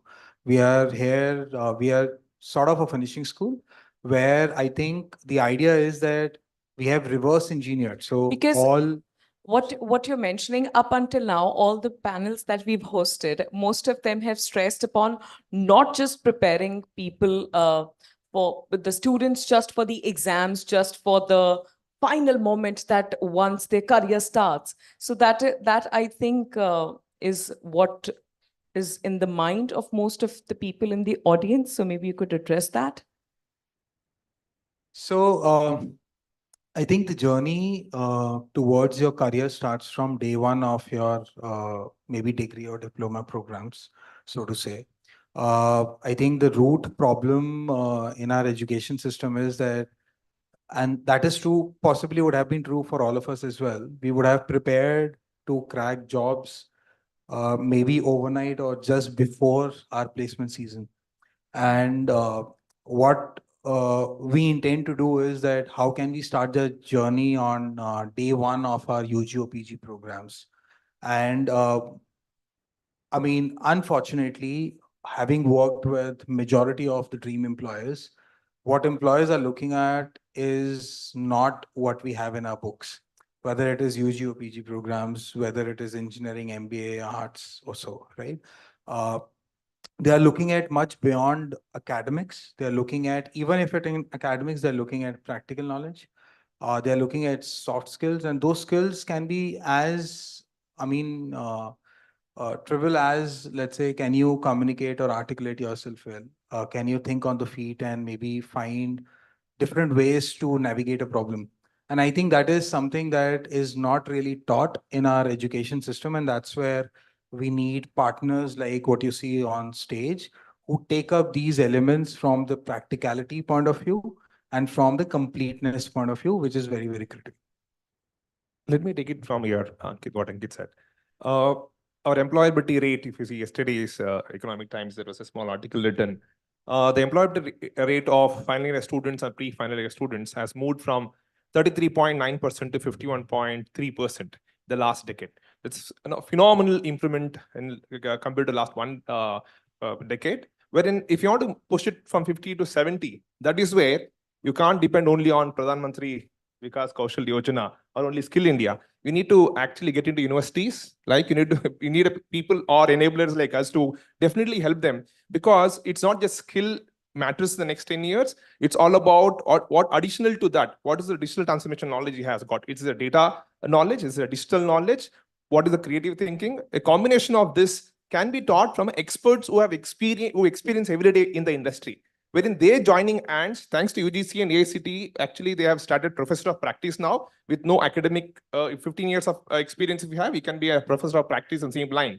That is where today it's enabling by 2030, if we want to create a 90 million jobs, it's supposed to be created non-agricultural roles. This is where a tech company like us sitting there will play an important role. That's where university has to open the gates, which makes a lot of difference, what I believe in. Ms. Resham Suhail, ladies and gentlemen, let's welcome her with a round of applause. And please have some water. I'm sure that you've been running. Thank you. You were saying something. I'll take some water. Just to add to exactly what you were saying, right? And with Masai, what we aim to solve is the skill gap in the tech space, right? We only teach very, very specific things, data science and software development engineering. And this is something, again, it came from our founders. They're also from IITs themselves, right? What the biggest thing was, there are million engineers coming out from universities, and less than 10-15% are employable. Now, it's not their fault. It's just that the curriculum has not moved forward. And for example, generative AI, right? We are talking about, everybody's talking about it. It's 5-6 years old. I mean, in terms of the mainstreaming thing, right? Our curriculum changes in a decade, even in the best of the IITs. So when are we going to ever catch up to generative AI while the employers need it today, but we are skilling them for later? So that's one of the biggest problems that we are trying to solve with Masai, right? We teach them 70% is the basic, and last 30% is going to be what is up. Because if you remember last year around this time, it was all blockchain, NFT and whatnot. And now it's like gone into generative AI, and we don't know what next. So we can be very flexible in what we are teaching, and that's what help our students. And that's how just that our latest batch of generative AI students, when they passed out, 50% of them got the companies just came in, like, we were able to place them in less than 2 days, because companies are also like now looking for that particular skill, right? So that is something that I resonate with you, what you're saying, right? And we are trying to solve it in a very smaller space, right? We are saying we have chosen tech, and we are only going to do that. And of course, what you said about skilling in the other things also, yeah, I just want to point on that.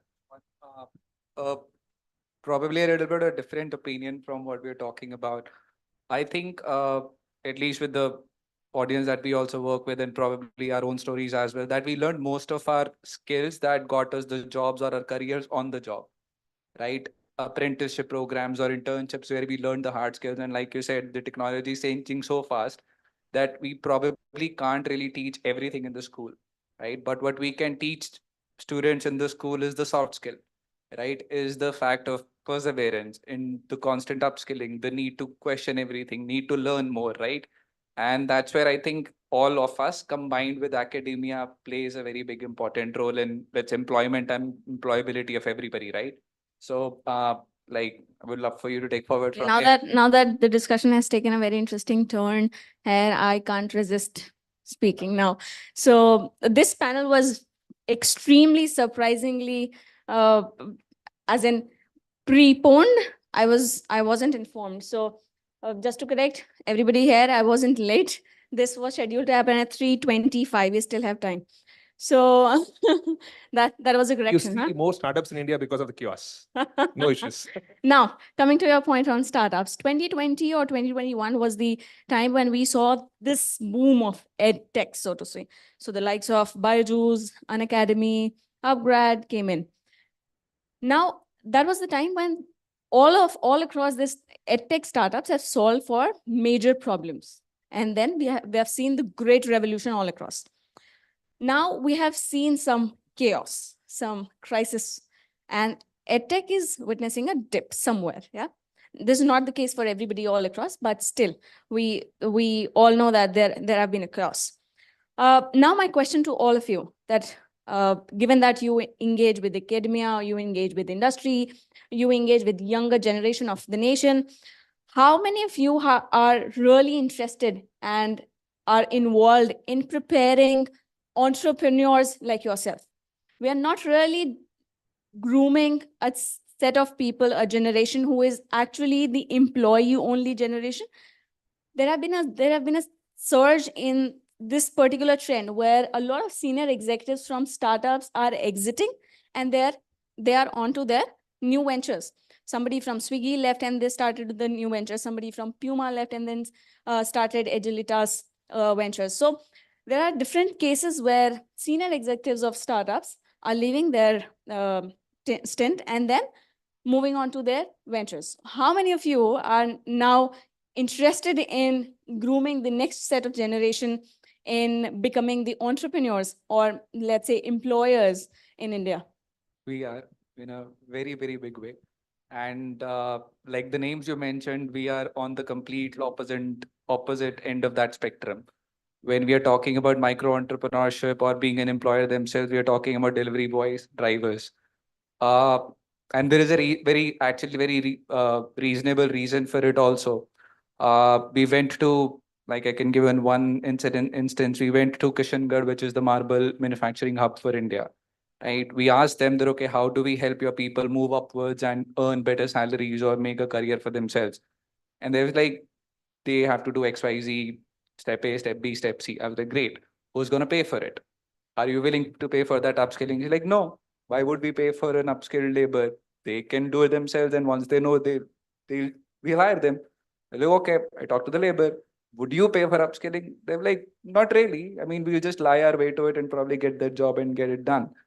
But when we ask them, okay, how do you imagine earning yourself, let's say 40,000 rupees a month, right? For us, that's a very not even a consideration, but for them, going from a 15, 20K salary to a 40,000 month sustainable salary is their objective.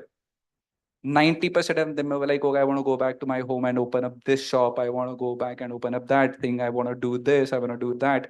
Whether it's a food stall, whether it's a mobile shop, whether it's a repair shop, whatever it is, right?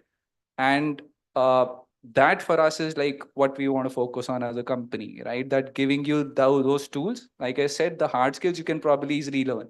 How do you repair a mobile? That's easy to learn. But how do you create that system of balance sheet? How do you create that profit and loss statement for yourself? That, okay, if I'm spending 100 rupees, am I earning, let's say, 150 rupees or not? Right? Those are the things that I think all of us combined, we have to be responsible for.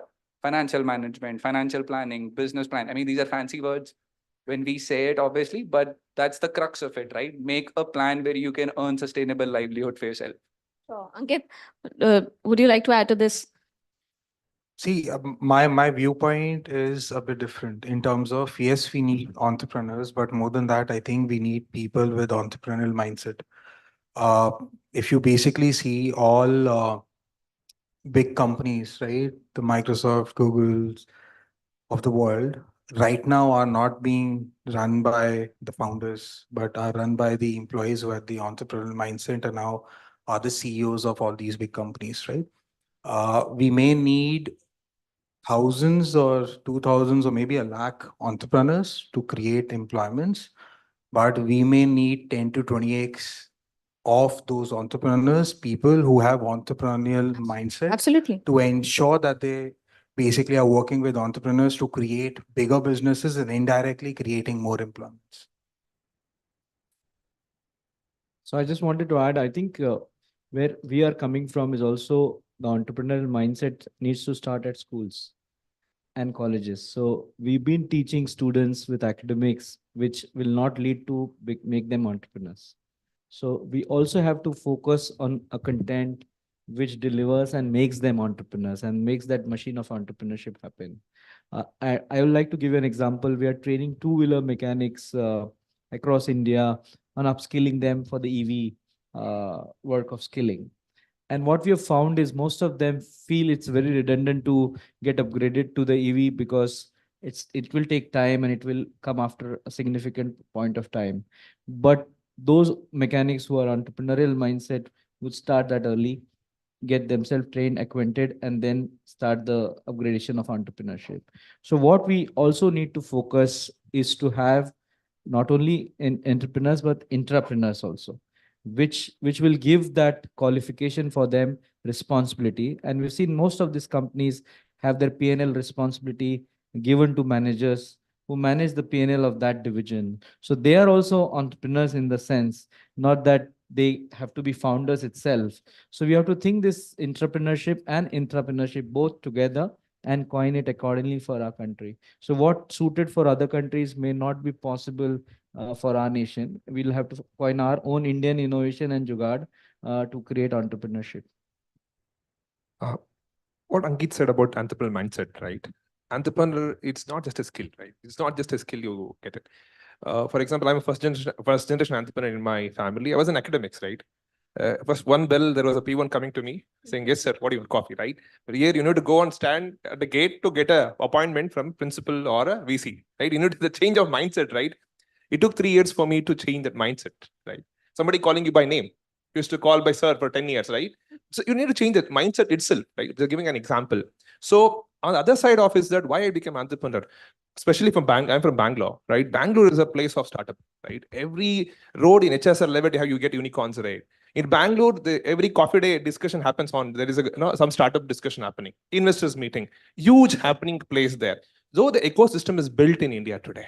That is where you can create more entrepreneurs. 20 years before, I think I would have not been an entrepreneur, I feel. But today, because of I raised a fund at idea stage, I raised funds on revenue stage. Now I am raising funds on scaling stage, right? There is a fund. Thank you. Good point. Very, very fair point. And we are undoubtedly seeing that revolution of the paying attention to entrepreneurs, obviously, but also entrepreneurs. Very valid point. Now, Prateek, when you were mentioning the point of generative AI and technology, and that's a very fair point, future forward-looking thing. You in your daily operations, you get to engage with students, industry, academia. Would you be able to somehow pinpoint what can be the potential challenges when it comes to weave all of them together? Okay, so Prateek was not able to be in this meeting, so I'm just, I work with Prateek. You look really similar to him. So I look after marketing for the organization. So We had a Zoom conversation, so I would curse the Zoom screen. Huh? yeah, sorry. Your question was how do we integrate all the Or what are some of the major challenges you would foresee, or let's say you get to face today as well when it comes to weave all of them together, students, industry, academia? What are some of the major challenges you're seeing all across? So at Masai, we don't look at the background of the student if they want to learn coding, right? The one thing that we only teach tech. And in that, you can be from any background. For example, just the last week, boy who was delivering food in Swiggy, he's now the software development engineering in Swiggy. So we don't have any of those things. So we are getting interest from the students. What is missing is from the hiring managers. We have this age-old thing about having graduation, especially when it comes to tech. Honestly, if you're a good coder, you're a good coder. You don't need to have any sort of other academic background. You can just be a great coder, and that's what they need to look at. You don't necessarily look at a resume of a techie, right? You look at a GitHub, simple. You will know how Looking at the good they are. focus, huh? So Absolutely the skill. that. So where the challenge comes is mindset that needs to change, and a lot of companies have gone ahead. Like some Zoho doesn't look at graduation. Sometimes Google don't, and all those things. And a lot of our candidates who come from in Masai, a lot of people are from tier 2, tier 3, even villages. So I mean, you have to look at their actual technical skills. They're great. They learn. Our model is 11, 11, 6. It's 11 to 11. Okay, 6 days a week, 8 months a year without a break. That's how we actually teach. It's like one military camp. That's how it is. So if the kids who actually come in and children who learn from us end up doing more coding than all the years of engineering put together, they are very good at what they know. But if you just like try to see their soft skill, like in English and communication skill, of course they will not rank to a urban kid or somebody else, right? But if the mindset were to change to think that, I have a job opening, does this person skill set fit in here? If that is one challenge, and it's slowly changing for sure, but it needs to happen at much faster pace. So the unemployment thing that we are seeing can easily be solved much, much better, because a lot of engineers who don't get hired is on soft skills. Very interesting point. Anybody has any different take on this, going beyond certification degrees in, let's say, 10 years down the line? What do you have to say to universities or institutions? I think skill first approach versus the degree. I think nowadays still you see that the basic qualification is highlighted in the employment notice board. True. So to change that, I think if somebody highlights and changes saying, okay, if you're done XYZ course at say Masai, we will recruit you. So if that highlight of comes in an advertisement and if media takes that up, I think that is going to happen soon or later, because nowadays a lot of HRs are not truly fascinated with the degrees from where you got, but what skills you have, what certifications you have needs to be highlighted. But I think there lies the challenge: which platform is more recognized, the credibility of that platform, and whether that student has done it through distance or really done like a proper certification. That authentication is also required there. So how do you play with that is going to make that history for us. Let me throw some numbers, right? In India, there are close to 4 crore students who are pursuing UG and PG programs across disciplines, right? Out of 4 crore, 2 crores are girls. who are doing Eugene, and every year 1 crore students pass out. Out of 1 crore, whether we have 10 lakh, 20 lakhs employable, that's a separate question, because I think employable in itself is a subjective word. It depends what company is sort of defining employable, right? As he said, some companies may only define employable whether you can communicate and think logically, okay? Plus you should have a degree. The other companies might be that you should just have a degree, and the other companies would be that might be open to all.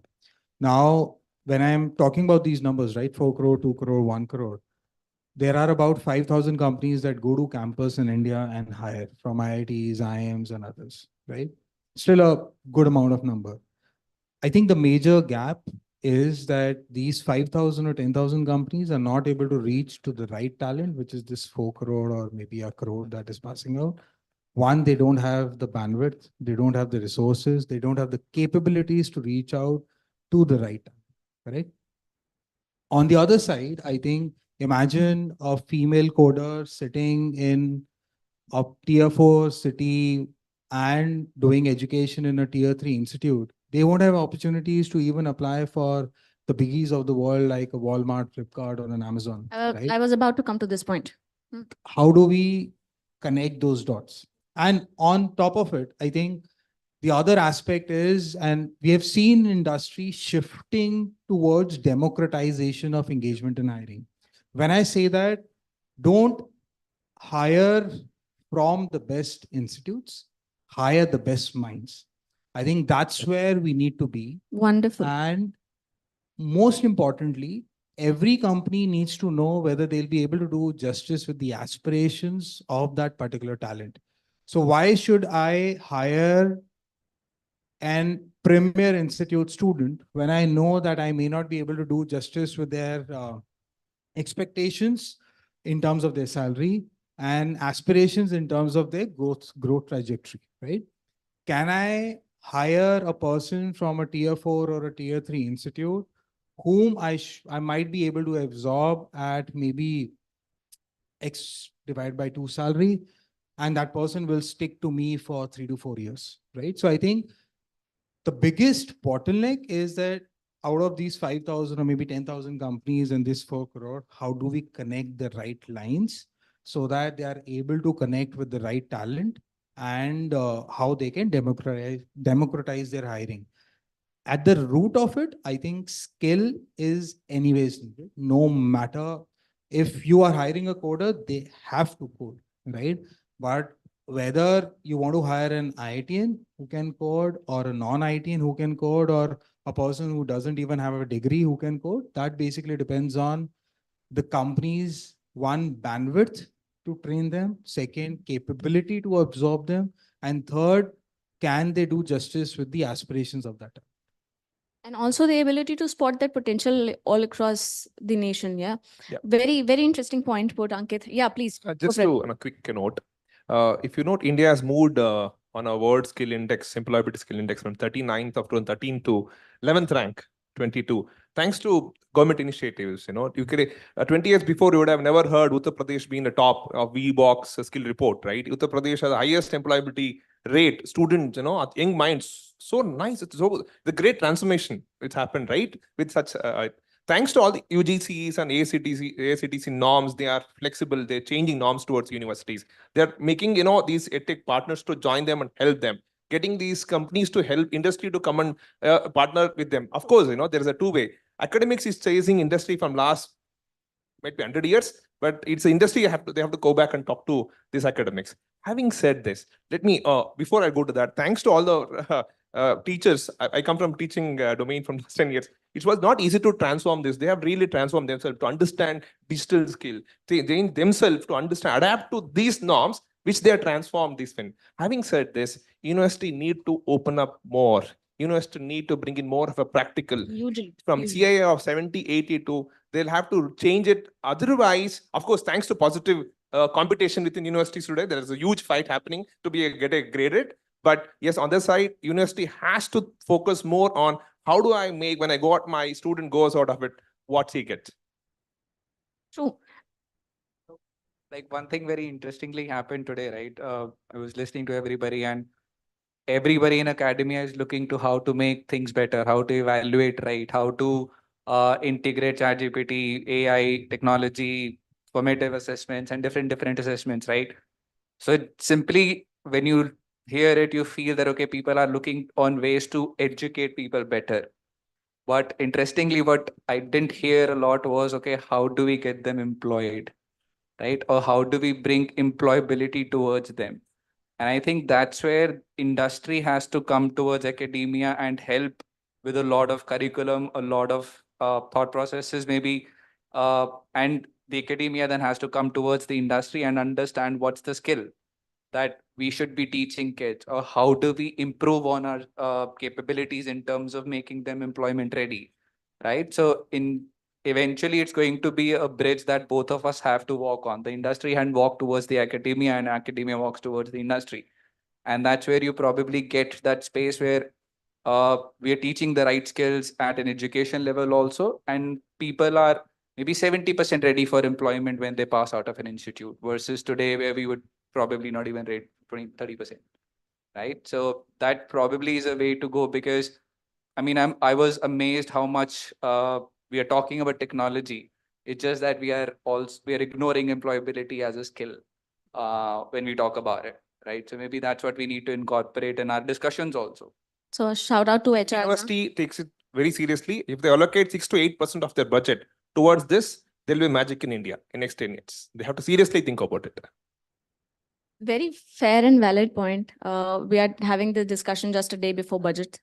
Let's see. Let's see. Now we have discussed what's happening, what are some of the traits all across, but now looking forward, going forward in India, they can be talent sitting anywhere beyond boundaries, the potential of spotting the potential.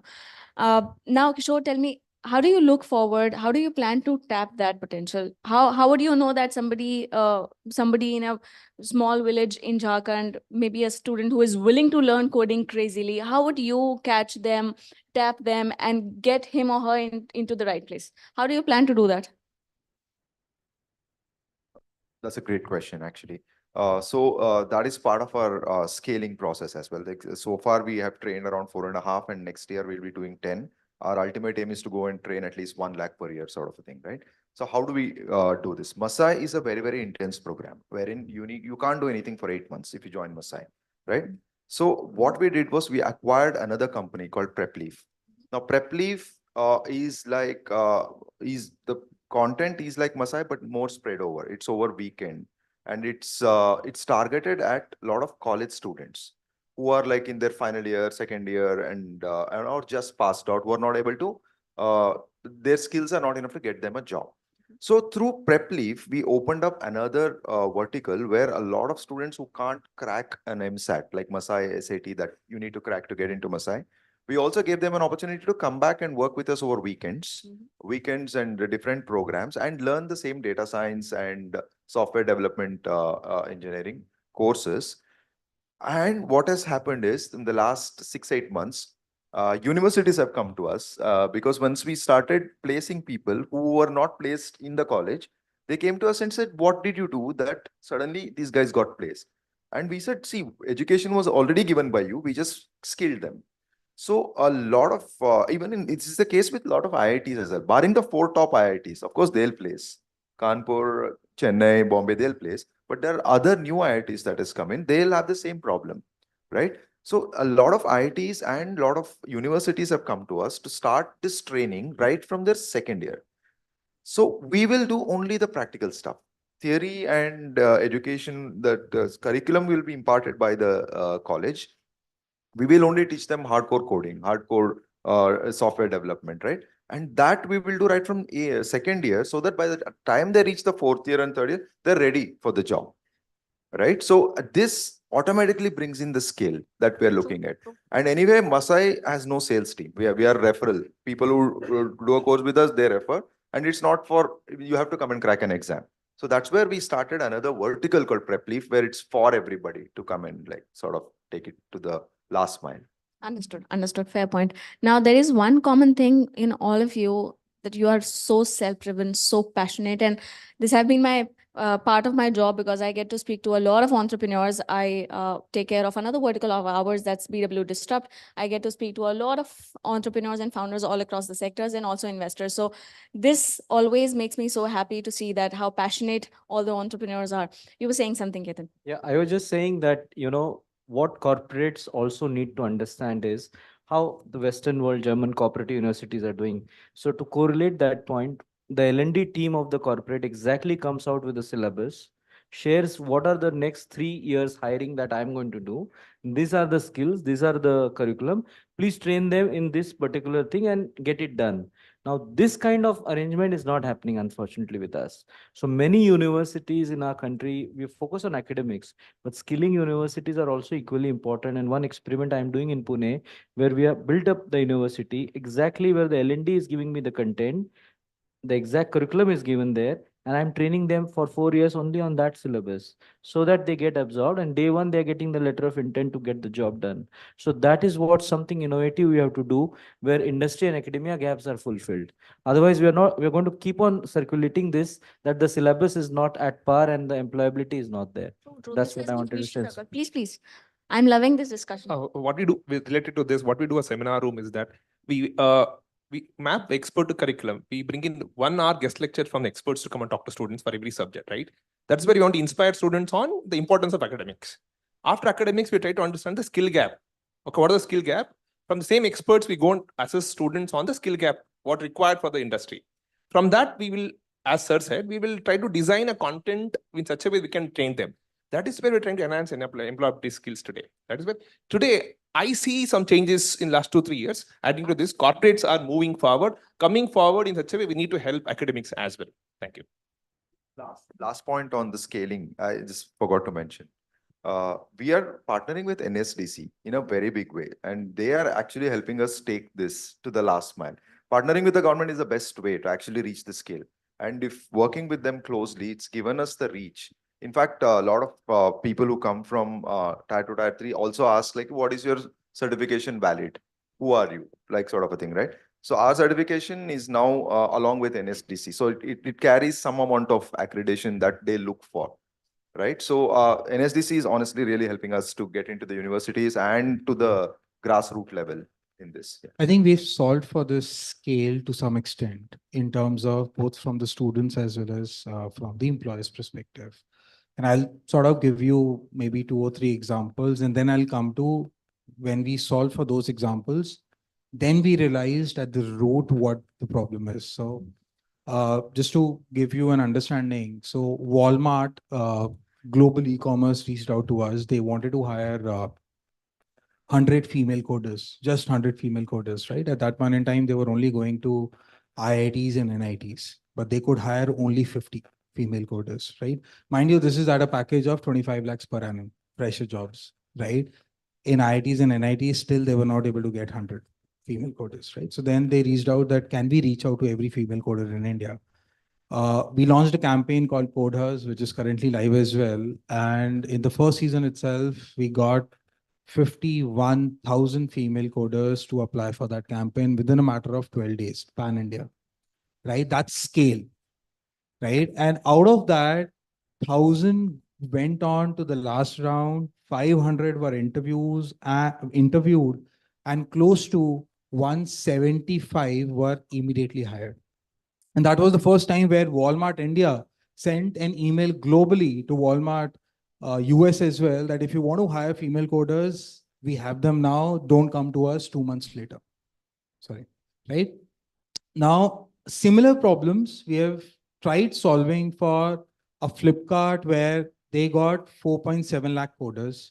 Amazon got more than 20,000 MBA grads. Tata Sons got across students about 3 lakh students interested in becoming the TAS managers, which is Tata Administrative Services, like IPS for private, right? What we realized was that everybody was able to reach out. So the scale, I think we solved for, okay? What we were not able to solve for is that in all these examples, in Walmart, 50,000 female coders didn't move ahead.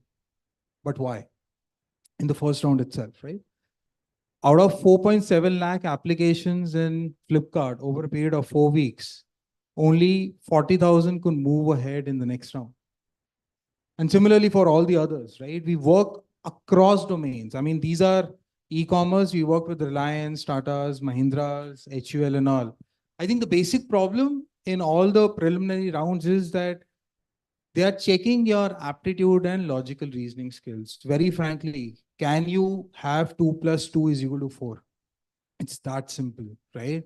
And somehow we believe that in our education system, people are not able to solve those simple problems. And I think in our education system, we all talk about skilling, tech and all. That's probably level 1. But if you deep down, in schools, we are not teaching them basic maths. We are not teaching them basic logical reasoning skills. My daughter, when we were watching Shark Tank, she now questions me, Dad, what is loss and what is profit? I mean, these are some basic skills that people need to understand. And once they have done, right, to his point, if you have those basic aptitude and logical skills, whether you do data science today, you'll be able to do Gen AI tomorrow. You'll be able to do maybe Java, C++ day after. It's not a problem. It's like, do you have those basic logical reasoning skills to ensure that you can learn new skills whenever required? And I think at scale, that is becoming a problem in India. And it has to start at primary level. Forget about universities or colleges. Very interesting takeaways. Now, before I ask my final question, before that, I'm interested to know from your founder's lens, or let's say EdTech founder's lens, where is this EdTech sector going forward to? Now, we know that there are thousands of gaps to be fulfilled. There are many ample of opportunities to be tapped. There are huge opportunities, huge possibilities. Now, in your viewpoint, where is EdTech headed to? And I would specifically want to know, what are your plans for next 6 to 12 months? Anybody can start. I think with similar to any industry, we started, we disrupted, got a lot of money in. Now, the biggest challenge and the biggest vision that EdTech needs to have is deliver value. While we were talking about scale, I'm a digital marketer for 12 years. So scale is not an issue. If you want to reach 1 billion people in India, you can reach 1 billion people in India on YouTube itself. Forget any other platform, right? You have YouTube influencers selling courses, but what we need to solve for now is value. The teachings or the platform, whatever we deliver, does that have value? And value in a nutshell will always boil down to a job at the end of it. So can you give 100% job guarantee at the end of it? That's the value that EdTech needs to deliver on. And any company that delivers value would probably lead the market in the next few years, right? Our plan, like I said, is work towards micro entrepreneurship for blue collar segment. Our objective is to focus on vernacular language. I mean, it's a very simple thing that I'm talking in English, but सच ये है कि मुझे English आने की जरूरत नहीं है अगर मैं दिल्ली में हूँ, राइट? मुझे जॉब यहाँ अगर चाहिए और मुझे यहाँ पे 50,000 रुपये महीने का कमाना, मैं हिंदी में बात करके कमा सकता हूँ, मुझे इंग्लिश आने की जरूरत नहीं है. मैं इस बात से पूरी तरह सहमत हूँ. Correct. And that goes across the board. If you're in Karnataka, आपको कन्नड़ आती है, you would be able to earn 50,000 rupees no matter what, right? And so that's our focus. That one, breaking this barrier with, let's say, a lot of blue collar workers also, कि अगर उनको English नहीं आती तो वो confident नहीं हो सकते, right? We work with students in that aspect, wherein first day when I was talking to them, they were telling me, sir, बहुत मुश्किल है हमारे लिए काम करना because हमें English नहीं आती. I was like, तुमसे बोला किसने कि English के बिना तुम काम कर नहीं सकते हो? Like, sir, हर कोई ये बोलता है. And I'm like, okay. After 15 days, never taught them a word in English. I was probably a bad teacher because my words English के use करता था. So I would be nutshell में ये है, basically ये है, and they would be looking at me like ये कौन से words हैं. But after 15 days, they had a pivot from underconfident to at least confident enough कि वो किसी भी इंसान से जाके बात करने को राजी हैं और हिंदी में बात करेंगे, right? So that is what our objective is, to use the power of vernacular to scale as well as to build micro entrepreneurs. And like I said, value is what I think all of us Lovely. combined need to Kishore. deliver. Lovely. Please go for it. So for us, we will stick to what we are doing in terms of like solving this problem in tech first, because this is big enough problem that even one Masai or one any other organization can't solve. This problem is huge. So we will focus on now scaling from here and trying to take the accessibility, the democratization of a tech job to everywhere in the country, and that's our next jump going to be.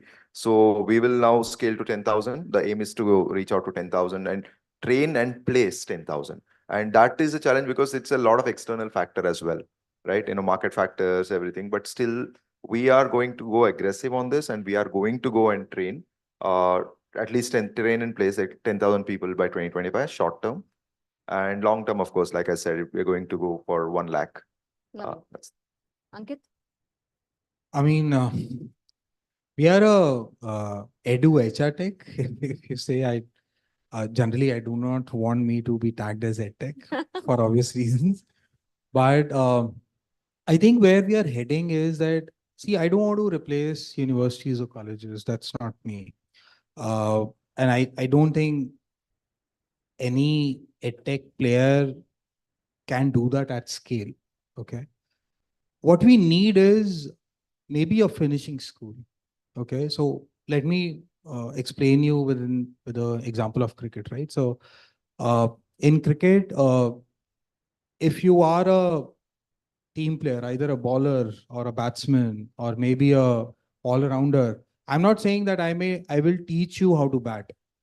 I will teach you how to bat better and how to excel in it so that you're selected in any of the IPL teams, right? Otherwise, gali mein to har koi khela hua hai, right? So I think that's where we are aiming at, and we want to ensure that, coming to this example, if we can have all the selectors on the house, if we have all the players in the house, how do we connect the right IPL team to the right talent so that they bid each other and they form a team which excels? I think that's where we want to be, and that's why we are saying that at scale, we need to connect these 4 lakh students, 4 crore students with all those 10,000 plus companies that are looking at good talent across domains and disciplines. So thank you. I also would not call myself as a tech but more of a social entrepreneur, creating that challenges for the disadvantaged girls and youth. And what I have seen is back there, a lot of companies and corporates under their gender and diversity want to hire the right talent, but we're not able to give them those numbers which they are looking at. And our focus has been to skill them. We partnered with NSDC, partnered with large companies to provide those skilling opportunities to youth. At the same time, I'm building the skills university on the model of German cooperative university, where day one, we have the companies integrate their syllabus and identify those talented youth whom we can place in future. So my focus is to do around 15,000 youth in next 3 years. And we want to make sure that at least 85 to 90% of them are placed with good qualifying jobs. And most of them should be first generation learners. That's one more point which I want to focus on. So that's from my side. Thank you. By 2030, the data says that 90 million jobs has to be created. You're not there, just I'm mentioning now, 1 second back. 90 million jobs has to be created in non-agricultural sector. To create this, to make these young minds employable, skilled, that is where our passion there to bring in industry experts, at least 5,000 to 10,000, these CXOs experts who are passionate there, who can't come and teach, right? But they want to come and teach. That's where you want to enable this and come and train students and uplift them. That's a one side, right? Second, for sure, edtech startup assets, not everybody edtech here. One is NGO. You can see at least one are a unicorn. I want all 4 to be unicorn here, right? Competing each other. But this competition will help the young minds. That's good for this country. That is what is going to happen. EdTech is clean. EdTech is now platform is set for this country. For the next 20 years, I think we will set a benchmark to the world about what makes the better education, I feel. Thanks a lot. So very informative points coming from non-edtech entrepreneurs. But before we actually close, any comments, any advice you would want to give maybe to students, maybe to younger entrepreneurs who are coming into this segment? Largely, where is this headed to? Anything to say before we actually close? Ankit? I mean, I think for me, there are only three stakeholders in the whole education market. One is students, second colleges, and the third are employers. Till the time these three don't join hands or come on a common platform like an Unstock or others, I don't think we can solve this problem at scale. So compassion and collaboration is the key, huh? Right. And I think government also plays a role. Unfortunately, he spoke about NSDC and we also have MOU signed, but we haven't seen those benefits or intent coming out of those signed MOUs, and you would agree. So this government has the scale. Sometimes they also have the intention. I think somewhere something is missing, which is not hitting on dot. I think that is something that we are trying to find because we are at that inflection point. Once government lays their hands on us, we should be able to reach from maybe 8 million to 80 million within a year itself. I'm hopeful that we get to see much brighter outcomes. I would like to end with a shloka which made me entrepreneur, right? Amantram aksharam nasti nasti moola manoshodam ayogyo purusho nasti yojika satra durlabha. Every aksharas can be mantras. Every leaves can be medicines. Every person is so useful. What we lack is enablers. What we lack is entrepreneurs. What we lack leaders. We are enablers here. Thank you. It has been a lovely and very informative, valuable session. Thank you so much to all of you to make this happen. Thank you so much. Back to you, Sajid. Thank you very much. Ladies and gentlemen, this panel deserves a bigger, better, bolder round of applause. Could I please request everyone to kindly come forward for a group picture?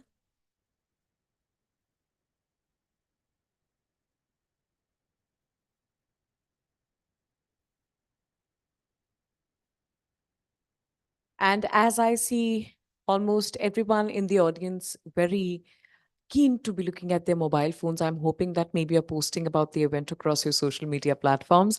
And in case if you are, please do not forget to use the hashtag BW Summit. Thank you.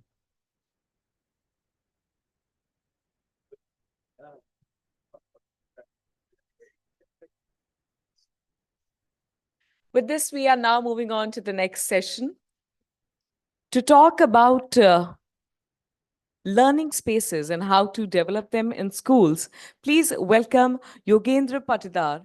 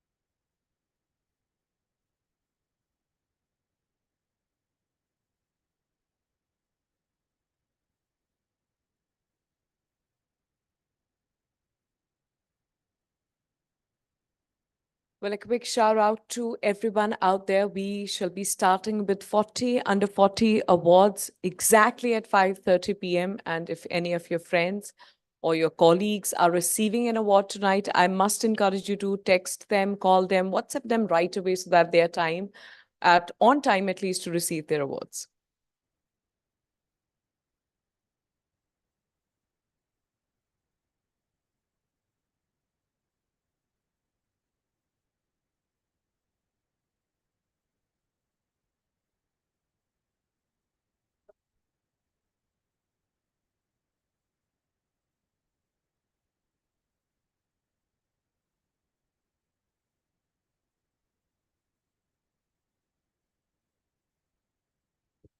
We can't really blame anyone. It started raining.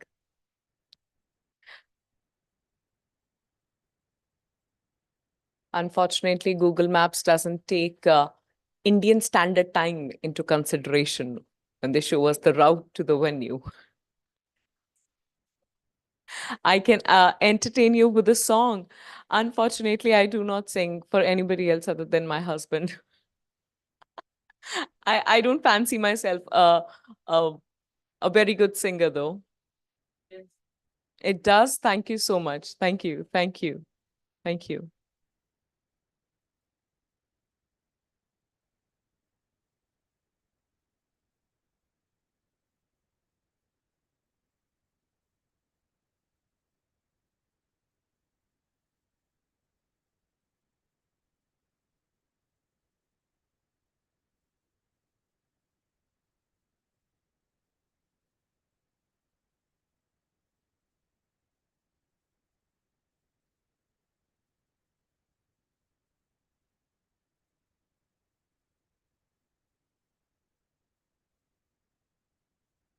I must offer my sincerest apologies to everyone in the audience for this delay.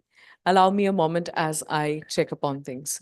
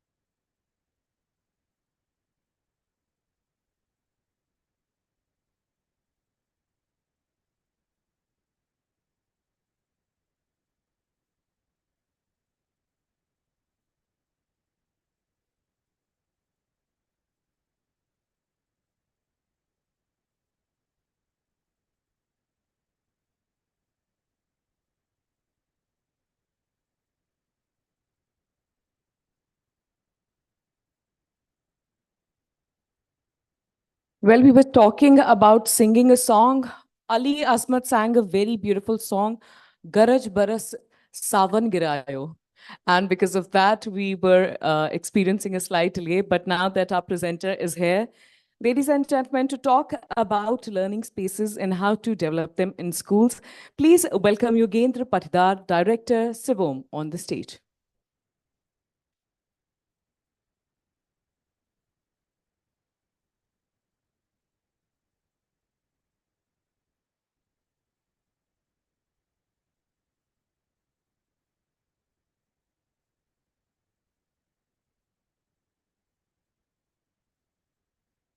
Hello, everyone. Am I audible at the back? Okay. I'm not very good speaker, but I'll try and do the justice to this. Okay. My name is Yogan Patidar. I'll start with, hold on. Okay, yes. So I would say I myself as a product of education of India. Okay.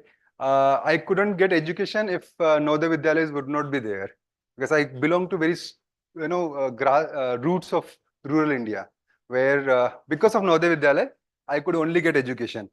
And post that, I did my master's from EDI at entrepreneurship, and where I learned with Gujaratis how to really think about risk taking and business attitude.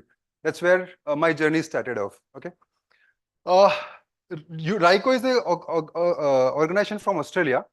They approached us in 2013 with the idea of bringing libraries from Australia to India. And that's where we started first surveying the market. And the first time we go to school and ask them, why do you really need libraries? And the answer was compliances. They want to tick that box of having libraries in schools and get over it. So we thought, then the research got deeper and we figured out the problem is much, much larger in a learning and education context. And that's where the whole model started, from library space to learning spaces. Where Australia is still doing library spaces, in India, we had done all that to the learning spaces. Why we need to change learning and learning spaces? We heard a lot today. Okay, I would ask your opinions. Why do we really need to change learning and learning spaces today? Anyone? Guys, someone can with the mics, probably. It's restricted, okay? Anyone? Why do you want to change learning now? To concentrate better? Okay. We kind of put it this way. User behaviors, knowledge of learning, and technology advancements. Okay. The users today are not the same. Okay. They're changed. Knowledge of learning, how human learns, there's a lot of research going on it. Okay. So I'll give you a few examples of knowledge of learning. How many of you know amygdala? Brain, yeah. So emotional sensor of brain. Okay. We can learn emotional connections and that can store to memory. So any frustrated time of 12th, okay, happier time of 11th, right away comes to our brain. Now, how do we use into pedagogical intervention and get a use of learning behaviors? Okay. So this is where all this aspect is coming. So I would, put another context to why we really need to change learning and learning spaces is future of work. Okay. How do you think future of work looks like? Hybrid? Okay. How many of you know asset-light models? Okay. Any example? Asset-light models. WeWork. Okay. Uber. Oyo. Okay. Asset-light models. The future is people-light models. It's like making movies. 12 people in studio. Someone comes with a script. They think of directing it out. Okay. Figures out director, actors, cinematographers, all of them. And they may not choose to work further. So you have team size growing, shrinking, growing, shrinking. Okay. Another feature. Attributes of future of workforce of future. Okay. Purpose seekers, makers, teamers, flexers. And I'm not saying it is too much future. Today, I have team who are flexer in approach. They do want to choose their own timings to work. They want to sit on floor. They want to stand and work. Okay. They are doers. They don't wait for things to do. They're teamers because they come with the interdiscipline. I have a CMF designer who's working with the interior designer, another one who's working with the product designers to form a product, and another person comes as a curriculum designer, instructional designer. That's where we create this kind of collaboration. So world is coming with a transdiscipline and interdiscipline. Okay, that's the kind of workforce we're looking for. We talk about collaboration. In India, we talk, when you go to schools, it's more of competition. And at work, we feel, we need collaborations. So this is kind of future relevance which is needed. Okay, purpose seekers. Today, if you want to hire right talent, they don't come to you if you don't have a purpose. Okay, so people are looking for purposeful works. Gone are the days they just wanted to work for salaries. Okay, so that's a relevance where why we really need to change it. Can you change it? I think I'm not able to do it. Excuse me. So what is the difference between learning, education, and school? If anyone can help me with this. School is a place. Okay. Anyone else? Okay. So we put it this way. Learning is acquiring new skills and knowledge. Okay. Education is a planned program for learning, and school where education ought to happen. Okay. And if you change the slide, I'll give you very beautiful context from Dr. Ken Robinson.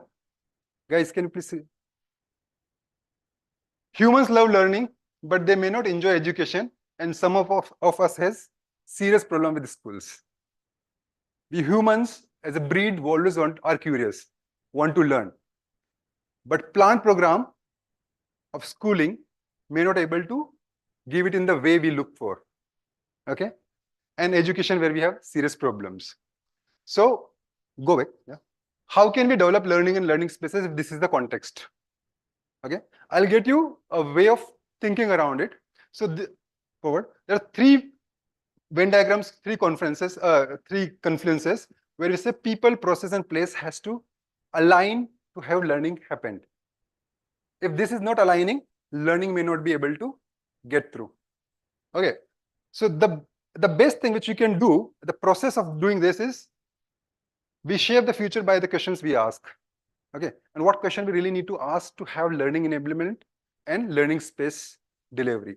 Okay. I give you a good framework where learning spaces can be developed at any given place. It may be at home, it may be at a public area, it can be a school, all of it.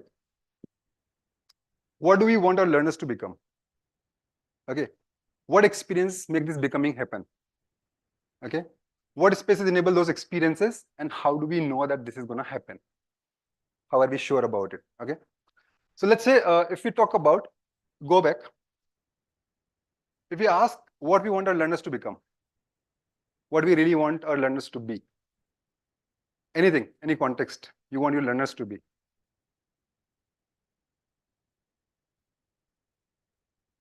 Anything you want your learners to be. Best version of themselves. By how? Explorer. Okay. Curious minds. Happiness. Okay. All of this was talked about today. Okay. I'll give you some context of it. So if you want learners to be discovery oriented, explorer, curious, independent, analytical, confident, what kind of experience we really need to deliver? Okay. Project-based learning, flipped classroom, Socratic methods, reflective processes, use of technology, flexible curriculum. And how do we see a Socratic method? Anyone who applies Socratic method? So it comes from Greek philosopher Socrates. Okay, you sit around a circle and ask questions. Okay, you really get in deeper of context what you are learning for. So can we enable Socratic method in the classroom to give the discovery orientation? And how do we go by spaces like experiment areas, flexible layout, display areas, quiet spaces, media bar, resource centers? Another context of it is how learners to be happy, positive attitude, stress-free, self-directed. What experience do you create? Play and fun, personalizations, positive and support environment. What do you need for that? Wellness space, sensorial spaces, flexible settings, safe spaces. How do you make your kids safe? Because when it is in one class, interacting with one teacher or two teachers or few teachers, when they shift from one class to another class, do they have the sense of safety? Because at an early age, it becomes very different. So how do we create those safe spaces? Cave zones, can they sit and reflect themselves? So how does this whole learner becoming comes to an experience and connects to a space? Okay, we have done certain areas. So we have mapped it this way. What kind of pedagogy you have, a role of instructor you want, a role of learner, the content you want to do, and the spaces you can do. Okay, keep going. Another problem which we felt in India is we have corridor model schools. Okay, and where this theory came from. A corridor model schools are similarizing jails. Okay, they have corridors and cells both the sides. A school models are corridors and classroom both the sides. From control, command is a perspective, hierarchy, discipline. Okay, our products have been designed like that. We had hard tables and chairs with the idea that because if they do sit on hard areas or hard surfaces, they will be more controlled. Okay, this is how we created an assumption around it. So how do we really change it out? Okay, so this is whole equation. If you see from physiology, psychology, what we wanted to deliver. Our classrooms are whiteboard driven. You have a teacher one side, delivering other sides. When you see this model, what does it give us? So we call it efficient delivery of content model. Okay, the whole model is designed to delivering content efficiently. So now what we need to think about, how do we do effective learning models? How do we really enable those in the areas? Can we change whiteboards from one place to another places? Can we reconfigure the areas to enable those kind of experience in the classrooms? So this EQUUS model is designed specifically for those schools where the rooms are still in a corridor system. Okay, where we can enable fluidity in that particular room. So that's been designed around it. So this is kind of learning modalities encompasses inside the same EQUUS model. Okay. And that's how you can reconfigure those areas for teacher directed, for collaboration, for PBLs. All that can come with the same kind of space products, enabling you those kind of environments in one closed classrooms. Go forward. Presentation, collaboration, lecture modules, PBLs, all of that can be enabled around it. Another idea is peer-to-peer based on learning community, coordination, co-creations. Okay, go forward. So I'll show you a model which is not a corridor model, an open model where we can have all this enablement. So look at this area. Here we had a corridor for a school, which we omitted out of it. Okay, make it an open space, which has projects. Keep clicking. Yes, keep clicking. Go on. Go on. So this is a project zone, which has wet and messy area, dry and messy areas, reconfigurable areas, different heights to offer, because when you work, we need a different height levels, anthropometry. Again, go forward. This is a collaboration zone among this area only. Now, this area and this area can also collaborate together. So let's say laboratories. How many period we give our kids for laboratories? And they're driven, can they hold their thought that they can go to laboratory and do this experiment? If I am having a thought right now and want to experiment, should I wait for that? Should I wait for library period to come and read a book? Can library not can come in my classroom? Okay, so this is a model based on these ideas. Keep going. This is an instruction-based model. Okay, so we can reconfigure again based on this instruction and collaboration. Just keep going. Forward below this is a digital mediation. Can I try this? No, I cannot. Yes. So it's again a digital mediation. So when we do a digital mediation, do we sit one after the other, rows and columns?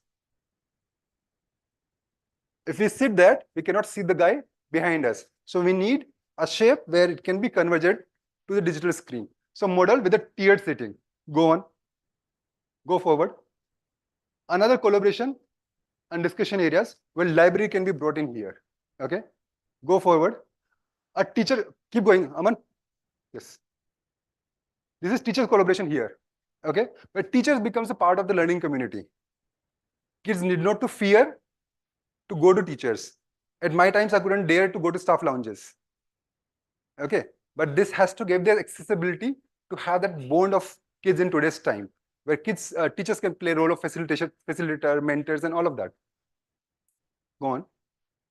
So this kind of 4 models which we had worked with every learning goal, every learning community, every school, every institute, their social needs, their behavioral needs, their learning behaviors, we keep changing it out. Okay.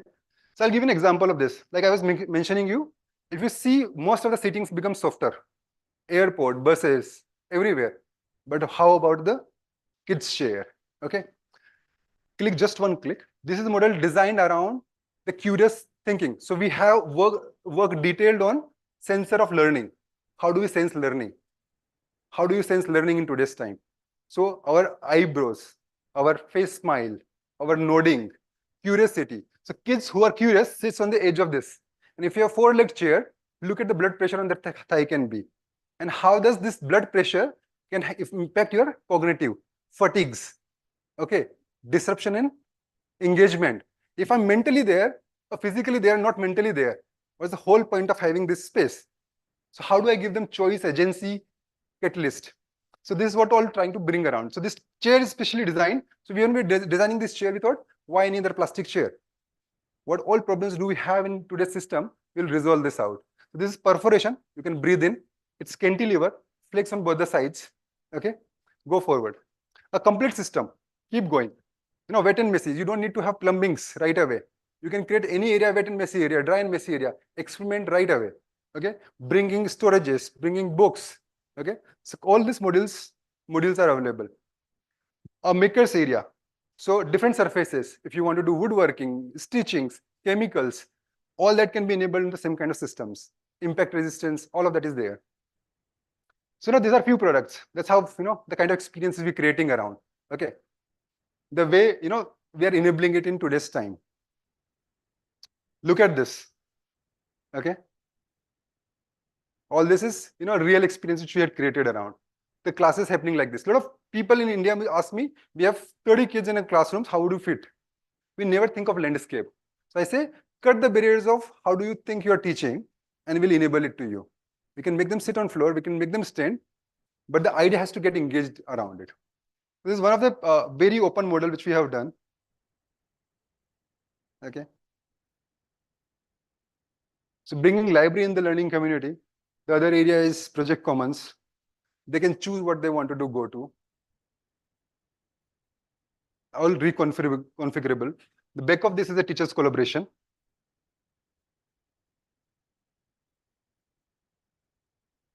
So that's how we're impacting learning in today's time. I'll just take 2 more minutes. This is our credits by now. Okay. There's few projects we have done around India from higher education to junior schools. Okay. So this is one quote which is very close to me, and whatever I do, I try to bring this in my work. The meaning of life is to find your gift, and the purpose of life is to give it away. Okay. So I got something which I can share. And we do a lot of white papers and research papers. I'll tell you one interesting thought. Why do you think females can differentiate between olive green and grass green? And male cannot? Huh? Because of biologically they are more X chromosomes. So X chromosome is carrier of color vision. And females have 2 X chromosomes and male have 1. And that's why biologically they had better color visions than males. Okay. And we have done a complete research on colors for learning spaces in India, every district, multiple age groups, based on their brains, how do they think, how cognitively it impacts them. So we are now mapping the physical body of Indian students.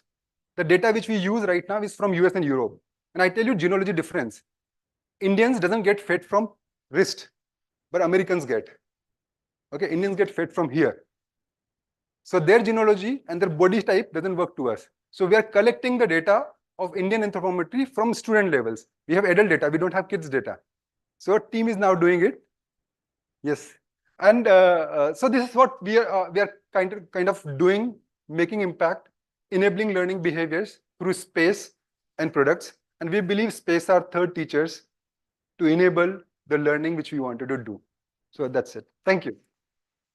Well, I guess it's safe to say that the wait was worth it. Thank you so very much for sharing all the insights with us. Thank you.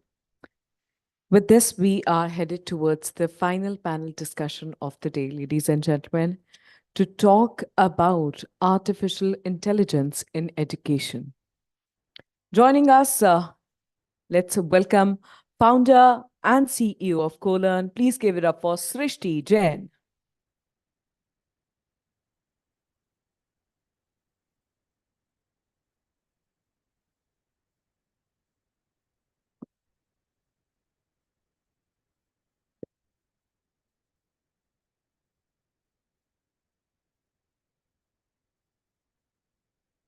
Let's welcome CEO Dr. Bhatia Medical Coaching Institute, Dr. Nachiket Bhatia.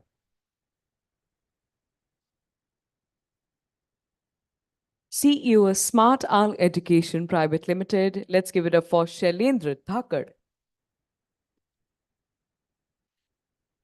CEO Student Tribe, Sri Charan Lakaraju.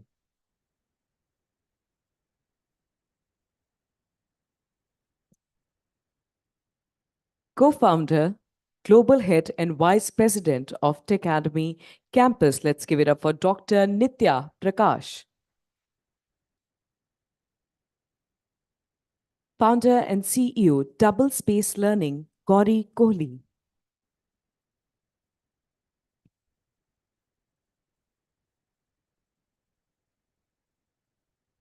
And completing the panel is the moderator. Please welcome Ms. Meha Mathur, Senior Associate Editor, BW Education.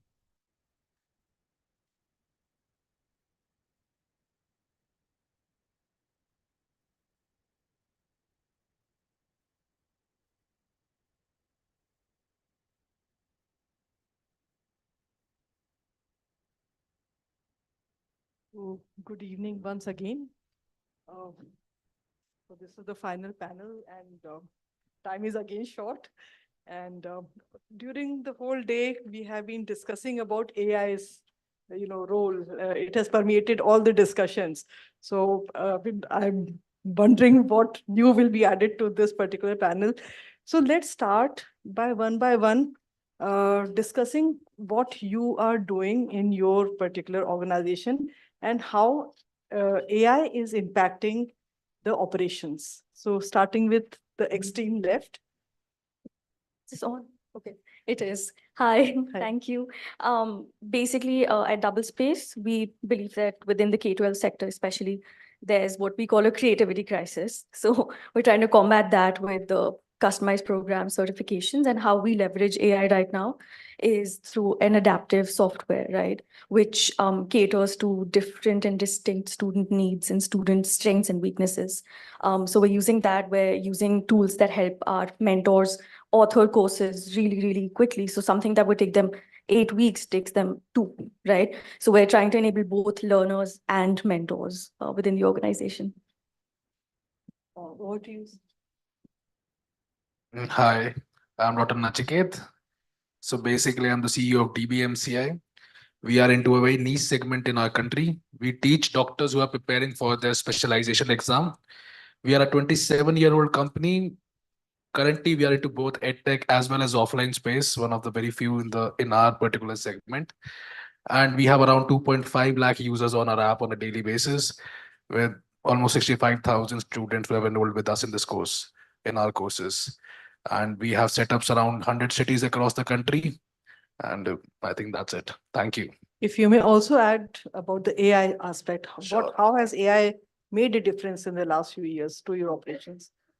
I think one of the best things about AI is that it has helped scale our grading system, especially considering the fact that we are a old school company, started back by my father back in 1996. Around 1 lakh students attempt our test on a yearly basis. So we have seen the conventional way where the student used to come, give our test, and simply go back and wait for their results, which used to come after 3 to 4 days or maybe a week. And then they would come and see their ranks on a piece of paper that is put on the notice board. We have seen the change going from that to a place where students simply gets to the test, does the test, gets the complete analytics, कितने question सही करें, कितने गलत किए, basic वाला, उसके बाद आपके वीक पॉइंट्स क्या है, और उस वीक पॉइंट के बेसिस पे आपको ऐप खुद बता रही है कि अब आपका अगला स्टेप, जो बेसिकली एक पर्सनलाइज लर्निंग की तरफ बढ़ता है, कि आपका अगला स्टेप आपको किस चीज को और ज्यादा ध्यान देने की जरूरत है. तो स्टूडेंट का जो पूरा 1 हफ्ते का सफर था, जो उसको घर जाके दिमाग लगाना पड़ता था कि यार अब मैं अगली चीज क्या करूं, उसको खुद देखना पड़ता था किताब में जाके कि यार ये क्वेश्चन गलत हुआ तो अब मैं इस टॉपिक को दोबारा पढ़ूंगा, वो आपको एआई खुद बता रहा है. यानी that whole time period has been got down to seconds. Result आपके टेस्ट के इमीडिएटली बाद आ रहा है, और उसी से अगर मैं एक बात करूं तो हमारे सारे बच्चे डॉक्टर्स होते हैं, तो उनके पास टाइम की वैसे भी कमी है. तो अगर आज हम उनका टाइम इतना ज्यादा बचा सकते हैं, तो I think that's the best impact that AI is having on our field. And उसके बाद of course the personalised learning. हम आज अगर आज देखें तो हर एक स्टूडेंट चाहता है कि उसकी स्ट्रेंथ और वीकनेस को देख के उसके साथ पढ़ाई की जाए, उसको पढ़ाया जाए। तो अगर आज मुझे एक चीज अच्छे से आती है, मैं उसी पे फिर अपना टाइम लगा रहा हूँ, तो हर स्टूडेंट उसको आज एक टाइम वेस्ट की तरह मानता है। आज एआई ने हम सबको एक मौका दिया है कि स्टूडेंट की वीकनेस पे ध्यान देकर उसका जेन्युइनली में रिजल्ट बढ़ाया जाए, ताकि उसका हर एक सेकंड उसकी ग्रोथ में काउंट हो। तो I think these are the two main things जिसके अंदर एआई ने हेल्प किया। और ऑफ कोर्स उसके बाद एक सिंपल चैटबॉट ने स्टूडेंट की जितनी टेक प्रॉब्लम्स होती हैं, ऐप नहीं चल रहा, कुछ भी दिक्कत आ रही है, किसी हमारे यहाँ छोटी सी चीज करी हमने जिसके अंदर चैटबॉट के अंदर हमने फैकल्टी को अलाइन करना शुरू कर दिया। नॉर्मली हमारे यहाँ सारे जो फैकल्टीज होते हैं, their doctors also super specialise in everything, तो उनके साथ भी जब स्टूडेंट अलाइन हुआ तो उसको समझ में आया कि क्वेरी भी again it is now a 10-minute task to get a query solved.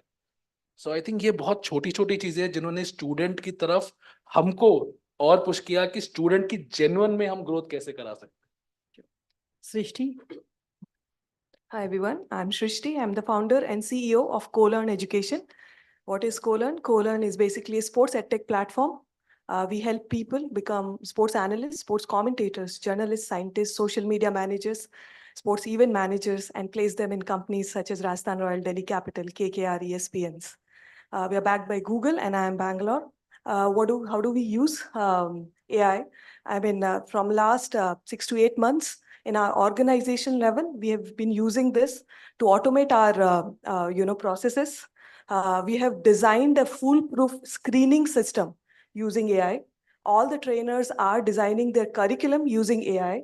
And even at verticals like social media and all, we heavily use AI. And I would say that 30% of our time and the efforts and the resources have been saved just because of using AI. The redundant works, today I don't have to hire a big agency. My intern can do that using AI. So it has helped us intensively. And going forward, we are planning to have our own chatbot, a grading system where we can use AI to ascertain a student's capability and map them with the required companies. Hi. Hello, I'm Dr. Nitya Prakash. So before I talk about AI and about the organization I represent, I would like to redefine what AI means to me. AI is actually academia and industry. When we make a bridge, we make it from both the ends, right? And generally what happens is in academia and industry, these both the ends don't never meet. That's why we have the policies like National Education Policy. We have National Higher Education Qualification Framework right now. And the sole intention of making these two policies and the framework was to bridge that gap between the two. So what AI is actually doing is trying to make sure that what the industry requires and what the academia is teaching, they are able to bridge that gap. So I represent an organization. We have been leaders in the field of technical training for the past 30 years, Indian Institute of Hardware Technology. And then we realized while we were going to institutions and hiring fresh graduates for some top level organizations like IBM, Google, Microsoft, we realized that there is a dire need of a platform that can bridge the gap, the learning gap for the academicians. And that's when we came up with an idea of the Academy Campus, which is a platform which was built by academicians for the academicians, and it uses AI in its core. So I believe that the most important aspect for us to understand is to make sure that we are not only bridging that gap, but also making it easier for the main segment, which is the student as well as for teachers. Good evening. I'm Sri Charan Lakaraju. I'm the founder of a company called Student Tribe. So before getting into the AI and education part, how English language without any vowels, A, E, I, O, U, there is no meaning if we don't have AI today in education. So we need to keep, how can we put in again and again? From the morning, as you rightly said, there's no panel without the mention of AI actually. But where are we trying to do? So we are a strong student community in tier 2 and tier 3. We are close to 500,000 students now. The biggest backend component of building any LLM is the data sets. And these data sets have to be acquired by people who are normal, it is a very costly affair to get all the data sets. We are currently working with a lot of companies which are on the vernacular language models Today we are talking about chat GPT again and again, but India is a diverse country where we need this vernacular language models, where there are a lot of work which is being happening. We will see the results in the next 1.5 to 2 years, where we'll have a Punjabi or a Telugu or a Malayalam chat GPT or kind of a AI model, where there are a lot of potential, where the mass, the Bharat of India, the real Bharat beyond India, where the AI will reach and help them to solve major problems. So as students from the tier 2, tier 3 colleges, we've been creating that AI workforce by creating hackathons, and we are a distribution network where a lot of technical people, but the real people are in the tier 2 colleges of India who have to work on the AI rather than just thinking about using AI, but building AI is the most important thing. Thank you. Hello, I'm Shailendra. I run a company called, the name is Smart Education Private Limited, but better known as Codeyoung. We are one of the biggest private tutoring platform, not just serving in India, but more than 10 plus countries. We have around 20,000 active students learning from us, all coming from school groups, like from grade 1 to grade 10th. And we provide courses in skills which we think somewhere schools misses out, like maths, Vedic maths, coding, now finance we have started. How AI is helping us, so it has, I think AI has been a very old discussion, but with the launch of ChatGPT, it's something that got a lot of attention of people, that it's something that can really change things in a big way. We use AI in two levels. One is to do the things we already do in a much more efficient and effective manner. Like if we have to create content for classrooms. So today we can tell AI that I want to teach this concept and I want to conduct some activities in the class. You can give the full context to AI and it will suggest you 5 activities. And then your team can build on that. Like still there's a human involved, but the idea generation part has become much faster, which none of the technologies earlier were able to do. Second level of application that we're doing, luckily we directly work with students, and the biggest thing that the students subscribe for is the teacher's time. And AI first time is a technology which can actually mimic human to a great extent. So we are using our over 10 crore minutes of live learning classes we have delivered till date. And we are using this data to fine tune the models so that it can mimic teacher. It won't replace the teacher. I don't think teachers can be replaced, at least not in next 10 years. But it's like an extra teacher that is there, which is always available to the students. So they take classes from our teachers, which are trained by us, and then they can go back to our teaching assistant and revise a concept, learn a new concept, or ask it out. So these two ways we are using AI, and I do think education can be one of the biggest vertical use cases for AI for sure. Seeing the skilling gap that is not just available in India, that's not just evident in India, but it's actually a global problem right now. Sure. Coming back to you, Srishti, you had said that 30% of your team's time had been, saved. But in terms of, to begin with, the kind of training that is required for the team itself, what efforts went into that? Oh, huge efforts went into that. We became so efficient that we developed a module for our existing students to undergo the training of AI. We actually have a module for all the sports students to take AI classes, which is part of their curriculum. Whether they are becoming an analyst or a commentator or a journalist, they still have to go through AI. So we became so efficient, but it took us time.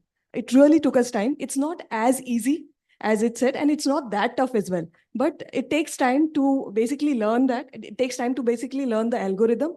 And I myself have put in a lot of efforts along with my lot of team members. And now I think, whenever a new joinee comes to the team, we are good enough to teach him or her in a day or two. Same question to Gauri. What has been the effort in your team?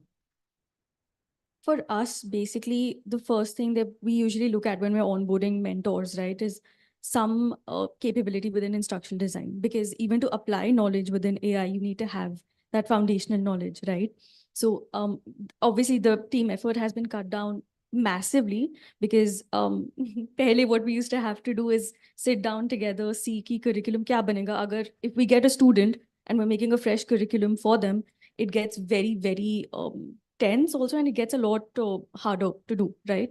Now what we do is we just sit down together over a couple of days, decide what direction we want to take it in, author the course using the tools we have, and then we just sit together, reconvene, see what's the outcome, and then go from there. And also we tweak the curriculum beach mein, if we feel the student needs something else and we want to change it. So that becomes easier to do as well. But major human capital has been reduced. So we're very happy about that. Over to you. The question that I have for you is, what are the kind of mental blocks that you initially overcame in the team, and how did you address them? I mean, there would have been some quarters where the acceptance would have been lesser than people who are really ingrained in technology. I think absolutely that happens. People suddenly get insecure that AI will take their jobs away. I mean, if I start with the content creators, when you start implementing AI in your app, the first thing they actually tend to do is they tend to find mistakes what AI is doing, because they themselves are feeling insecure कि कल अगर AI job ले लेगा तो हम कहाँ जाएंगे? So you need to tell them that AI is just a mean to make the students' growth better, and you can never replace conventional teaching. जब तक टीचर पढ़ाएगा नहीं, बच्चा सीखेगा कैसे? तो एंड में अगर हमारा देश ट्यूशन क्लासेस में चलता है, अगर ट्यूशन चल रही है तो बच्चे पढ़ते रहेंगे उससे. And second, of course, if I go to the care team, the customer care team, the moment we implemented chatbot, you could sense that there is a huge apprehension in the team that the job is at a highest level of insecurity. And we went ahead and we saw that how we can implement our current team with AI. It took some time, but of course there was a lot of training involved. There needs to be a cohesion between the chatbot and the people that that are running the chatbot.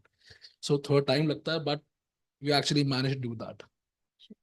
I want to ask you, because AI is the buzzword, everybody's talking about it first, but the understanding about the whole domain, the whole subject, I'm sure it still, eludes most of us. What are the misconceptions that exist that you would like to address at the moment? I think the most important thing, and I think in the morning session also we did discuss that a lot of teachers especially feel that the AI is going to replace them. It's not going to happen. Like if you look at it, when calculator came, that point of time, people thought that it's going to replace how mathematicians teach and learn. But you still, if you want to use a calculator, you still would require to learn basic mathematics. The same way, AI is a tool which will augment learning and which will help the teachers as well as learners, both of them. So it totally depends how they are going to use it effectively. Because when we are starting to use it, there'll be some pros and cons as well. But this misconception basically is about how effective and efficient you are. If you are not a good teacher, definitely AI is going to replace you. Because we are working, in fact, our organization is working on a concept called Professor AI, in which all the concepts which we feel can be taught with the help of AI, we are creating a professor chatbot which will help augment the learning curve of a student, because you cannot get an access to a teacher at 12 o'clock at night. For that, at that point of time, you would require somebody who can assist you in your learning. So we are trying to help them get it better, but this misconception, if you look at it, it will take some time. And it's just like what we did in the field of technology. AI will be accepted, but considering the most important aspect is how effectively we utilize it. It is a boon, it is a curse for somebody who misutilizes it as well. As I said, that this is just the beginning, and obviously technology is being upgraded every day, and one has to keep abreast of the latest changes every day. How do you see that kind of mechanism where an individual is able to upgrade his skills regularly? So it's like, the whole skill gap which we keep talking about. Why do the skill gap exist? Because if someone says that we will decrease the skill gap in the industry and academia, that is never possible. It's always like the industry is always at a faster pace. The second thing, what we need to do, especially in the terms of the technologies or the emerging technologies like AI, it is all about how do we involve the academia or the faculty. There was a very funny story which I wanted to share here. There's a very big company, uh, I'll take the company name to, ServiceNow, which was teaching, which understood that, okay, they have a lot of clients. They were setting up the capacity centers in India. And they said they wanted to train a lot of students. Then someone in their HR or L&D team told that, okay, how can we teach so many students about the upgraded skills? Let's choose 2 faculty in every college and train them on the service now and get them certified. And they have chosen 50 colleges, and the 100 faculty people were trained on ServiceNow and they were certified. And now they thought these 2 faculty will go back to the college and train. And after 6 months, the HR wanted to report how many students got trained. He didn't even get more than 50 people. Then there was a report that the 100 people who were certified, 80 people applied for jobs and left. So the 80 faculty people who were certified with ServiceNow, who were trained, didn't remain as academician first because they got a better pay and they left to a better opportunity. Sometimes, most of the time, when you have to be updated in the campus, most of the cases it is not possible. So what we need to do is, how can we create those funneling sessions? How can we create those hackathons where there is a cross mechanism where there is certain upskilling happens through those meetings? It's not just about skilling of the students. I mean, it's a case of lifelong learning. Those who are in the job, those who are, maybe above a certain age, but AI really requires that kind of lifelong skilling. What kind of, ecosystem exists at the moment in the country for that kind of reskilling, upgradation? I think, like you asked the first question regarding how can you keep learning and the technology is being updated every day. It has me like this since last 2-3 decades, and people actually graduated 20 years ago are doing something else today. So it's not a skill gap; it's more of an attitude gap. And today, remaining up to date for the new latest technology is much easier than it was maybe 15 or 20 years ago, because the internet is there. I know a lot of people who have self-learned generative AI. They have learned that how even the functional models work. Even though they are not right now working on the functional models, they're mostly working on fine-tuning the models that are developed by Facebook, Llama by Facebook, OpenAI, ChatGPT by OpenAI. So they are fine-tuning that, but they have self-learned a lot of things. So it's more about giving that confidence to people, and possibly a new approach that is coming up, especially for the technologies that updates very fast, is the community learning. Um, on the blockchain, there was very active communities, and whoever was teaching blockchain was making communities, because only communities can remain updated so fast. Of course, by the time you finish it, the things have changed. So yeah, there are a lot of communities on. I'm not sure any edtech is doing that, but there are a lot of communities on Twitter, X.com, and different platforms. So that is one way to go, but it's more of an attitude gap, not really a skill gap. Sure. Neha, I wanted to add something. Like you were asking that how the edtechs are preparing people for a skill, right? So in our organization, we have come up with a very unique concept. The actual GER for India is 27.1% right now, and that too for an age group of 18 to 23. That means out of every 4 Indians, only one goes for higher education in India. The actual number, if you look at it, if you consider students from 18 to 40 years of age, the number is even bigger. So what we have done in our organization is we have come up with a very data-driven AI model, which we call a targeted GER model. So you must have seen recently Ayodhya Ram Mandir happened, and there was a huge airport that came up in Ayodhya. So this airport, the decision actually came 7-8 years ago that they wanted to build up airport over there, right? All of a sudden, it's not like that they will come up with an airport. So the most important part of any project is 30% is labor. That also means skills are required in order to do that job. So when there is an airport which is coming up, you need to prepare your students or the institutions of that area, especially Ayodhya, they need to prepare their students to get a job in that airport which is about to come up. That is how we need to link our education system for the jobs which are going to be in demand in the market. Otherwise, what will happen is somebody from Chandigarh, Punjab will go and work in Ayodhya at a very low package, and he will even find it very difficult to survive with that kind of package. So in our organization, we have created a targeted GER for the next 5 to 10 years for the technologies, for the skill sets which are going to be in demand in those specific pin codes of India. So say, for example, if I'm sitting over here in Delhi, so we will be able to come up with those skill sets through that data and through the government schemes, that what is going to be the requirement in terms of a skill set and what is the organization or an institution should be teaching in their institution. So that is how we can bridge that.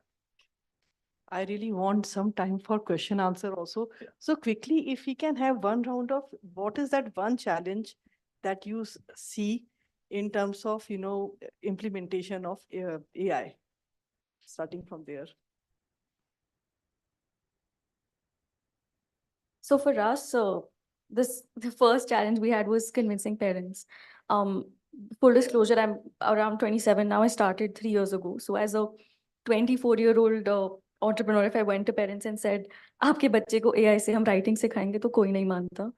After a couple of years, when we've built enough credibility, it's easier to convince them and tell them what the actual uses and the benefits are. So for us, it was consumer perception. That was the first thing we had to work on changing, because up until now, we'd been doing everything with human capital, right?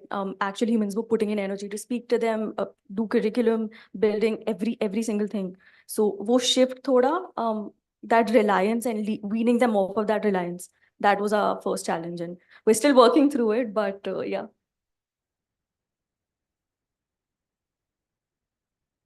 I think the biggest challenge with AI was the development part. The cost of developing the AI yourself. I mean, I'm not a funded company, and it is very huge. And finding good developers in a place like Delhi is a tough task. I mean, when you see a Bangalore-based same edtech companies, they are using AI like crazy. And when I tried to implement the same thing in Delhi, the cost was almost double with half the people. So I think that was one of the biggest challenges. And of course, the training part was there.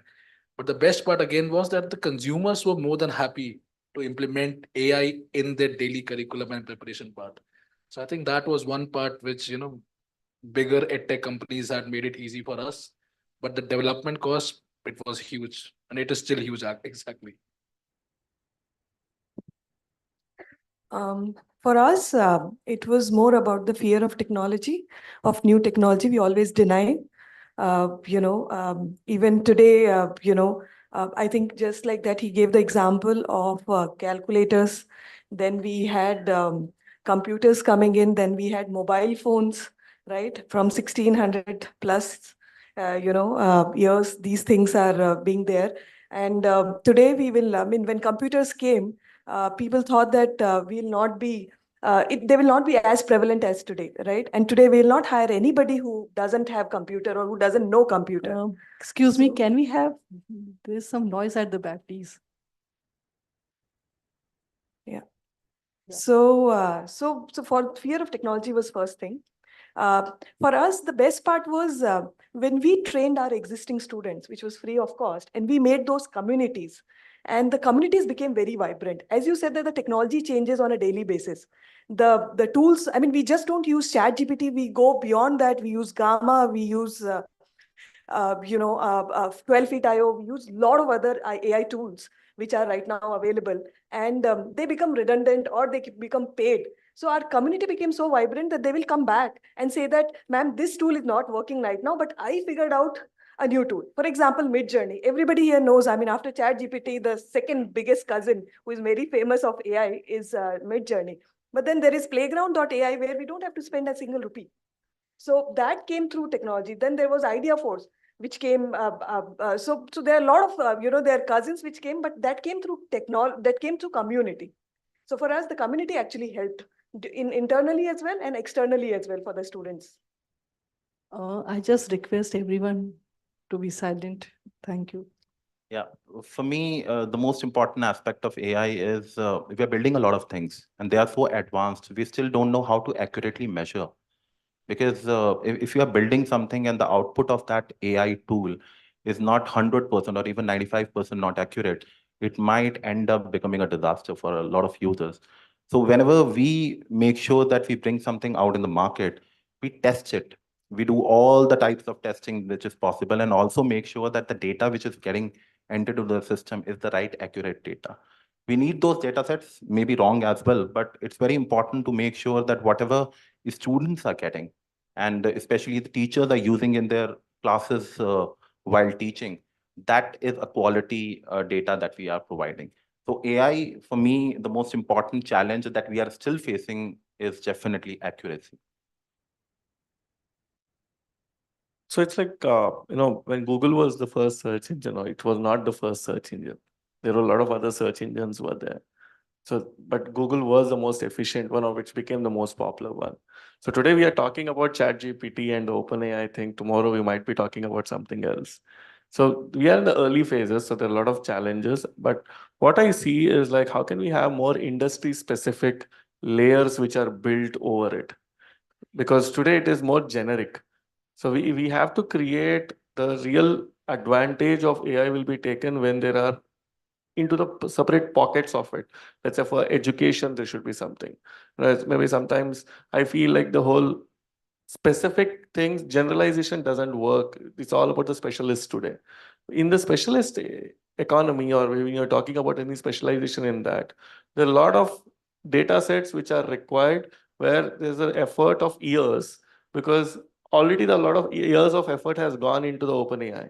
Now the effort has to be more towards the specialization, because if you see the ChatGPT performance too, the moment you're talking about anything which is specialized, it doesn't respond because it says that it is not into its domain. And it has its own limitations with those factors. So if people start building those layers, and there are a couple of companies already which are doing it on a SaaS model where they try to create those micro hubs built over ChatGPT itself. In the coming days, we'll overcome those challenges and we'll see more subscription based specialist OpenAI models coming up. Yeah. I think the pace of technology is a bit of a challenge because things are changing so fast. And there are two more things that I want to talk about is that in AI or any kind of machine learning or that kind of, the where machine learns from the data, reaching to the difference between reaching to 95% accuracy to 99% accuracy is huge. You can build something very easily with 95% accuracy, but to make it reach 99% accuracy, there has to be a lot of effort. And I'm not sure how many of the people actually are putting that effort before launching these products. And this connects to the third point that I want to talk about is that we should not forget the user at the center of all the development. There are so many flashy things that are happening on Midjourney, on ChatGPT, and they do so many amazing things. But we should remember that ultimately, whatever we are doing for learners and users, and it has to be packaged in the right manner. It has to be so. A lot of people don't even know that. People talk about large learning models, but there are medium learning language models, large language models, and small language models, and they sometimes work better. Like you make not general purpose transformers, you make specific purpose transformers. So these kind of things that people put and better products come out which are built keeping consumer in the mind rather than the technology in the mind. So I think it can drive industry much forward. I'm very happy that we have some time for a few questions. So if anyone has a question, please um, give your name and whom do you want to address the question to? Anyone?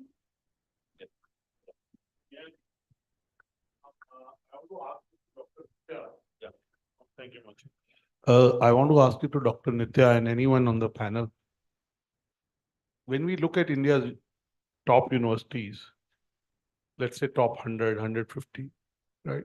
So how many universities in India? 1100. 1,200 universities. So how many of them are digitally ready to be able to use AI in a deep way? I mean, are they, how many, what is the percentage? I'll 10 universities, 20, 30? I'll give you an statistics, and I think this is a brilliant question, Anurag. In US, the GER is 89%. And out of this 89% of the GER, 44% is the contribution of the online degree programs and online universities. I don't know if you know the name of the university called Western's Governor University. It is US biggest online university, 150,000 students annually. And if you ask me, as of now in India, less than 100 universities as of now are ready to go ahead and offer online degree programs. Question is not about just online. Okay? Yeah. And I have a not so very positive view on online education. Yeah. Maybe I'm not educated enough. Maybe I'm old. Maybe I'm traditional. Mr. Sesbudde, who has really a vantage point on education and an impact on the policy, can comment, and I'm sure he'll address that. But I'm talking of in terms of, I know because we spoke, you're building an artificial intelligence kind of platform or a product or a service, whatever you want to call it, for universities. They have to get to a certain level before they can embrace? Absolutely. That's the question. So how many of them are digitally ready, and anybody else on the panel? I think less than 50 universities in India as of now, if you ask the actual number, less than 50 universities are ready as of now to embrace online learning or being an effective online leader in the market. And that is mainly because, universities, the parameters even led by UGC or the NEP implementation, if you look at it, there are few factors which are extremely important for them. First of all, they need to be graded. They need to have a NAC A+ accreditation.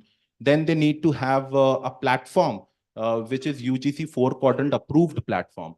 After that, there is a system that goes through in the background.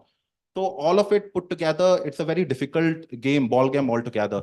So I would say a long way to go if you say less than 100. Absolutely, absolutely. So, sir asked a very nice point that digitally ready. The first thing I always say, what is digital ready is the other question part. Because there is always a point, like if you are asking someone who is literate, लिखना आता है तो literate है, पढ़ना आता है तो literate है. So digital ready, most of the colleges when we started in 2016, in US it was very easy because every student has an email ID. To build any B2B product for any college, the first thing is log in with the student email ID is easy. But today, 90% of Indian universities don't have student IDs as such. Let's say because the cost of the email server will be very high, college will not, it's not mandatory. And a lot of universities today do mandatory things rather than add-on things. And second thing, at least today they have at least websites, but I'll ask how many colleges have intranets? There is no intranet for majority of the universities today in India. If you see Blackboard or Canva, back in US, you'll have a lot of colleges. Every college has it because most of them are public universities. Public universities or private universities, so they afford. So it's not a mandatory spend.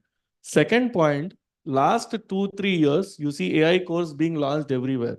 But where are the faculty being launched? Suddenly, there are universities with only CSE. Let's say I'm coming from South, we have universities without any mechanical or chemical or anything. There's only CSE, AI, only computer science with different forms like Aparchit. But the point is whether they are ready to adopt AI at an organizational level, at least 2 decades. Long way to go, and that's an extra cost. Anything with educational institution, if they have to implement something, why will someone take it up? Yeah.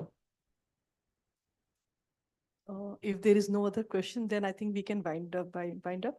And I'm happy that we are finishing 3 minutes before. Thank you. Thank you. Could I please request the panelists and the moderator to kindly come forward for a picture? Interesting conversations. Let's give a big round of applause to the panel.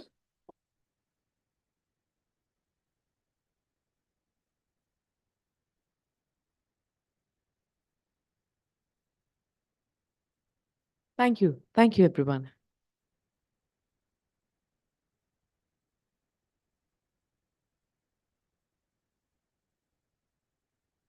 Ladies and gentlemen, with the same, it's time for the keynote address. We are delighted to have this personality here with us today. He has taken out time from his busy schedule to grace the occasion to address the issues and to offer solutions. Please put your hands together for Sri Anil Sahasrabudhe, Chairman, NAAC.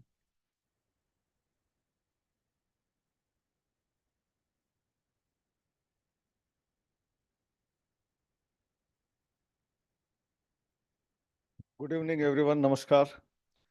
Normally, keynote addresses in the beginning.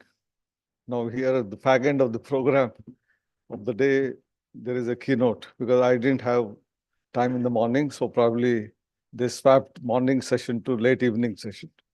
Nevertheless, I was listening to last two sessions. One was the talk on how do you create environment in the education sector and the arrangements. It was a wonderful slideshow of beautiful locations where they were all placed, how learning can become more enjoyable, interesting, and so on and so forth.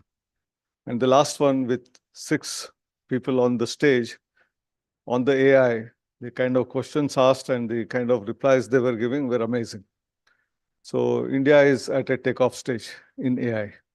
Already AI education has started from the school education. CBSE has already introduced it in the school education, and therefore we are going to be possibly the AI capital of the world. And behold, we have started doing many things which many other countries have not been able to do. Number one, when we talk about payment, today we don't have to carry our purse, don't have to carry even our credit card, debit cards, but you can pay through UPI, mobile phone at nook and corner of the country. Very remotest of the places also you are able to do that. And that is a digital empowerment in a way. All the scholarships, subsidies are going directly into the bank account of the respective persons. No middleman, no commissions. Corruption is eliminated to a great extent because of all of this. So I think as far as digital is concerned, we have been in a very big way in the last couple of, maybe decades we started off the journey, but the fruits are being born in the last 7-8 years. And that's very clearly discernible, visible for anyone for that matter. As far as education is concerned, we had different policies, 1968, 1986, revised policy in 1992, and the recent one, 2020, which has taken us to a different level altogether. Even the best of the countries in the Nordic countries, who are supposed to be having the best of the education, they have lauded the national education policy of India, Bharat 2020, where all variety of things which can be thought about are all embedded in that, thanks to Dr. Kasturi Rangan, the former chairman of the ISRO, and also very eminent person who was also Rajya Sabha member for a long time. Therefore, he knows about the politics, what is possible, what is not possible. And therefore, a lot of thought went into it in order to create a policy. Of course, there are difficulties in implementation. There's always policy may be good, but for implementing, you require to have a lot of effort, challenges faced by people, both at the college level, university level, individual level. So that is where we are going through right now. And the 3 years have been an exciting experience in terms of that. Now, since the last session was about AI, and also connecting that with several initiatives which we have taken up under Ministry of Education and the department which now I am heading, which is called as National Educational Technology Forum, NETF. Prior to that, I was chairman for 7.5 years of AICTE, where technical education was to be taken care of in terms of approvals. So many changes started happening, maybe not directly AI, but a lot of digitization, use of technology in terms of approvals, all the processes began. And many other initiatives, for example, hackathon. Smart India Hackathon of India is lauded as one of the largest hackathons in the world. About 1 million students apply, then out of that we select, and finally about 15 to 20,000 students move around from one college and one university to the other, where the centers are located for different problem statements. 50 odd centers simultaneously, those problems are attacked, solved, and then subsequently the respective ministry, the government department, whoever has given those problems, take it up for actual implementation. So we see the results coming out of that. I think this is one of the phenomenal things which has happened in terms of innovation sector. And once students become innovative, they start thinking about, in the last session also we talked about critical thinking, analytical ability. When all of these get developed, natural process will lead to startups, creation of startups, and all those were great startups. I was looking at each one of them in the edutech sector, the kind of things that they are doing, the kind of language they were using to talk about. I think I was really amazed at the quality that is coming up. We also started a few platforms for getting our employability of students improved. One of them was internship portal. We have a AICT's internship portal, wherein we again use AI for matchmaking. You know, students have their own interest. He may be studying in Tamil Nadu, but wants to study or do internship in some particular place, maybe Faizabad in Uttar Pradesh. And then the kind of industry one wants to get in, the kind of job in an industry he is looking forward to. And then industry also has offers for internships, maybe with stipend, without stipend, but there are offers. And then how do you match it? It's only more than about 1.7 crore students who have been part of the registration process. And there are 45,000 odd industries, small and big, who are on one single portal. And then the choice of the students have to be based on discovery. And based on that discovery, how do you connect them together and then get this opportunity of internship, thereby their employability skills improve. So this is one simple application of using AI in some way, wherein we do matchmaking between students and the industry. Same thing is now being extended by the current regime of AICTE for including giving of the jobs, placements. In fact, for the placement as well, the same thing can be extended, and that's being undertaken. I'm very happy that something which started is continuing in a even better manner than what it existed earlier. We also had, you talked about personalized learning.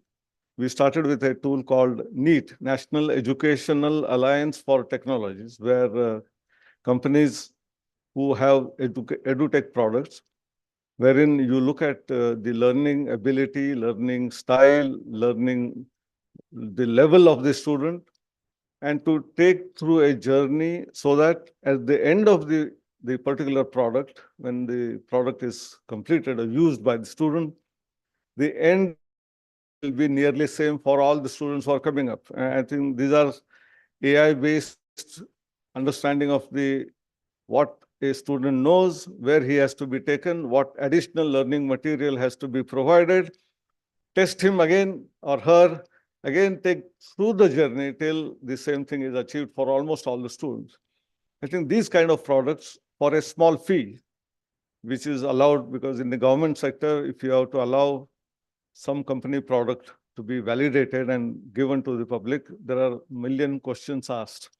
So we developed a very robust mechanism of 4-stage processing where a product is only known by not the name of the company, name of the product itself, but what it is capable of achieving.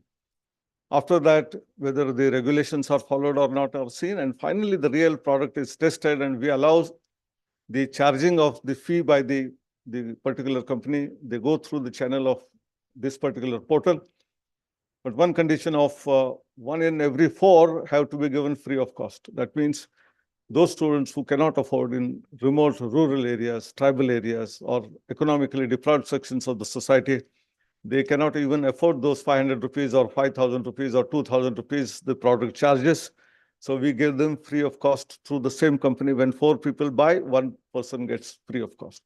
I think this is where social sector is also taken care of. Corporate social responsibility, what we call about, is also taken care of one side. But at the same time, education for the needy to get better employment is also possible. Post that, right now, a very engaging, very interesting environment we are talking about. You talked about few issues. They are going to be addressed neatly by what we call as a unique ID for every student in India, called APAR. It is the Automated Permanent Academic Account Registry. It's a registry, it's not a database. So all the students who are going to be recorded and get an APAR ID will be validated through backend, the Aadhaar, which is the unique ID which is created in India for about 1.4 billion population. So all of them have. So right from the school time till a student gets through to all the education and then beyond, people talked about skilling, upskilling, reskilling. When you go out of the university, whatever you have learned becomes outdated and you have to keep learning. Lifelong learning was also used in the last session. So all of that, what you do formally, informally. In fact, many of the companies today are not even looking at your degree certificates. They are looking at skills. If you know those particular skill sets which are required for running the program or for running their industry, they are happy enough. But at the same time, educational institutions, the role of the teachers will not get away. It's going to remain. It has various other repercussions. Maybe you are able to do a particular skill and therefore you are able to do the job. Tomorrow when the skill set changes, you will have to get education again. So I think therefore, like medical, our fraternity all aware that medicine has a expiry date on that, so and so 1 year down the line or 2 year down the line.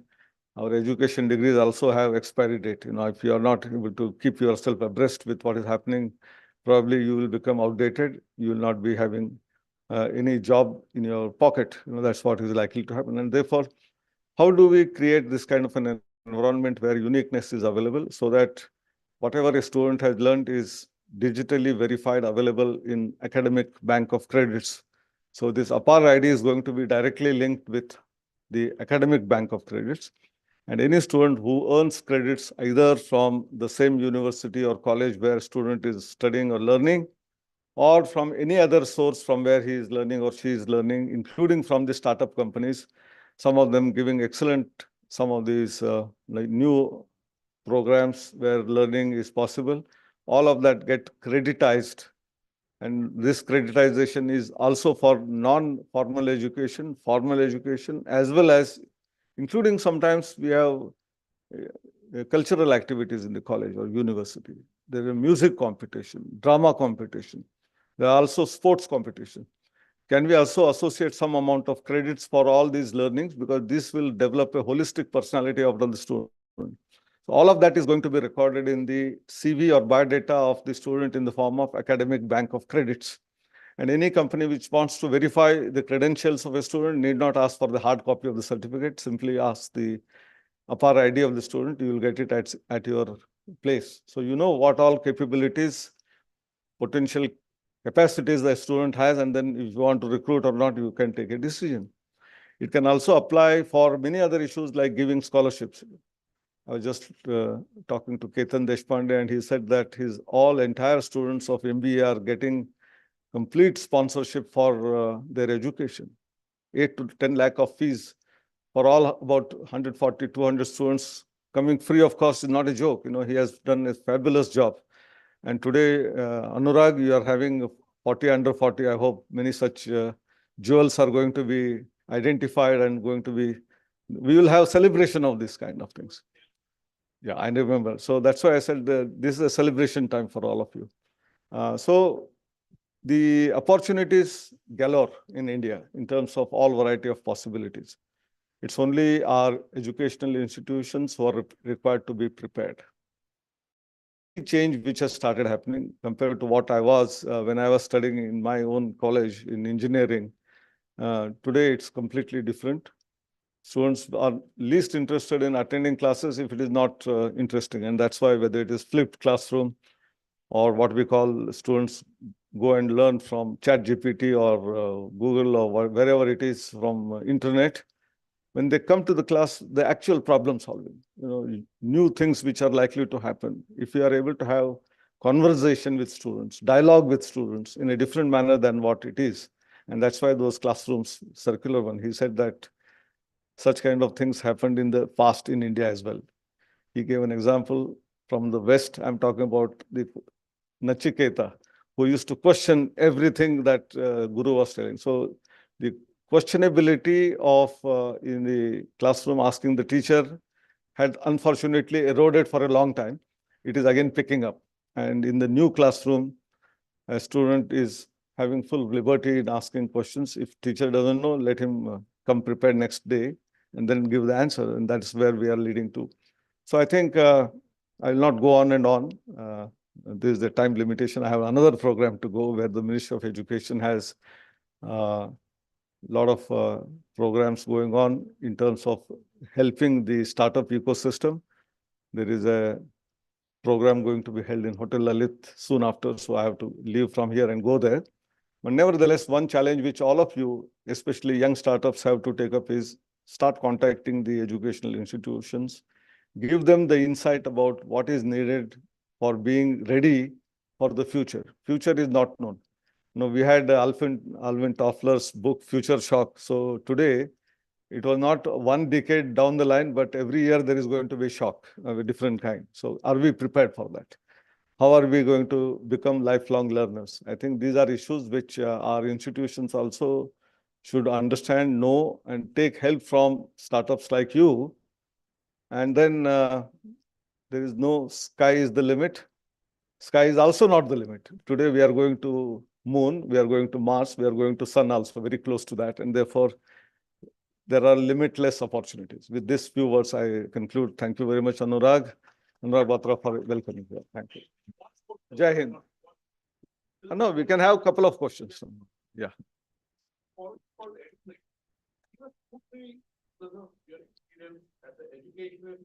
At the College of Engineering and 7.5 years of AICT, now at old name NAC and now new name NETF. What do you see happening in India 12 to 15 months from now? No, what's happening already and also likely to happen is in terms of development of educational content. This is going to be a big challenge. We all talk about different sector. A new sector has emerged in India, which is called AVGC, animation, visual effects, gamification, and comics. All these four are very important, significant in today's world. Our children in the schools, they like comics. In the parents, if they are having some news channel operated, and mother is looking at some soap opera, children want some kind of a comic show to be seen. So can we educate our children in terms of learning science through comics? Maybe in terms of showing characters which are very exciting, that chemistry, hydrogen and oxygen molecules coming together and then water is formed, and how this compound is formed using these molecules. Or it could be even electricity. We don't see electricity. We only know that there is flow of electrons from one side to the other. And then there is a electricity which is flowing, and therefore we get lighting. How can we develop concepts in terms of gamification and then make students enjoy learning the concepts of science, concepts of engineering? Not only that, even in history, philosophy, psychology, you can bring in elements through gamification that you can make them learn. We already have several software in management for learning the business, So something similar should happen right from childhood. And the new National Education Policy, NEP 2020, as far as the school education is concerned, it talks about 5+3+3+4, the first 5 years being that of initial foundational learning. In foundational learning, no emphasis on writing, reading, which 3 hours we talk about, but to learn through stories, games, videos, and everything like that. Going into the nature and playing with that. That is how, if we start learning, the excitement, the inquisitiveness is to be created amongst the child to continues to learn, actually. That is the spirit. And for that, it is the startups who can create variety of products, is innumerable products. In each subject, there can be hundreds of products. And you can compete with each other for that, and then make money out of that. And at the same time, serve the society in the process. So that is what is possible. Other question, the lady there, can we get her the mic? Yeah. Meha ji.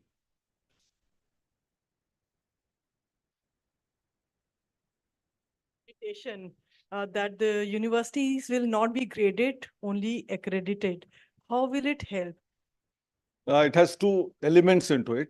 First element, today also, despite a lot of thrust on accreditation, not more than about 25 to 30% of the institutions come for institutional accreditation. And as far as program accreditation of National Board of Accreditation in engineering management programs is concerned, not even 10% programs are accredited. So we want to increase the bandwidth. We want to have that all the institutions should have some minimum quality benchmark to be followed. And that's why accreditation is the measure of that. And that's why all institutions should come. Now, since the gradation system was there, someone will get A plus, A double plus, someone C, someone D, someone B.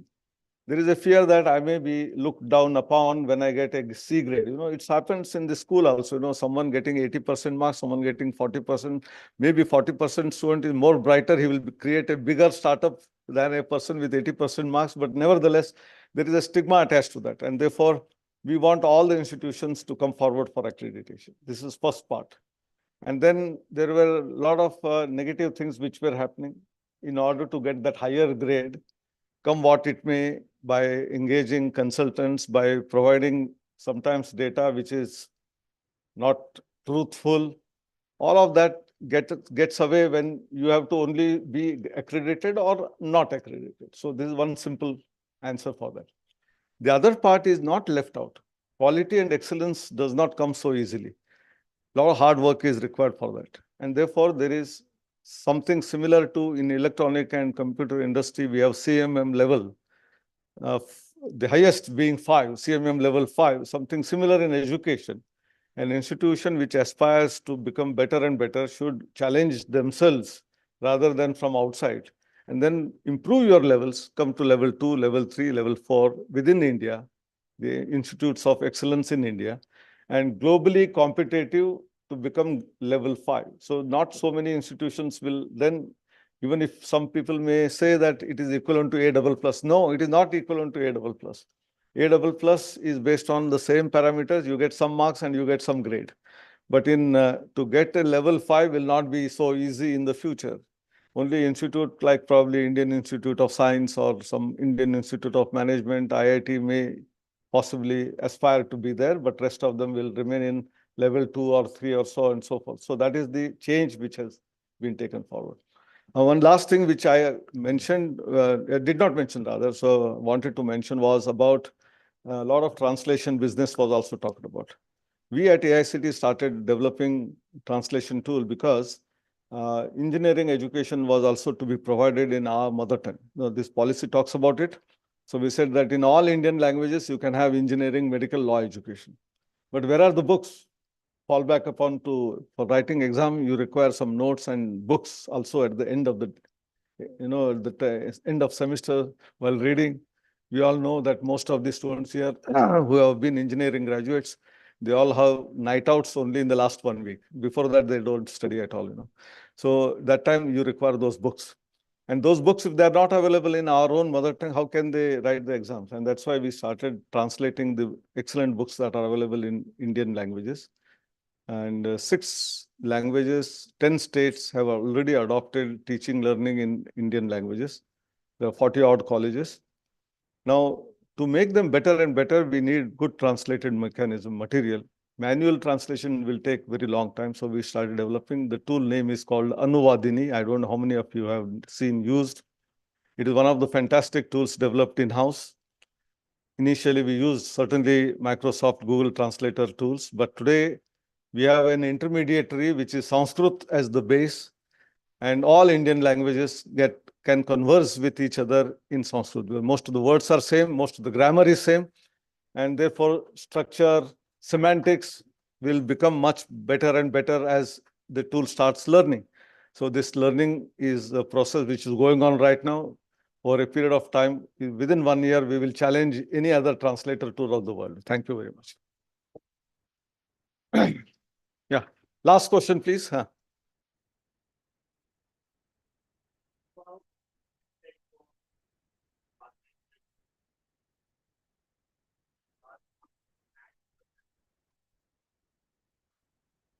No. See, it's not the question of NAC or NBA.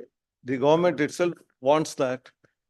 We have great talent here, and we have to explore that talent. We, through National Educational Technology Forum, are creating a sandbox environment. Any product of any other company, small or big, can be placed there. It will be tested, verified, and we will advocate that this is a good product, you can take it. We will not say a particular product, but variety of products. It is the choice of the customer finally to take whatever they want. Thank you very much.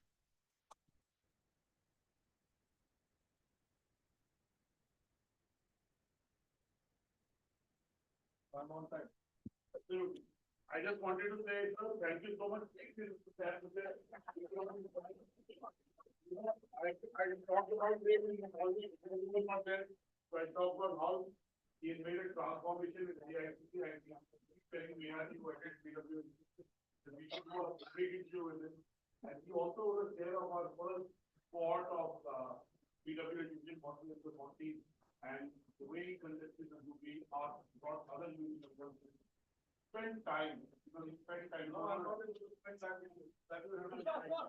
But at least give a big round of applause. Thank you, sir. Thank you. All of it. I'm sure you'll be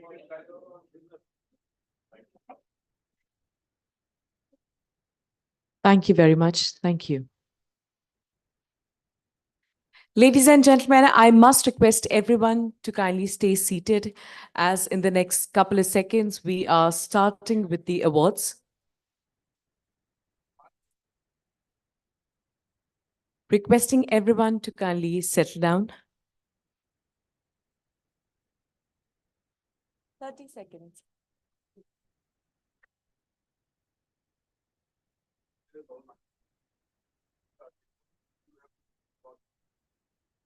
Ladies and gentlemen, I must request everyone to kindly settle down, as in the next 30 seconds, we are starting with the awards. Apparently, nothing can stop people from having a fanboy or a fangirl moment.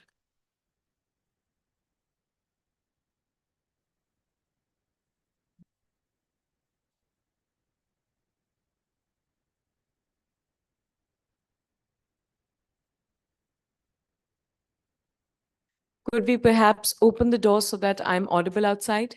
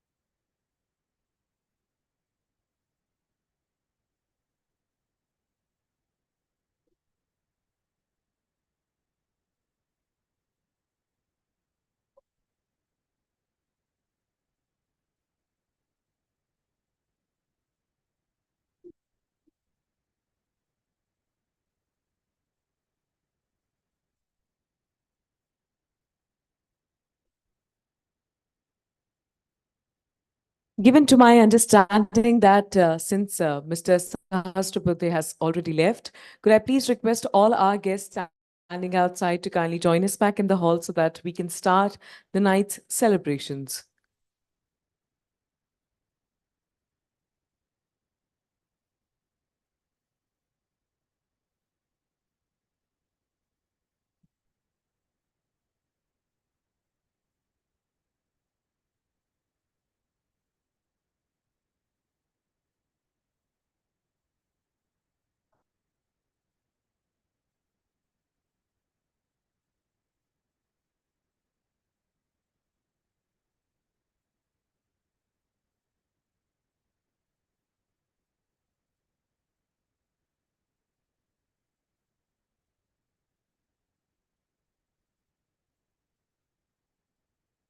I believe we are good to go. Once again, a very good evening, ladies and gentlemen. Moving forward from the enthralling discussions that we all witnessed today to the evening celebration, I welcome you to the third edition of BW Education 40 Under 40, presented by BW Education in association with BW Business World. BW Education 40 Under 40 celebrates the latest innovations and ideas that can transform the lives of students, educators, and the industry. It acknowledges people from a range of industries and backgrounds who are influencing education. Today's award ceremony is being streamed live across all BW Business World platforms, including our social media channels on www.bwbusinessworld.in.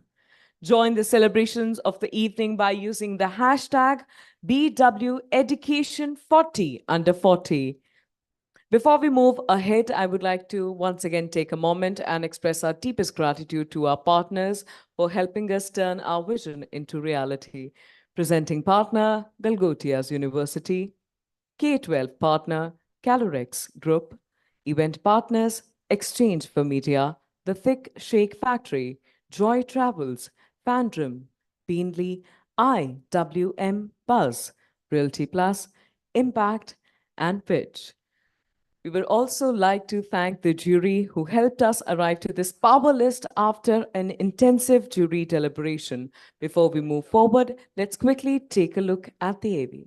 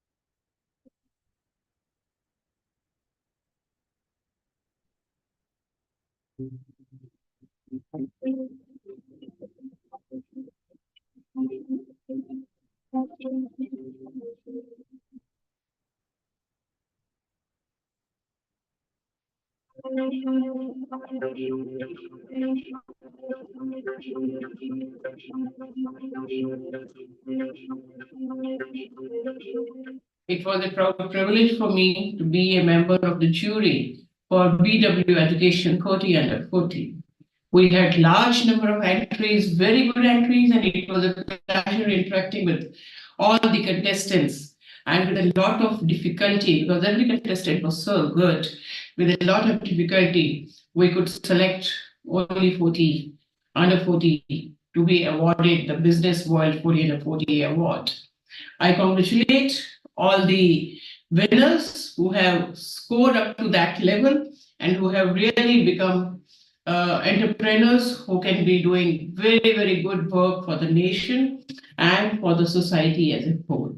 Congratulations once again. Thank you very much. Thank you. I'd like to thank Business World for giving me this opportunity of assessing the applicants for Business World Education 40 under 40 awards. It was indeed a very challenging task, largely because of the fact that in a very short period of time, we had to decide whether an individual was eligible for the award or not. As we went through these rounds of interviews with the various applicants, we realized that we did not have as many number of applicants or applications from higher education institutions, but there was overwhelmingly a large number from edtech firms that were there in different facets of higher education, be it in skill-based program delivery or coaching or tutorials, classes or for that matter, institutional resource planning or examination or in the LMS, whatever is the field that one can think about. Almost everybody, almost in every field, there was an edtech firm. This was an indicator of the growth of the edtech sector itself. And therefore, for the higher education institution, this is now an opportunity for them to collaborate with these edtech firms so that they're able to reach out to those markets where they haven't as yet been able to reach out. Because many of them are in tier 2, tier 3, tier 4 cities or towns or in the rural areas. They are today partnering with the industry to bring to the engineering colleges or to other technical education institutions the skill-based programs, and therefore are preparing the graduates for the industry jobs itself. I'd like to congratulate each one of them and would also like to wish all the very best.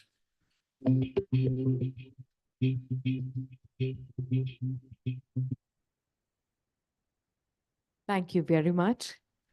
And now, ladies and gentlemen, anticipating the expressions on everybody's face that you're waiting for the awards to start, for that celebratory moment, and to officially start the awards and to address the audience, please welcome Dr. Anurag Batra, Chairman and Editor-in-Chief, BW Business World, and Founder, Exchange for Media.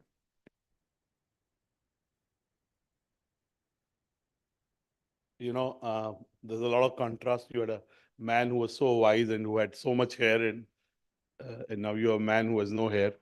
But you'll have to do away with that, because you're waiting. First of all, it's my honor and privilege to welcome you to the 4th edition of the BW Education World 40 under 40. I'd like to welcome a very noted educationist, somebody I have known for many years, and I hold him in very, very high esteem. So do a lot of people. And he stayed relevant in the education ecosystem for a lot of time. Let me welcome Dr. Professor Rajan Saxena ji, who is also part of the jury. Please give him a big round of applause. He last retired as the Vice Chancellor of the Narsi Monji University, and I was just telling him 2 years back, I'd called him to get some advice. My daughter got through Narsi Monji, and 2 years back, I took her to Narsi Monji in April, and she went to he said, but where is the university? I said, "Ye to Papa building hai." So as Mr. Saxena was saying, I told her that New York is also like that. It's only vertical building. but thankfully he's in a university which has a 400-acre campus. It's a 200-old university. It's in North Carolina. It's called Wake Forest, very far off. He's in a city called Winston-Salem. And so I'm happy that he's here. I see Professor Sehas Buddha has actually done a fantastic job at AICT. As I said, he was working constantly. I remember me and Priya met him on one Sunday evening, 6 p.m. He gave a time on Sunday. I thought it was a little odd because I'm used to working on Sunday, so it's not odd for me. I don't disturb anyone, but I do a lot of other things in work, investing companies, this, that. Why we went and he had a pile of files he was clearing. And he was, I was impressed with the way he worked. Of course, I like him. He put me on the MDI board for 3 years. I served on the MDI board. He was the medium through which it happened. So I'm always grateful to him. But look at his thinking. Look at what he talked. Look at what he's done. I think what he's done at AICT is exceptional. And I'm sure at NAC also, whatever he'll do, it'll be exceptional. It's ahead of time. It is what we need now and in the future. And he has a very private sector. I mean, he moves forward. You write to him about something, he'll pick up the phone, call me. And Anurag, so, I think we need more people like him and Dr. Rajan Saxena. BW Education 40 under 40, he was a jury chair and he spent a lot of time with all the applicants. It was virtually done, both the jury and the awards. Before COVID, we used to do all our juries physically. People would fly, and now it's a little more efficient, both cost-wise. The airlines are making enough money, so we don't want to give them more business. But it's more efficient, but the award we'd like to do. And I do want to say, I said this in the morning, 3 things. Dr. Saxena is here. Some of my sales colleagues are here. And I tell them, don't sell awards, don't even elude. And sometimes they do. Even the guys, who do entries, who do nomination. So people ask them, मिल जाएगा, हम तभी enter करेंगे. तो मैं उनको बोला, my instruction, if I ever hear that you even said, tell them no. Anybody who's asking like that, high maintenance, expectations, tell them no, no guarantee. And if this is the case, don't participate. But sales guys are sales guys, even if you tell them, sometimes they make proposition. And I'm a little harsh on them. But these are very politely harsh. When I don't say too much to them, they get very worried. We do our awards honestly. Whatever the jury decided, right, wrong, we have no point of view. I can give you many instances where the jury has overridden me, and I'm quite happy because the jury takes ownership of the award. That's what. And my first company is Exchange for Media. I know how every media company works. I will not comment on any other media company. I like all media companies. All of them are good for the country. All of them have a role to play. So it's good. Life is about abundance. Everyone should do well. But we do our awards, honestly. I'm not sure everyone does. Maybe there have been 1 or 2 strains in which sales guys have gone and suggested something. Suggested, it never happened, right? Not likely to happen, will not happen, right? Because there are checks and balances in play. While I'm on most of the juries, I hardly show up for 1 or 2 juries because I show up for learning, if at all I show up. It's not because of any other reason, because you meet such bright people, new ideas, new concepts, new companies. I'm also an investor, so I have 2 investing companies in this room, not in the education space. They come to meet me. So I just want to emphasize that it's a jury-led, process-driven, not dependent on individuals. And the whole team's DNA is like that. They will not suggest or work on anything. And I always tell you, this is the 4th edition. In the third edition, the 2nd edition, Mr. Pawar was the jury chair. And again, what a jury chair. He took full ownership. He ran and then he called me one day and said, but I don't think we can select 40. I think at best we can select 27. Finally selected 26, right? So I was not okay with the thought. If called 40 under 40, why should we select? But then he explained to me, Anurag, we are lending our name, you are lending your name. So if I saw 40 good, I would have given 40. But in my end, jury is only 26 or 27. So I grudgingly agreed. Post that, in a lot of other juries, if we have only found 38, we've gone with 38. We've not tried to do 40. So in our own way, it is an honest, involved, And we have a locus standi to do this. We have an editorial product in education. Meha ji is here, Priya is here. Priya has been doing this with us for 7 years. It's her 8th year. So I just want to say, in a world where you can buy almost everything, I have journalist friends who are very, very influential who say, oh, I run India's #1 journalistic awards, and they tell me, and they're very powerful people. They have lots of access. And they're my friends. So beyond the point, I don't get bullied. I'm responsive and sensitive. And I tell them, I know everything, but I do my awards honestly. And a lot of them now know. This is the 16th year of those awards. And yes, it's a process. As I keep saying, no process is perfect, because we look at your forms, you get 5 odd minutes. We say 2, but we know you'll get 5, 7, 10 minutes. The jury asks you, but it's an honest process and it's close to perfect. Perfect to दो ही लोग हैं इस धरती पर, शिव जी और मेरी बीवी, बाकी तो है नहीं. So I just want to emphasize on that, that you have won it through a process. I don't even know the list. Last day I'll ask, just show me who the winners are, because I have confidence in Priya, right? I worked 7 years with her. She also went to one of the top-notch business schools in India called MDI. So it's a good school. I also went there in '94. So it's a plug for MDI anyway. So I want to emphasize, and the last thing I want to say is that this is the 3rd year. By 4th, 5th year, we have so much data that we also improve. The number of entries goes up. Only thing I look at is the jury bites. What is Dr. Saxena saying? What are the jury members saying? Some I pick up the phone. This year I was not involved. Last year, Mr. Pawar made sure that I was there all day. So I spent the whole day. And it's happy. I learned something. We have our CFO awards, and I must tell you, 1.5, 2 years back, a young CFO came. He won in our CFO 40 under 40.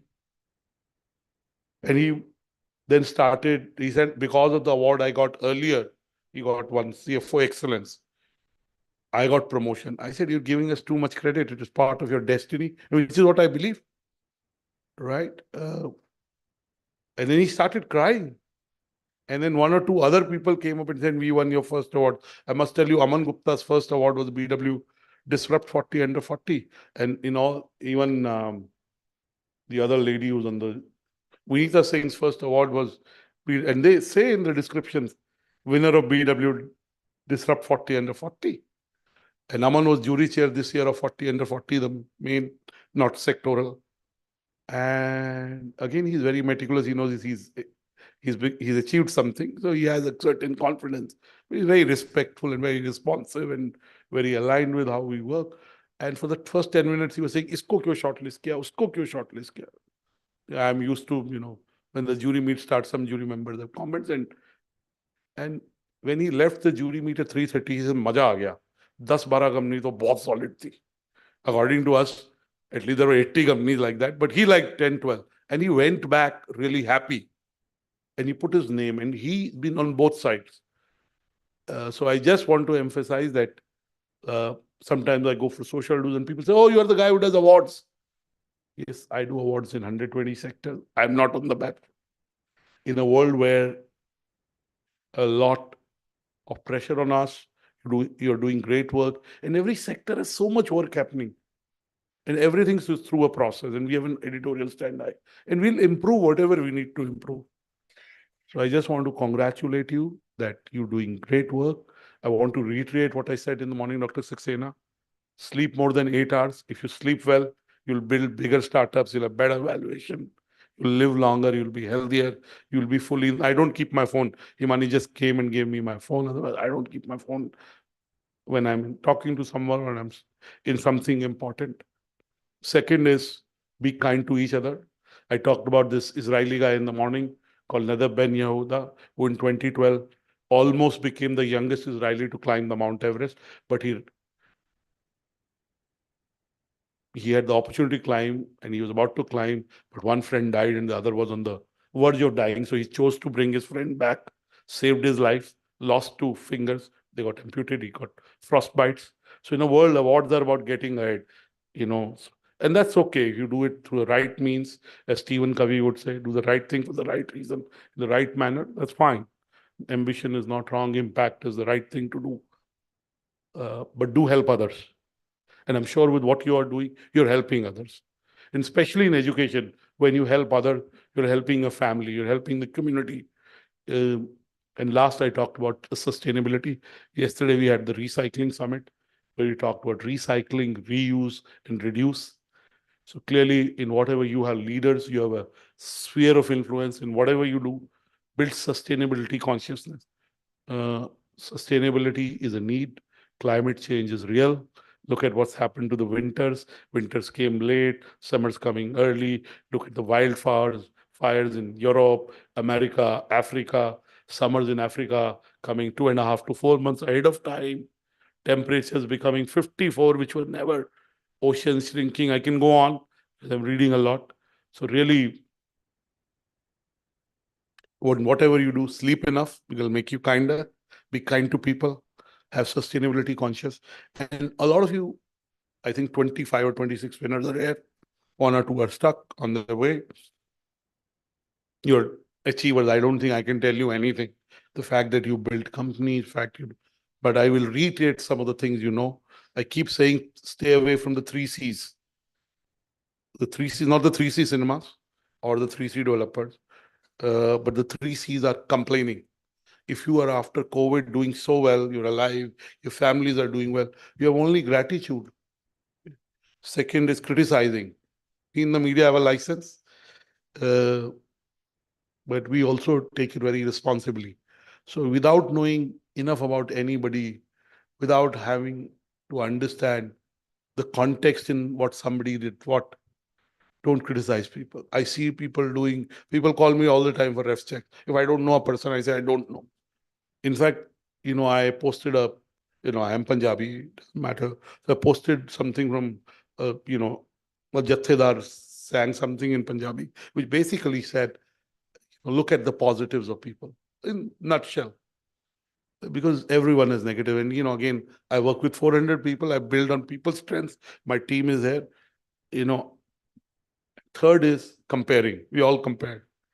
I mean, if you want a hairstyle like me, I can give you tips, but don't compare your hairstyle with me. I have a different hairstyle than you. I think everyone's journey is unique. My journey is unique. I'm a first generation. I studied in MDI, the first guy to be on the board of MDI alumnus. I have lots of things. I mean, almost everything in my life perfect. I have only gratitude. Sometimes I also compare. But then I come back saying, I'm special, I'm blessed, and I genuinely believe like that. So it can't be zero, complaining, criticizing, comparing, but as much as you can reduce, right? If you come to zero, then you're within Zen, then you can be a professor at a school. My parents they're very happy. They chose to be academicians by choice at that time. My dad studied at BITS Pilani, chose to be a professor of chemistry. As satisfied as anybody or more satisfied and healthy at 85. So these are 3 C's you should avoid, and the 3 H's. I keep talking about them. One is hope. I wake up every day excited.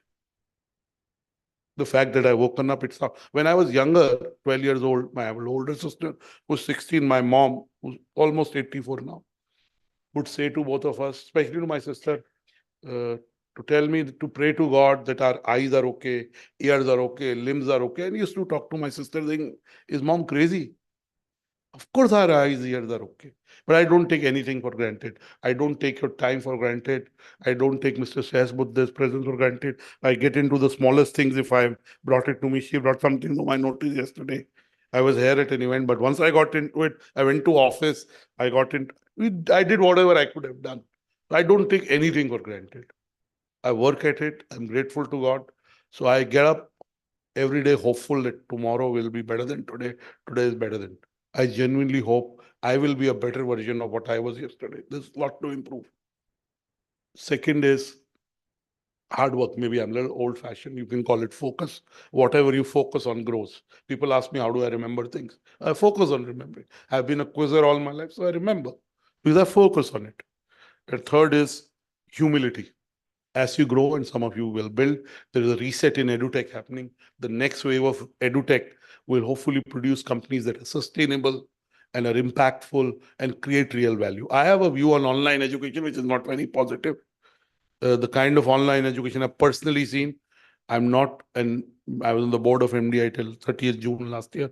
I did ask in a board meeting when we were launching an online, all the questions I think I should have asked in an era of AI.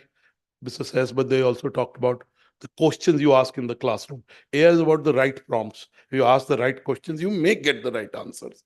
So I just want to leave you that in the world of AI, be empathetic, be kind, be humble. As you grow bigger, your impact grows bigger. Be nicer, forgive people, don't assume. My team who works with me, I'm very driven. I work 12, 14 hours a day. It's not work for me. Confucius said, if you make your hobby your profession, you don't have to work a day. And I haven't worked a day in my life. And I'm also calmer, Earlier, if someone called me Anurag in a private pub, I wouldn't like it. These days, when Mr. Sahesbud, they called me, of course, sir has always called me Anurag. And he's about very close to my father's age, He must be approaching 80, right? 76, 77. Yes. So, he can call me. I am just 51 and a half. So, and age doesn't define. But a lot of things I don't. Priya, well, she's worked 7, 8 years with me. Meha ji ko to bhi 2 saal hi hua hai. I am calmer. And the calmness comes from the fact that I'm very grateful to God that I have so much going for me. And I'm a perfectionist. I'm a number 9 Virgo. I'm an absolute perfectionist. I want to do everything perfectly. But it's okay. Progress over perfection, as they say. So I don't want to stand between you and the awards. Mr. Saxena is there. Some of the other jury members there. I met Mr. Singh. He and me are on text mostly. Some of you come from outside Delhi. So I wish you luck in whatever you're building. And I'm sure we'll be there to chronicle your journey, to be playing a small catalyst in your journey. Look forward to interacting with you deeply someday. God bless you. Thank you.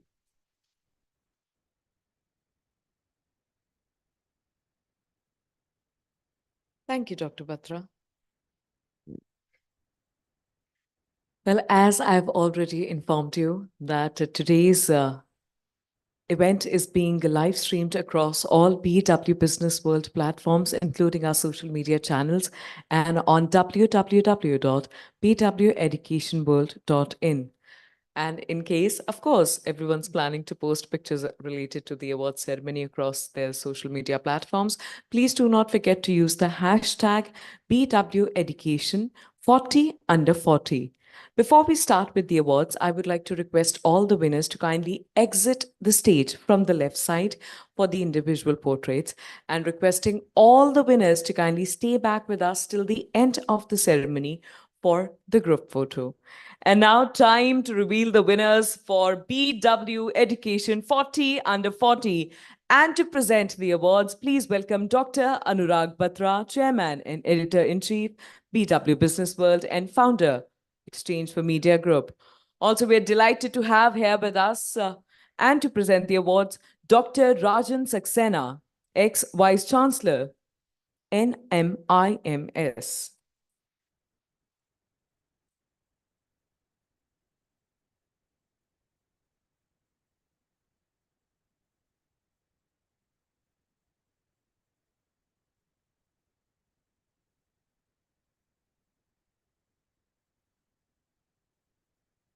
Kindly enough, I won't be telling you the names of the winners. For that, you have to put your undivided attention towards the big, beautiful screen. And the winner, BW Education 40 under 40 is...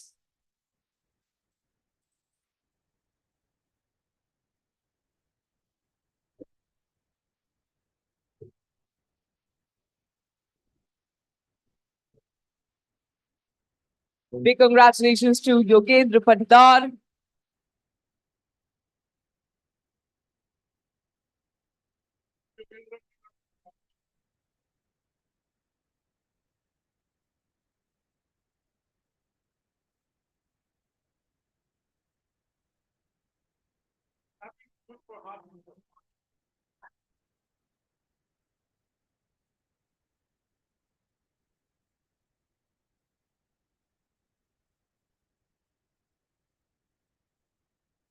Could you please get the mic?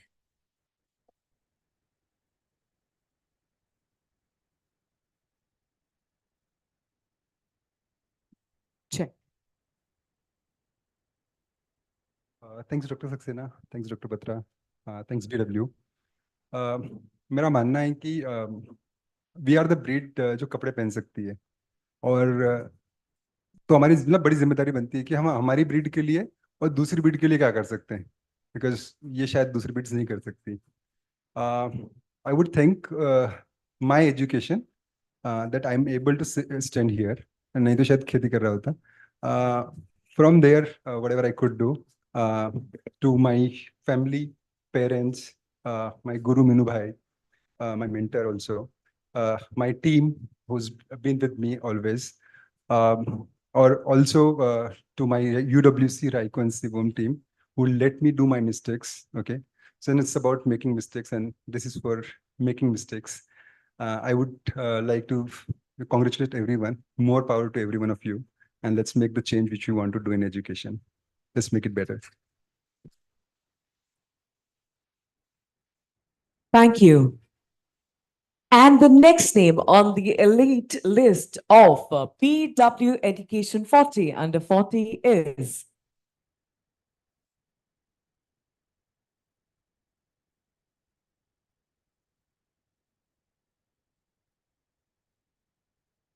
audience. Congratulations to Abhay G. Chebi. Let's welcome the gentleman all the way from Bangalore.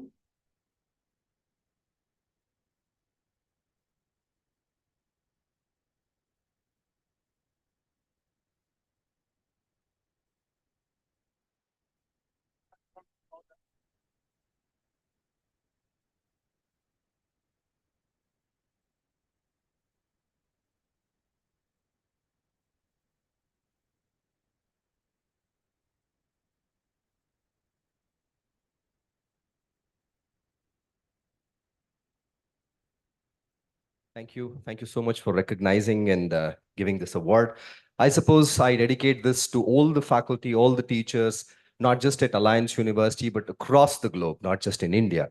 Education is a service that touches life, and it's an exponential factor. You educate an individual, he changes not just himself, not just his family, but the society. This power of education is something we should celebrate. And someone in the roundtable discussion, one of the panelists was mentioning that, I suppose, sir, you were mentioning in your talk that you didn't see many of the university members, but EdTech members. I think universities should adapt to, I suppose, yes, it is you. So universities have to get onto this bandwagon, try and see that they are not restricted to the brick and mortar, but to go beyond. And when a faculty, and I tell our faculty that when you teach in class, it's not just the students sitting there who learn, it's you should teach to the world. So you should be open, and this is the change. One of the things that that I'm doing at Alliance University, and to many more. Thank you so much for recognizing. And this is to all the entrepreneurs, edupreneurs out there. There's so much to do in this field. So let's get on and do it. Thank you. Congratulations. Thank you. And the next winner is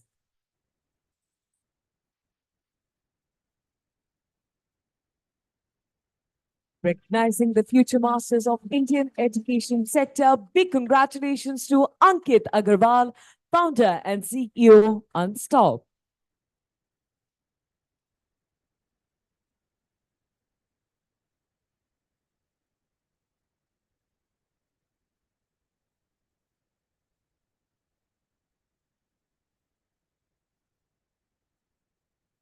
Such a kind audience. I must encourage everyone to offer their loudest cheer, loudest round of applause for all the winners.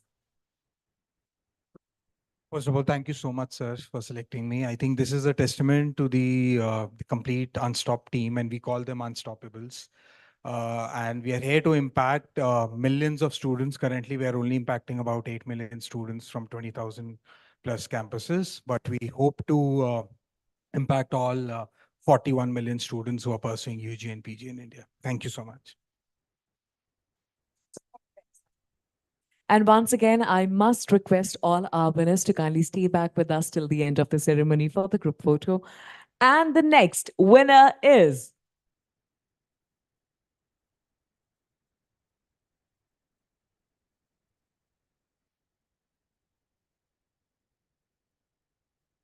Big congratulations to Chandan Singh, co-founder, Chief Product Officer, Adda 24/7.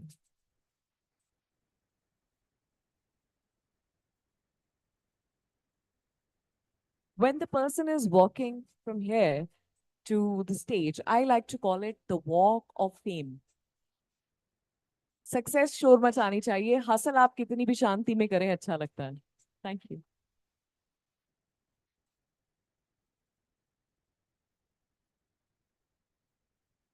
Thank you, VW Education, for recognizing and giving this award to me.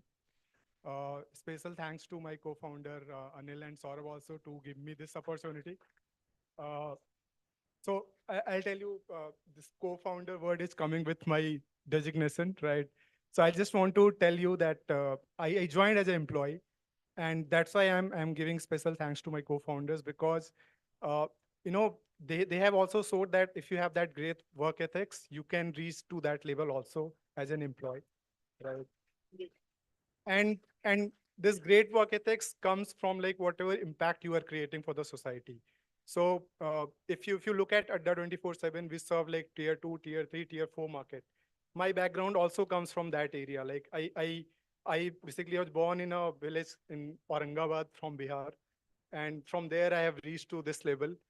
And that is, and those kind of users who are not able to get those educations which can give them those social respect which they deserve, which they want, which they wish for. And that's what we as a company is doing for. And every day we are serving millions of students who can creating and clearing those exams. So thank you, VW, again for recognizing this, and thanks a lot. And the next name to enter the elite list of PW Education 40 under 40 is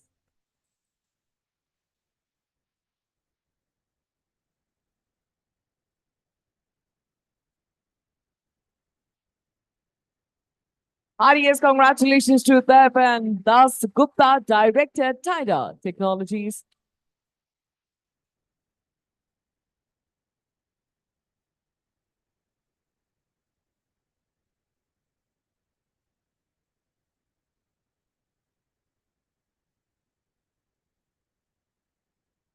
How about a round of applause for the gentleman? Tonight, throughout the night, each and every one of you sitting here is going to be coming up onto the stage. Just imagine how would you feel at that moment? What would you want? Offer the same. Thank you very much. And I'm very much grateful to the selection committee of Business World for recognizing me. And I was a faculty in Delhi University for 10 years. And I will say my home was open to all my students. They had these facilities at my home which was not available in universities, like laser cutters, CNC machines, 3D printers. And they used to they used to convert their idea into prototypes. And the best students of mine, they have started their own companies. I never encouraged them to do PhD. I told them very categorically, PhD is not for everyone. Just because you can clear a NET examination and you can get enrolled in a university, everybody should not do PhD. So my best students have incorporated their own companies. They're running their startup companies. And I have also left my job in academia and I have incorporated my own company. I'm doing something for the different sectors. Thank you very much. Congratulations, Mr. Das Gupta.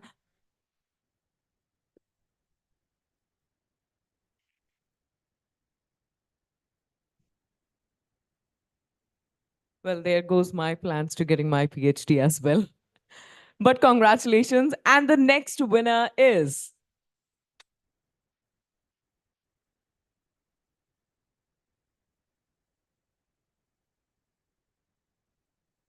heartiest congratulations to Dr. Sachin Kumar, Director, Fabrox Innovation Private Limited.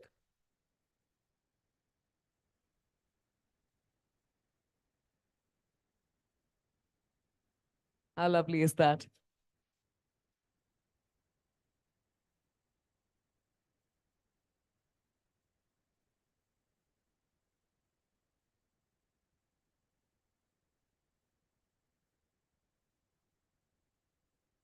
So जब भी मैं अपने students को पढ़ाता हूँ, so I usually tell them कि मैं आपको किसी कंपटीशन की तैयारी के लिए आगे नहीं भेज रहा हूँ.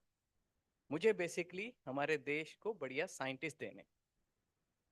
टॉप के लिए सोचकर चलो और उसके लिए पढ़ाई करो। एंड हमेशा for the purity of education मैंने हमेशा काम किया and I am happy that it is being recognised now and I am very happy. Thank you very much sir. Congratulations from the left side, please. And the next winner is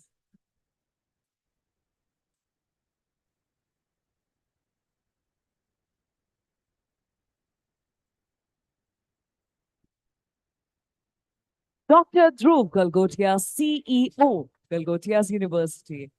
Unfortunately, due to some emergency, urgent matter with the foreign delegates at the university, he couldn't make it tonight. But nonetheless, RES, congratulations to him and his team. Quickly on to the next one. Could I please request sir to be at this side so that we can click the picture and send him so that he knows that he is being celebrated.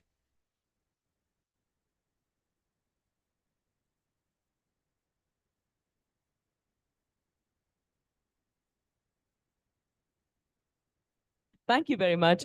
Quickly on to the next one. And the next winner is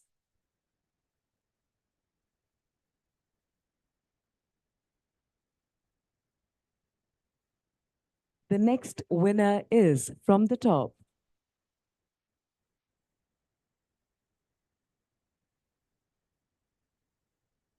Ladies and gentlemen, saving time, it's a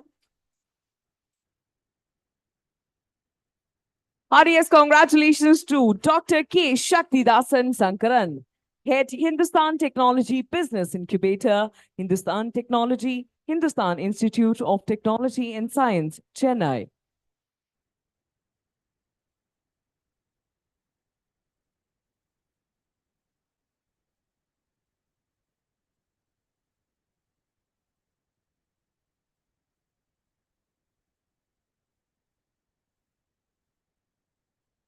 So thank you very much, Business World, for recognizing the work what I have done. So first of all, I would like to thank our Chancellor, Dr. Anand Jacob Burgess, and our Pro Chancellor, Mr. Ashok Varghese, for nominating me for this prestigious award. So I hope that our Chancellor Sir and our Pro Chancellor Sir had a lot of belief in me, stating that I will be creating a lot of entrepreneurs. So I hope that I have done justice for that. And I hope that this award is going to be a booster for me where I'll be working hard to develop more number of entrepreneurs and startups in our university. Thank you very much. Congratulations. And the next name that joins the elite club of PW Education 40 under 40 is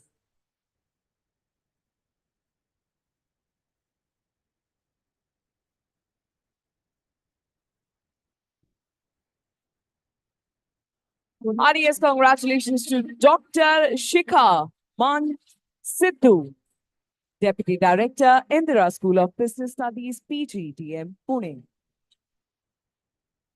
My goodness, you look breathtaking.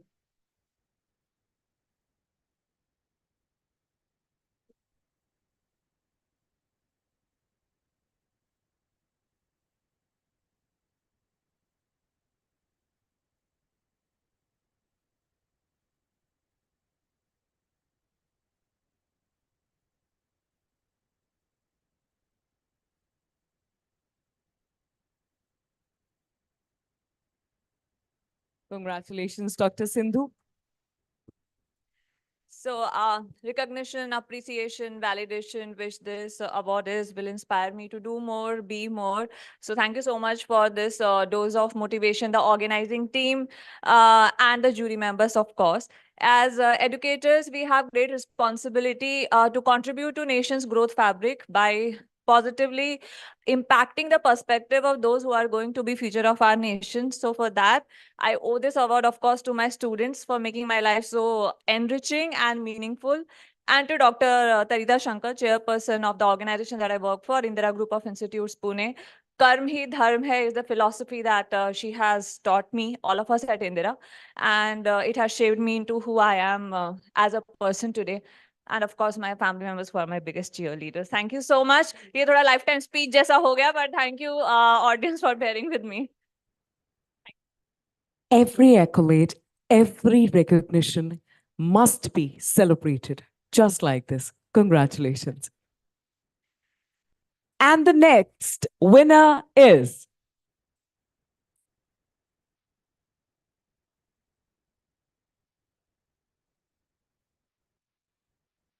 ladies and gentlemen, let's give it up for Drupal Shah, CEO and Director, Stempedia.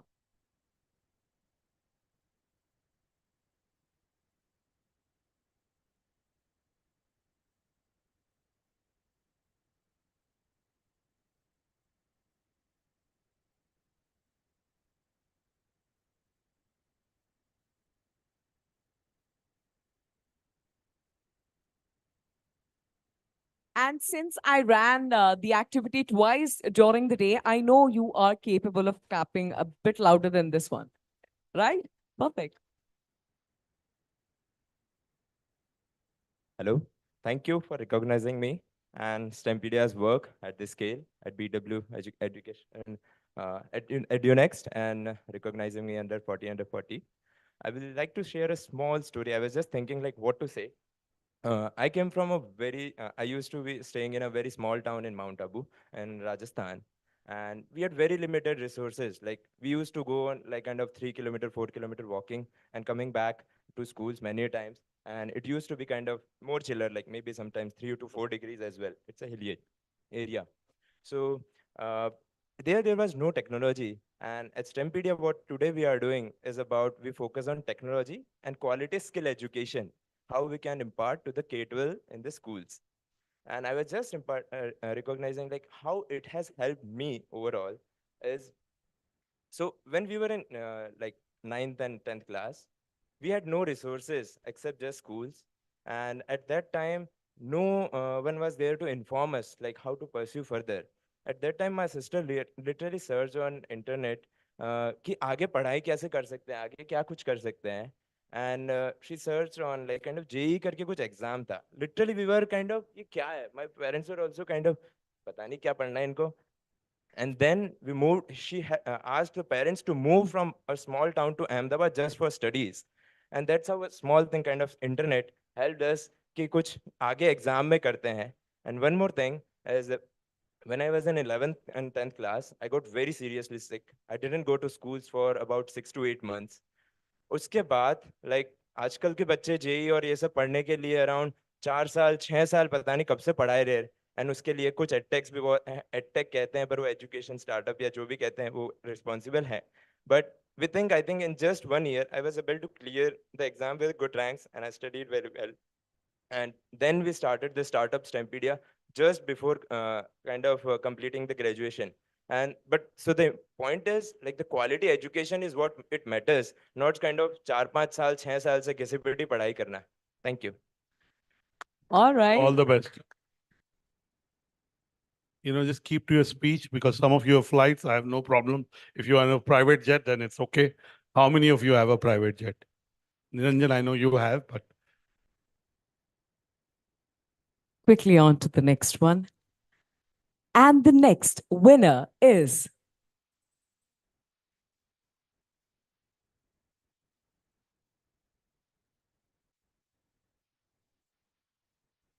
audience, congratulations to Karan Shah, founder and CEO, IIDE, Indian Institute of Digital Education. I want to use this opportunity to welcome Dr. Mrs. Pankaj Mittal. She's been part of all the 3 juries. Of course, I don't have to introduce her. So thank you for being here, and I'm sure she'll be coming on stage to give awards. Thank you.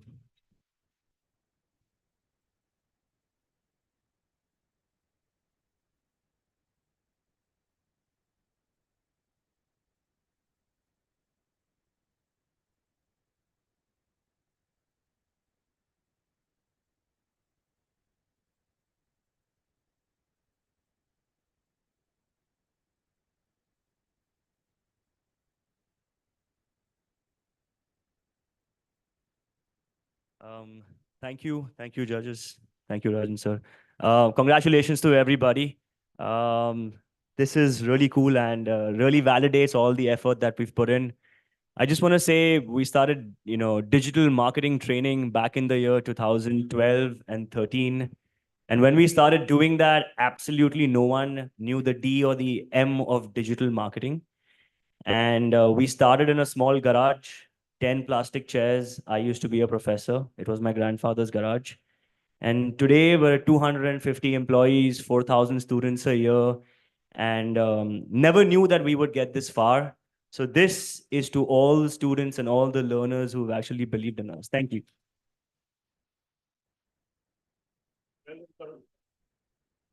And now that I believe Pankaji has had the time to settle down, catch her breath, and have a glass of water or so, I would like to invite her on stage to present the other awards.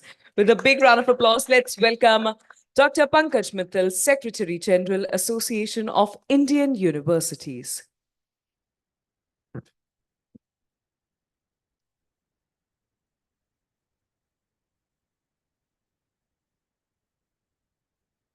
And the next winner is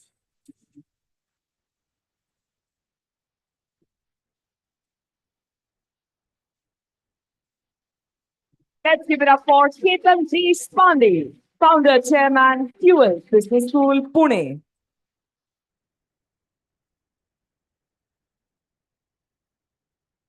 Well, the awardees are requested to exit from left side, but if the left side is nearer to you, you can enter the stage from the left side as well.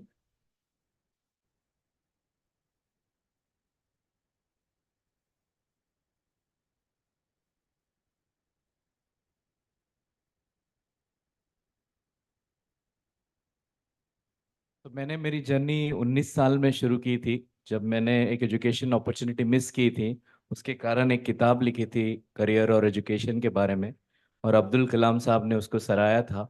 वैसे मैंने journey continue की, और आज doctor Sahasrabuddhe sir ने जैसे कहा, हमारे यहाँ सभी बच्चे अंडर प्रिविलेज पढ़ रहे हैं और उनको प्लेसमेंट्स भी मिलती है और जॉब्स भी मिलती है। सारों का इनकम, एनुअल इनकम 1 लाख से कम होता है, पर बाहर निकलने के बाद कम से कम 8 से 10 लाख की सैलरी लेके जाते हैं। ऐसा सुकून और इम्पैक्ट होने के बाद ऐसे अवार्ड्स मिलते हैं। So thank you very much. Thank you and congratulations. And the next winner is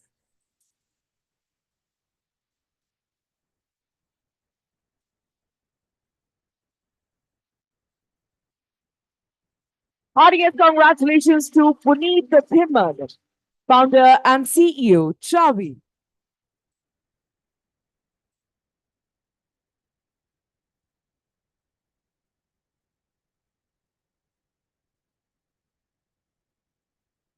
How about a bigger, better, bolder, louder round of applause for Puneet?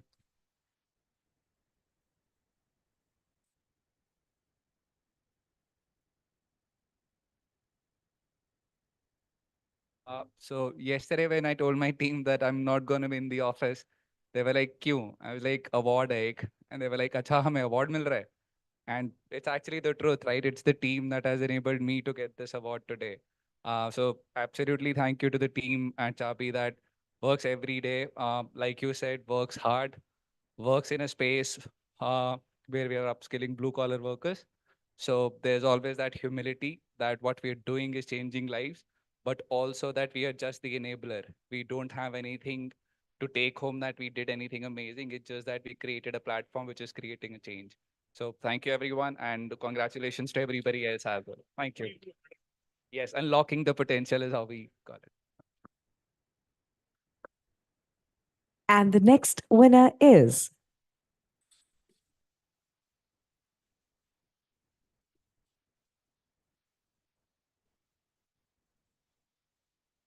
Audience, congratulations to Rafi Kapoor, Chief Mentor, Guest Book, New Delhi. How about a round of applause for Mr. Kapoor?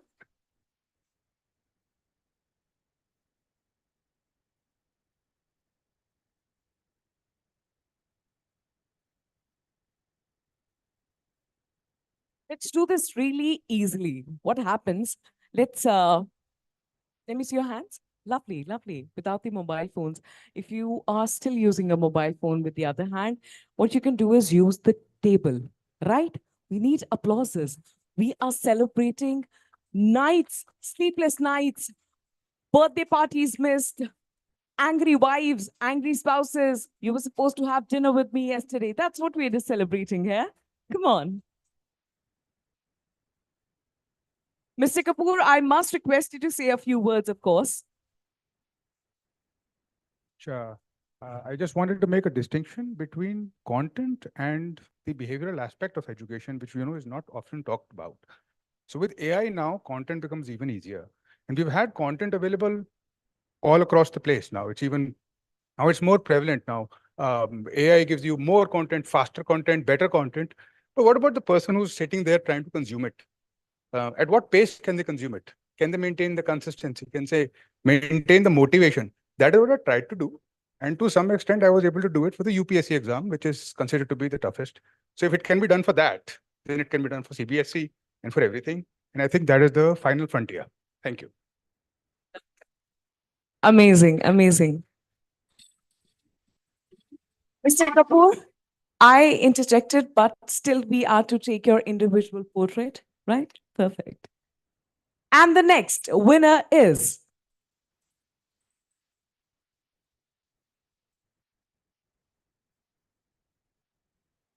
recognizing future masters of the Indian education sector. Let's give it up for Saurabh Kumar Chaube, Chief Executive Officer, iHub Anubhuti, IIITD Foundation.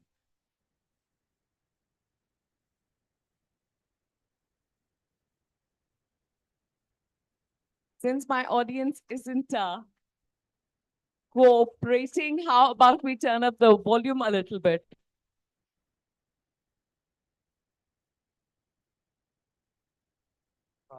Thank you, Jury and the Business World team for this incredible honor. I am here because of amazing mentors, colleagues, friends, and family I have. They have supported me and always believed in me. This award is not recognize my work, but it recognizes effort of every incubation and innovation professional who is setting up incubators in our educational campuses and trying to build innovation ecosystem among the students and faculties. This award will motivate me to continue my journey to help more students to become entrepreneurs. Thank you again. Congratulations from the left side, please. And before we get to the next winner, I must tell you, as I mentioned before, पहले पेट पूजा फिर काम दूजा, but इस बार पेट पूजा दूसरा काम होगा. So we have a celebratory dinner for everyone out here, requesting everyone to kindly stay back with us for that same. And the next winner is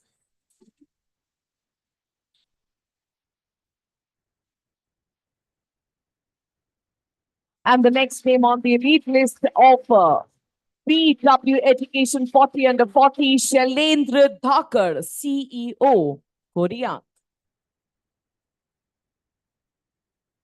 Congratulations.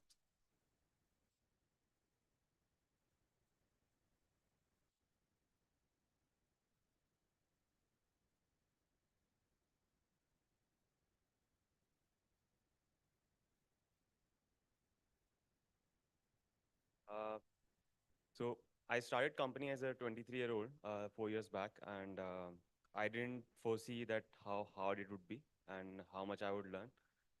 I'm really happy, and this award cannot be just mine. My co-founder Rupika and my team, they worked really hard to make it happen and get all the success. And I think education is one of the rare sectors where you can make very deep impact at scale. You can actually impact a very large number of people and change lives, which is very rare, which is not possible in all the sectors. So I'm very happy, and thanks BW for the award, and I'm really happy, and it will motivate me for sure. And I hope that you'll be staying back with us till the end of the ceremony for a group picture and the dinner. Perfect, perfect. So kind of you. Thank you. And the next winner is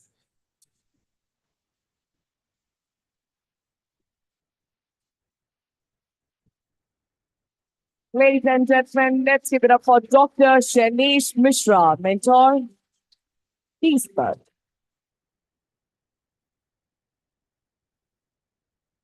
Well, doctor, I must request you to explain about your brand a little bit.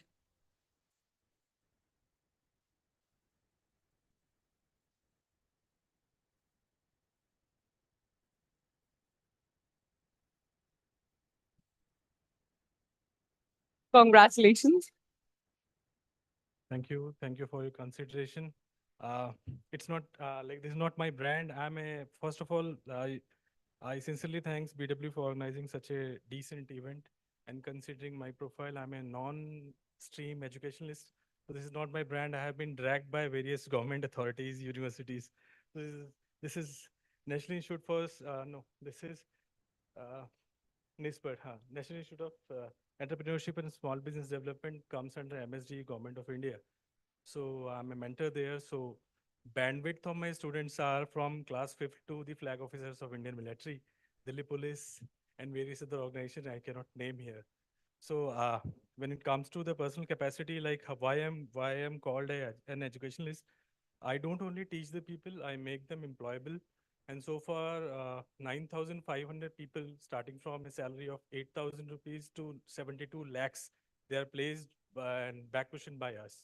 This is what exactly I did. And thank you so much, BW, for the consideration, typically at the avalanche of my age 40. Thank you so much. Thank you for. Congratulations, and thank you for taking my suggestions. Moving ahead, the next name on the elite list of PW 40 under 40, Education 40 under 40 is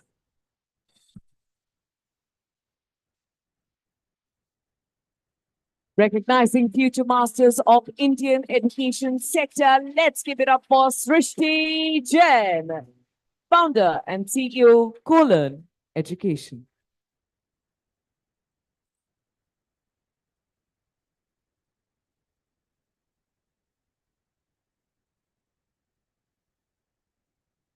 Congratulations, Ms. Jain. I think you should be here for 20 under 20.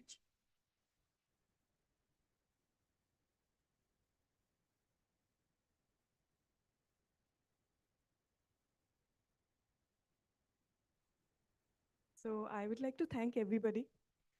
Would like to thank our first success story who got placed in ESPN, and that gave us the courage to say that sports mein placement hota hai and you don't have to be an athlete. To the security guard who became a cricket South Africa umpire, to the Uber driver who became one of the very good umpires of Pune, to everybody. So sports ka revolution aa gaya hai. This is what I would like to say. And yeah, thank you, BW, for giving us this platform, because this is a recognition to say that offbeat careers work in India. If you are passionate about it, go for it. So thank you, everybody. Call me a lemon and squeeze me into the glass, because that was refreshing. Amazing. Congratulations. And the next winner is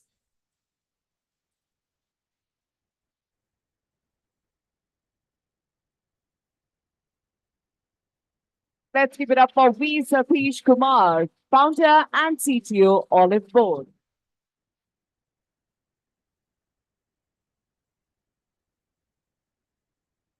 Yes, congratulations, Satish. A big round of applause for the gentleman.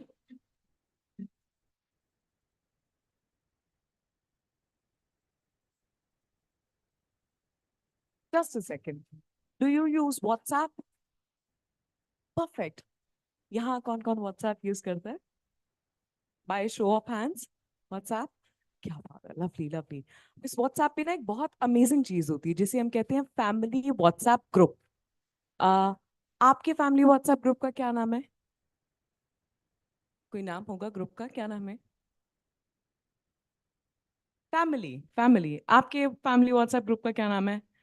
Family, परिवार, हमारा घर. My family decided to name it Family 420. I don't know why. And for some odd reason, इस family WhatsApp group पे बहुत अजीब photos आती हैं. Right, एक बकरी है, एक पेड़ है, पेड़ पे लालटेन है और लालटेन से निकलता है सुप्रभात. मैंने अपने मामा जी को फोन किया कि ऐसे फालतू की फोटोज मत भेजा करो. But one fine day, he sends a picture, और उस फोटो में जो लिखा था वो मेरे हर दिन सुबह उठने का कारण बन गया. मुझे लगता है कि वो शब्द आज आप सभी के लिए, आपके लिए बहुत ही befitting है. It said कि जीत मिले ना मिले ये अलग बात है. जीत मिले ना मिले ये अलग बात है, पर मैं कोशिश भी ना करूं ये तो गलत बात है. So I must encourage everyone to offer their loudest cheer as we welcome our awardees. Hey, thanks, BW team, the jury, and everybody else. At Olive Board, we are glad to have made difference to more than 15 million plus lives and helped a significant number of them get their aspirational government jobs. In India, a lot of us here are working in startups and private sector jobs, but for the most tier 2 and tier 3 cities, the aspirational job is a sarkari naukri. And that is what we have been at for the last 10 years, and we'll continue to do it till everybody recognizes their dream. Dr. Batra was talking about the 3 C's, which we should not follow. I personally wanted to thank the 3 C's that have helped me in this journey. First and foremost, my colleagues, without whom I don't think we would have done any of this.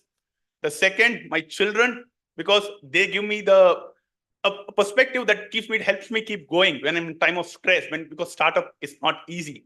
And my entire clan, my entire family, right? My wife, my mom, my brother, everybody else. So thank you everyone for this again. That is lovely. Congratulations, congratulations. And the next winner is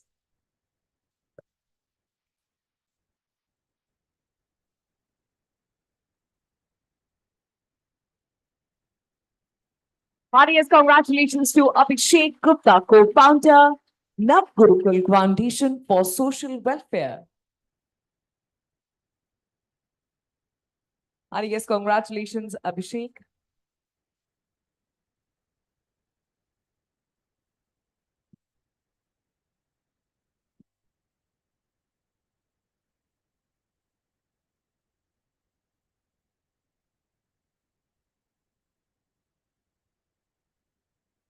It's hard to speak at one of the last slots when everyone has said what exactly you wanted to say.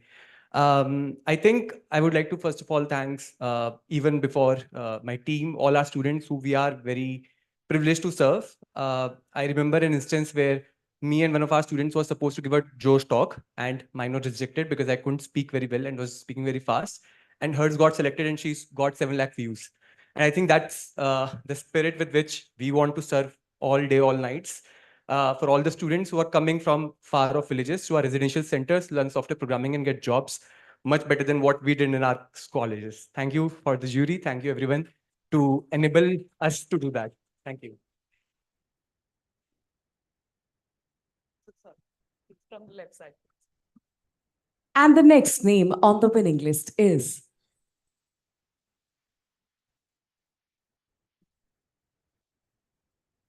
final few awards for the evening. Ladies and gentlemen, let's give it up for Kitan A. Shah, co-founder and CEO, FPA, EdTech Private Limited. You sure you're here for 40 under 40 and not 30 under 30? It was meant as one.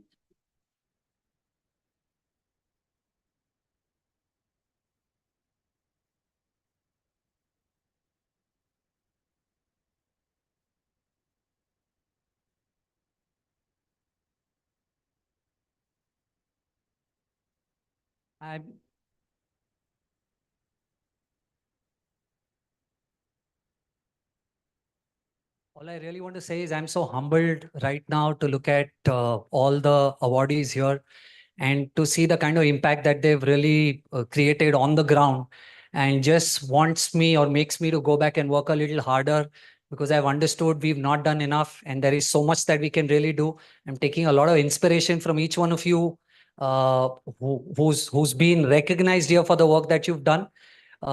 We've tried spreading financial literacy in the country, where we thought banking and financial services is a very grown sector. But when you go to the grassroots, you understand that people don't know about investing. And that's what we've been trying to do over the last 12, 15 years. And I'm just glad that the jury and BW recognized our efforts. And I'm very humbly taking this on behalf of the team, because I think I'm just the face. They've done all the hard work and it's on their shoulder that I'm looking ahead. So thank you so much, everybody. Thank you.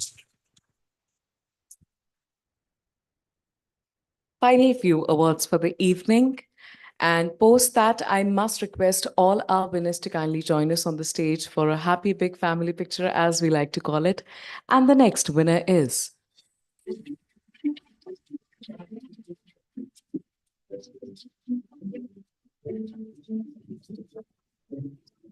Audience congratulations to Gunjan Lal Chandani, Head of Strategy and Growth, Hero Wise.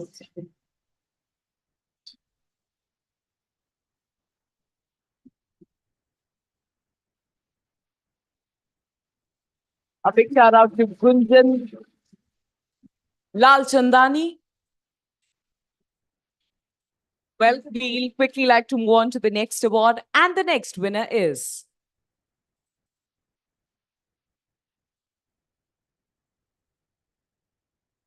recognizing future masters of Indian education sector, and the winner is Prateek Shukla, CEO and founder, Masai. I hope your flight was enjoyable, was it? A bit delayed though. Congratulations.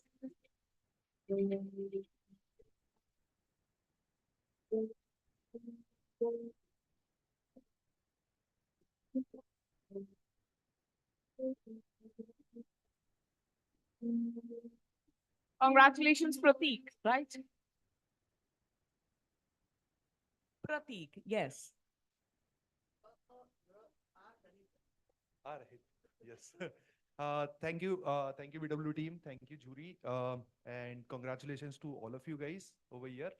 And I think this belongs to my team the most, and all our students and alumni, those who have, those who are behind Masai success. We have been able to, like, I have seen so many people have actually changed so many lives over here. We are also so proud that we have been able to move 500 families out of poverty line in just last 4.5 years of our inception, and we are continuing to do the same work. And it is still day one at Masai, so I hope we'll basically create more and more impact collectively for India. Okay, thank you so much. Big congratulations and all the very best to you for future endeavors. So, ladies and gentlemen, technically, this is the final award for the evening, and the winner is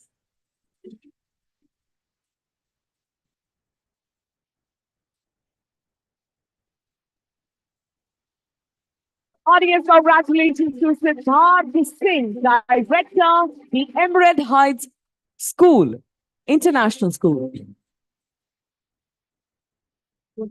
Well, I was expecting when I say technically this is the final award, then the audience would be a little bit more energized. How about that? Congratulations, Siddharth.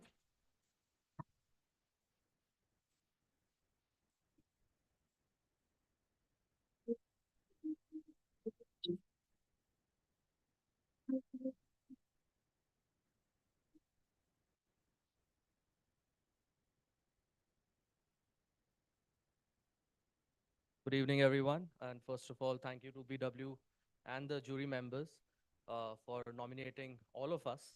I think it's not easy going through all those interviews, I'm sure. I think I'm the only one from K-12 sector. I was expecting more school owners here, but unfortunately, I think I'm the only one. So we deal with kids, you know, we deal with 3-year-olds and 18-year-olds. And I think that this awards gives us the recognition and motivates us to work harder, because I think we have to take the impact we have on the future of India very, very seriously. I think there are a lot of edtech companies here, higher education here, and we all are in education, and it's a big responsibility. Someone once asked, what is a classroom? And I don't know who said it, but I think the quote is amazing. They said it's 4 walls with future in it.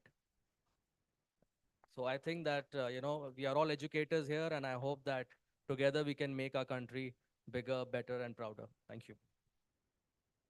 And maybe the people you were expecting have already celebrated their 41st birthday, so who knows? But when I said technically, thank you very much, thank you. But I think I know what I have to do. Technically, when I said technically the final award, well, we did announce the name of the winner, but she has just joined us. So let's quickly take a look at that as well. Audience, congratulations to Gunjan Lal Chandani, Head Strategy and Growth, Hero White.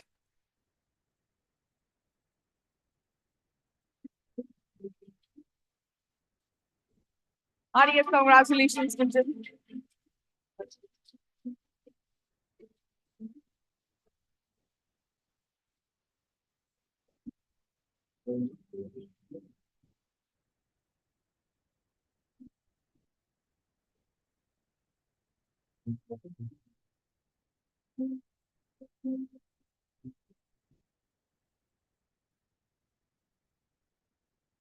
Thank you so much.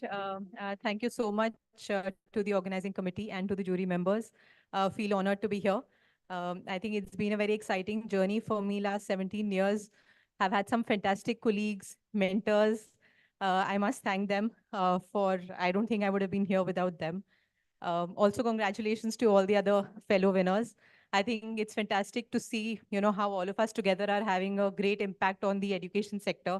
Feel privileged to be part of this sector, I think, and very, very excited to make a larger impact going forward. So thank you so much, everyone. I must request you to stay back here with us and with the same big hearty congratulations to all the winners. Could I please request all the winners to kindly join us on the stage along with their trophies? Right, right. Lovely.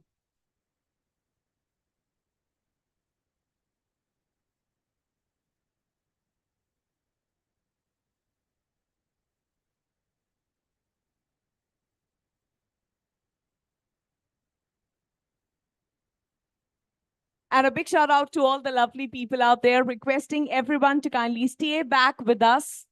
Kindly stay back with us for the celebratory dinner.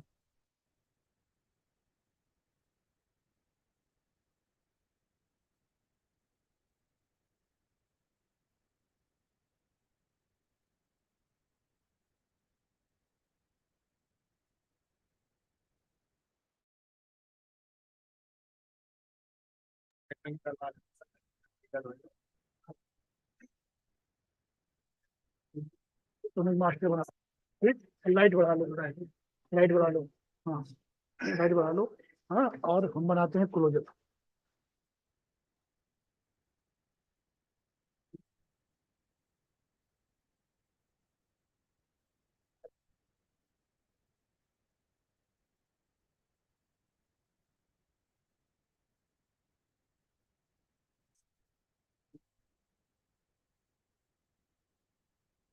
Welcome, Priya, and welcome, Mehaji. Thank you for joining us, and thank you for putting together this entire thing. Big congratulations to you as well.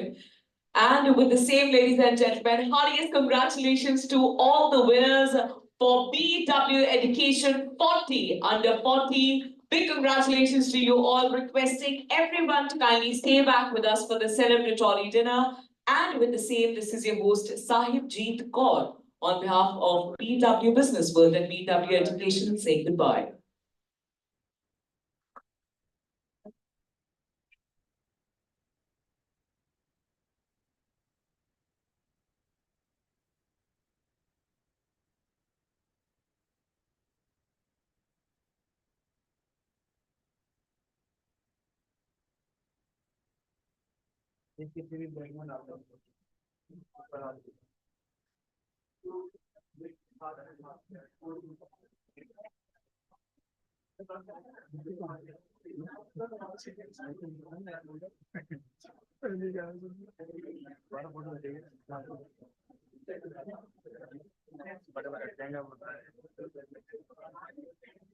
पाँच minute तो बचा रखा का आदमी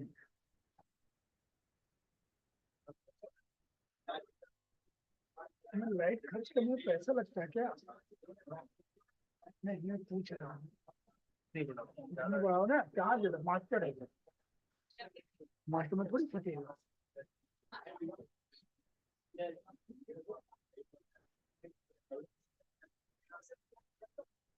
अरे अब कितना खिंचवाओगे आज तुम्हें ये मास्टर ना हाँ तुम मास्टर पे जो नहीं मतलब वो नहीं कार्ड का लगता है एक भाई तुम्हारे को जो भी है मास्टर का ही कैमरा का कोई नंबर दे मास्टर वो मेरा कार्ड में हमारा कार्ड चेंज कर देगा कैमरा चेंज तुम्हारा कैमरा भी वही है कैमरा भी वही है कार्ड भी वही है खाली वो कनेक्शन के लिए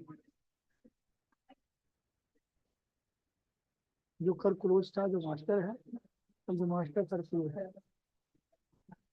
हाँ वही, मतलब कल इस साइड से मास्टर बता, आज इस साइड से।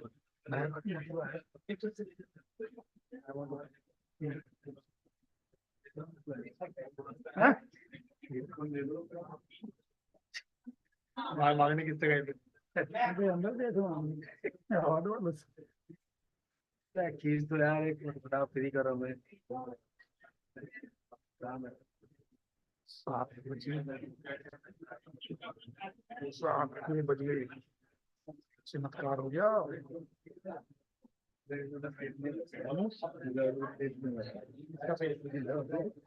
तुम्हारे क्या मंगा भी नहीं रहा था, तो सीधा बोला था छोड़ो, 100 रुपये ले लेना फलाम को। पेट नहीं भरा, पेट सही पेट भरने, वो तो मैं भगवान बोल भी जोड़ूंगा।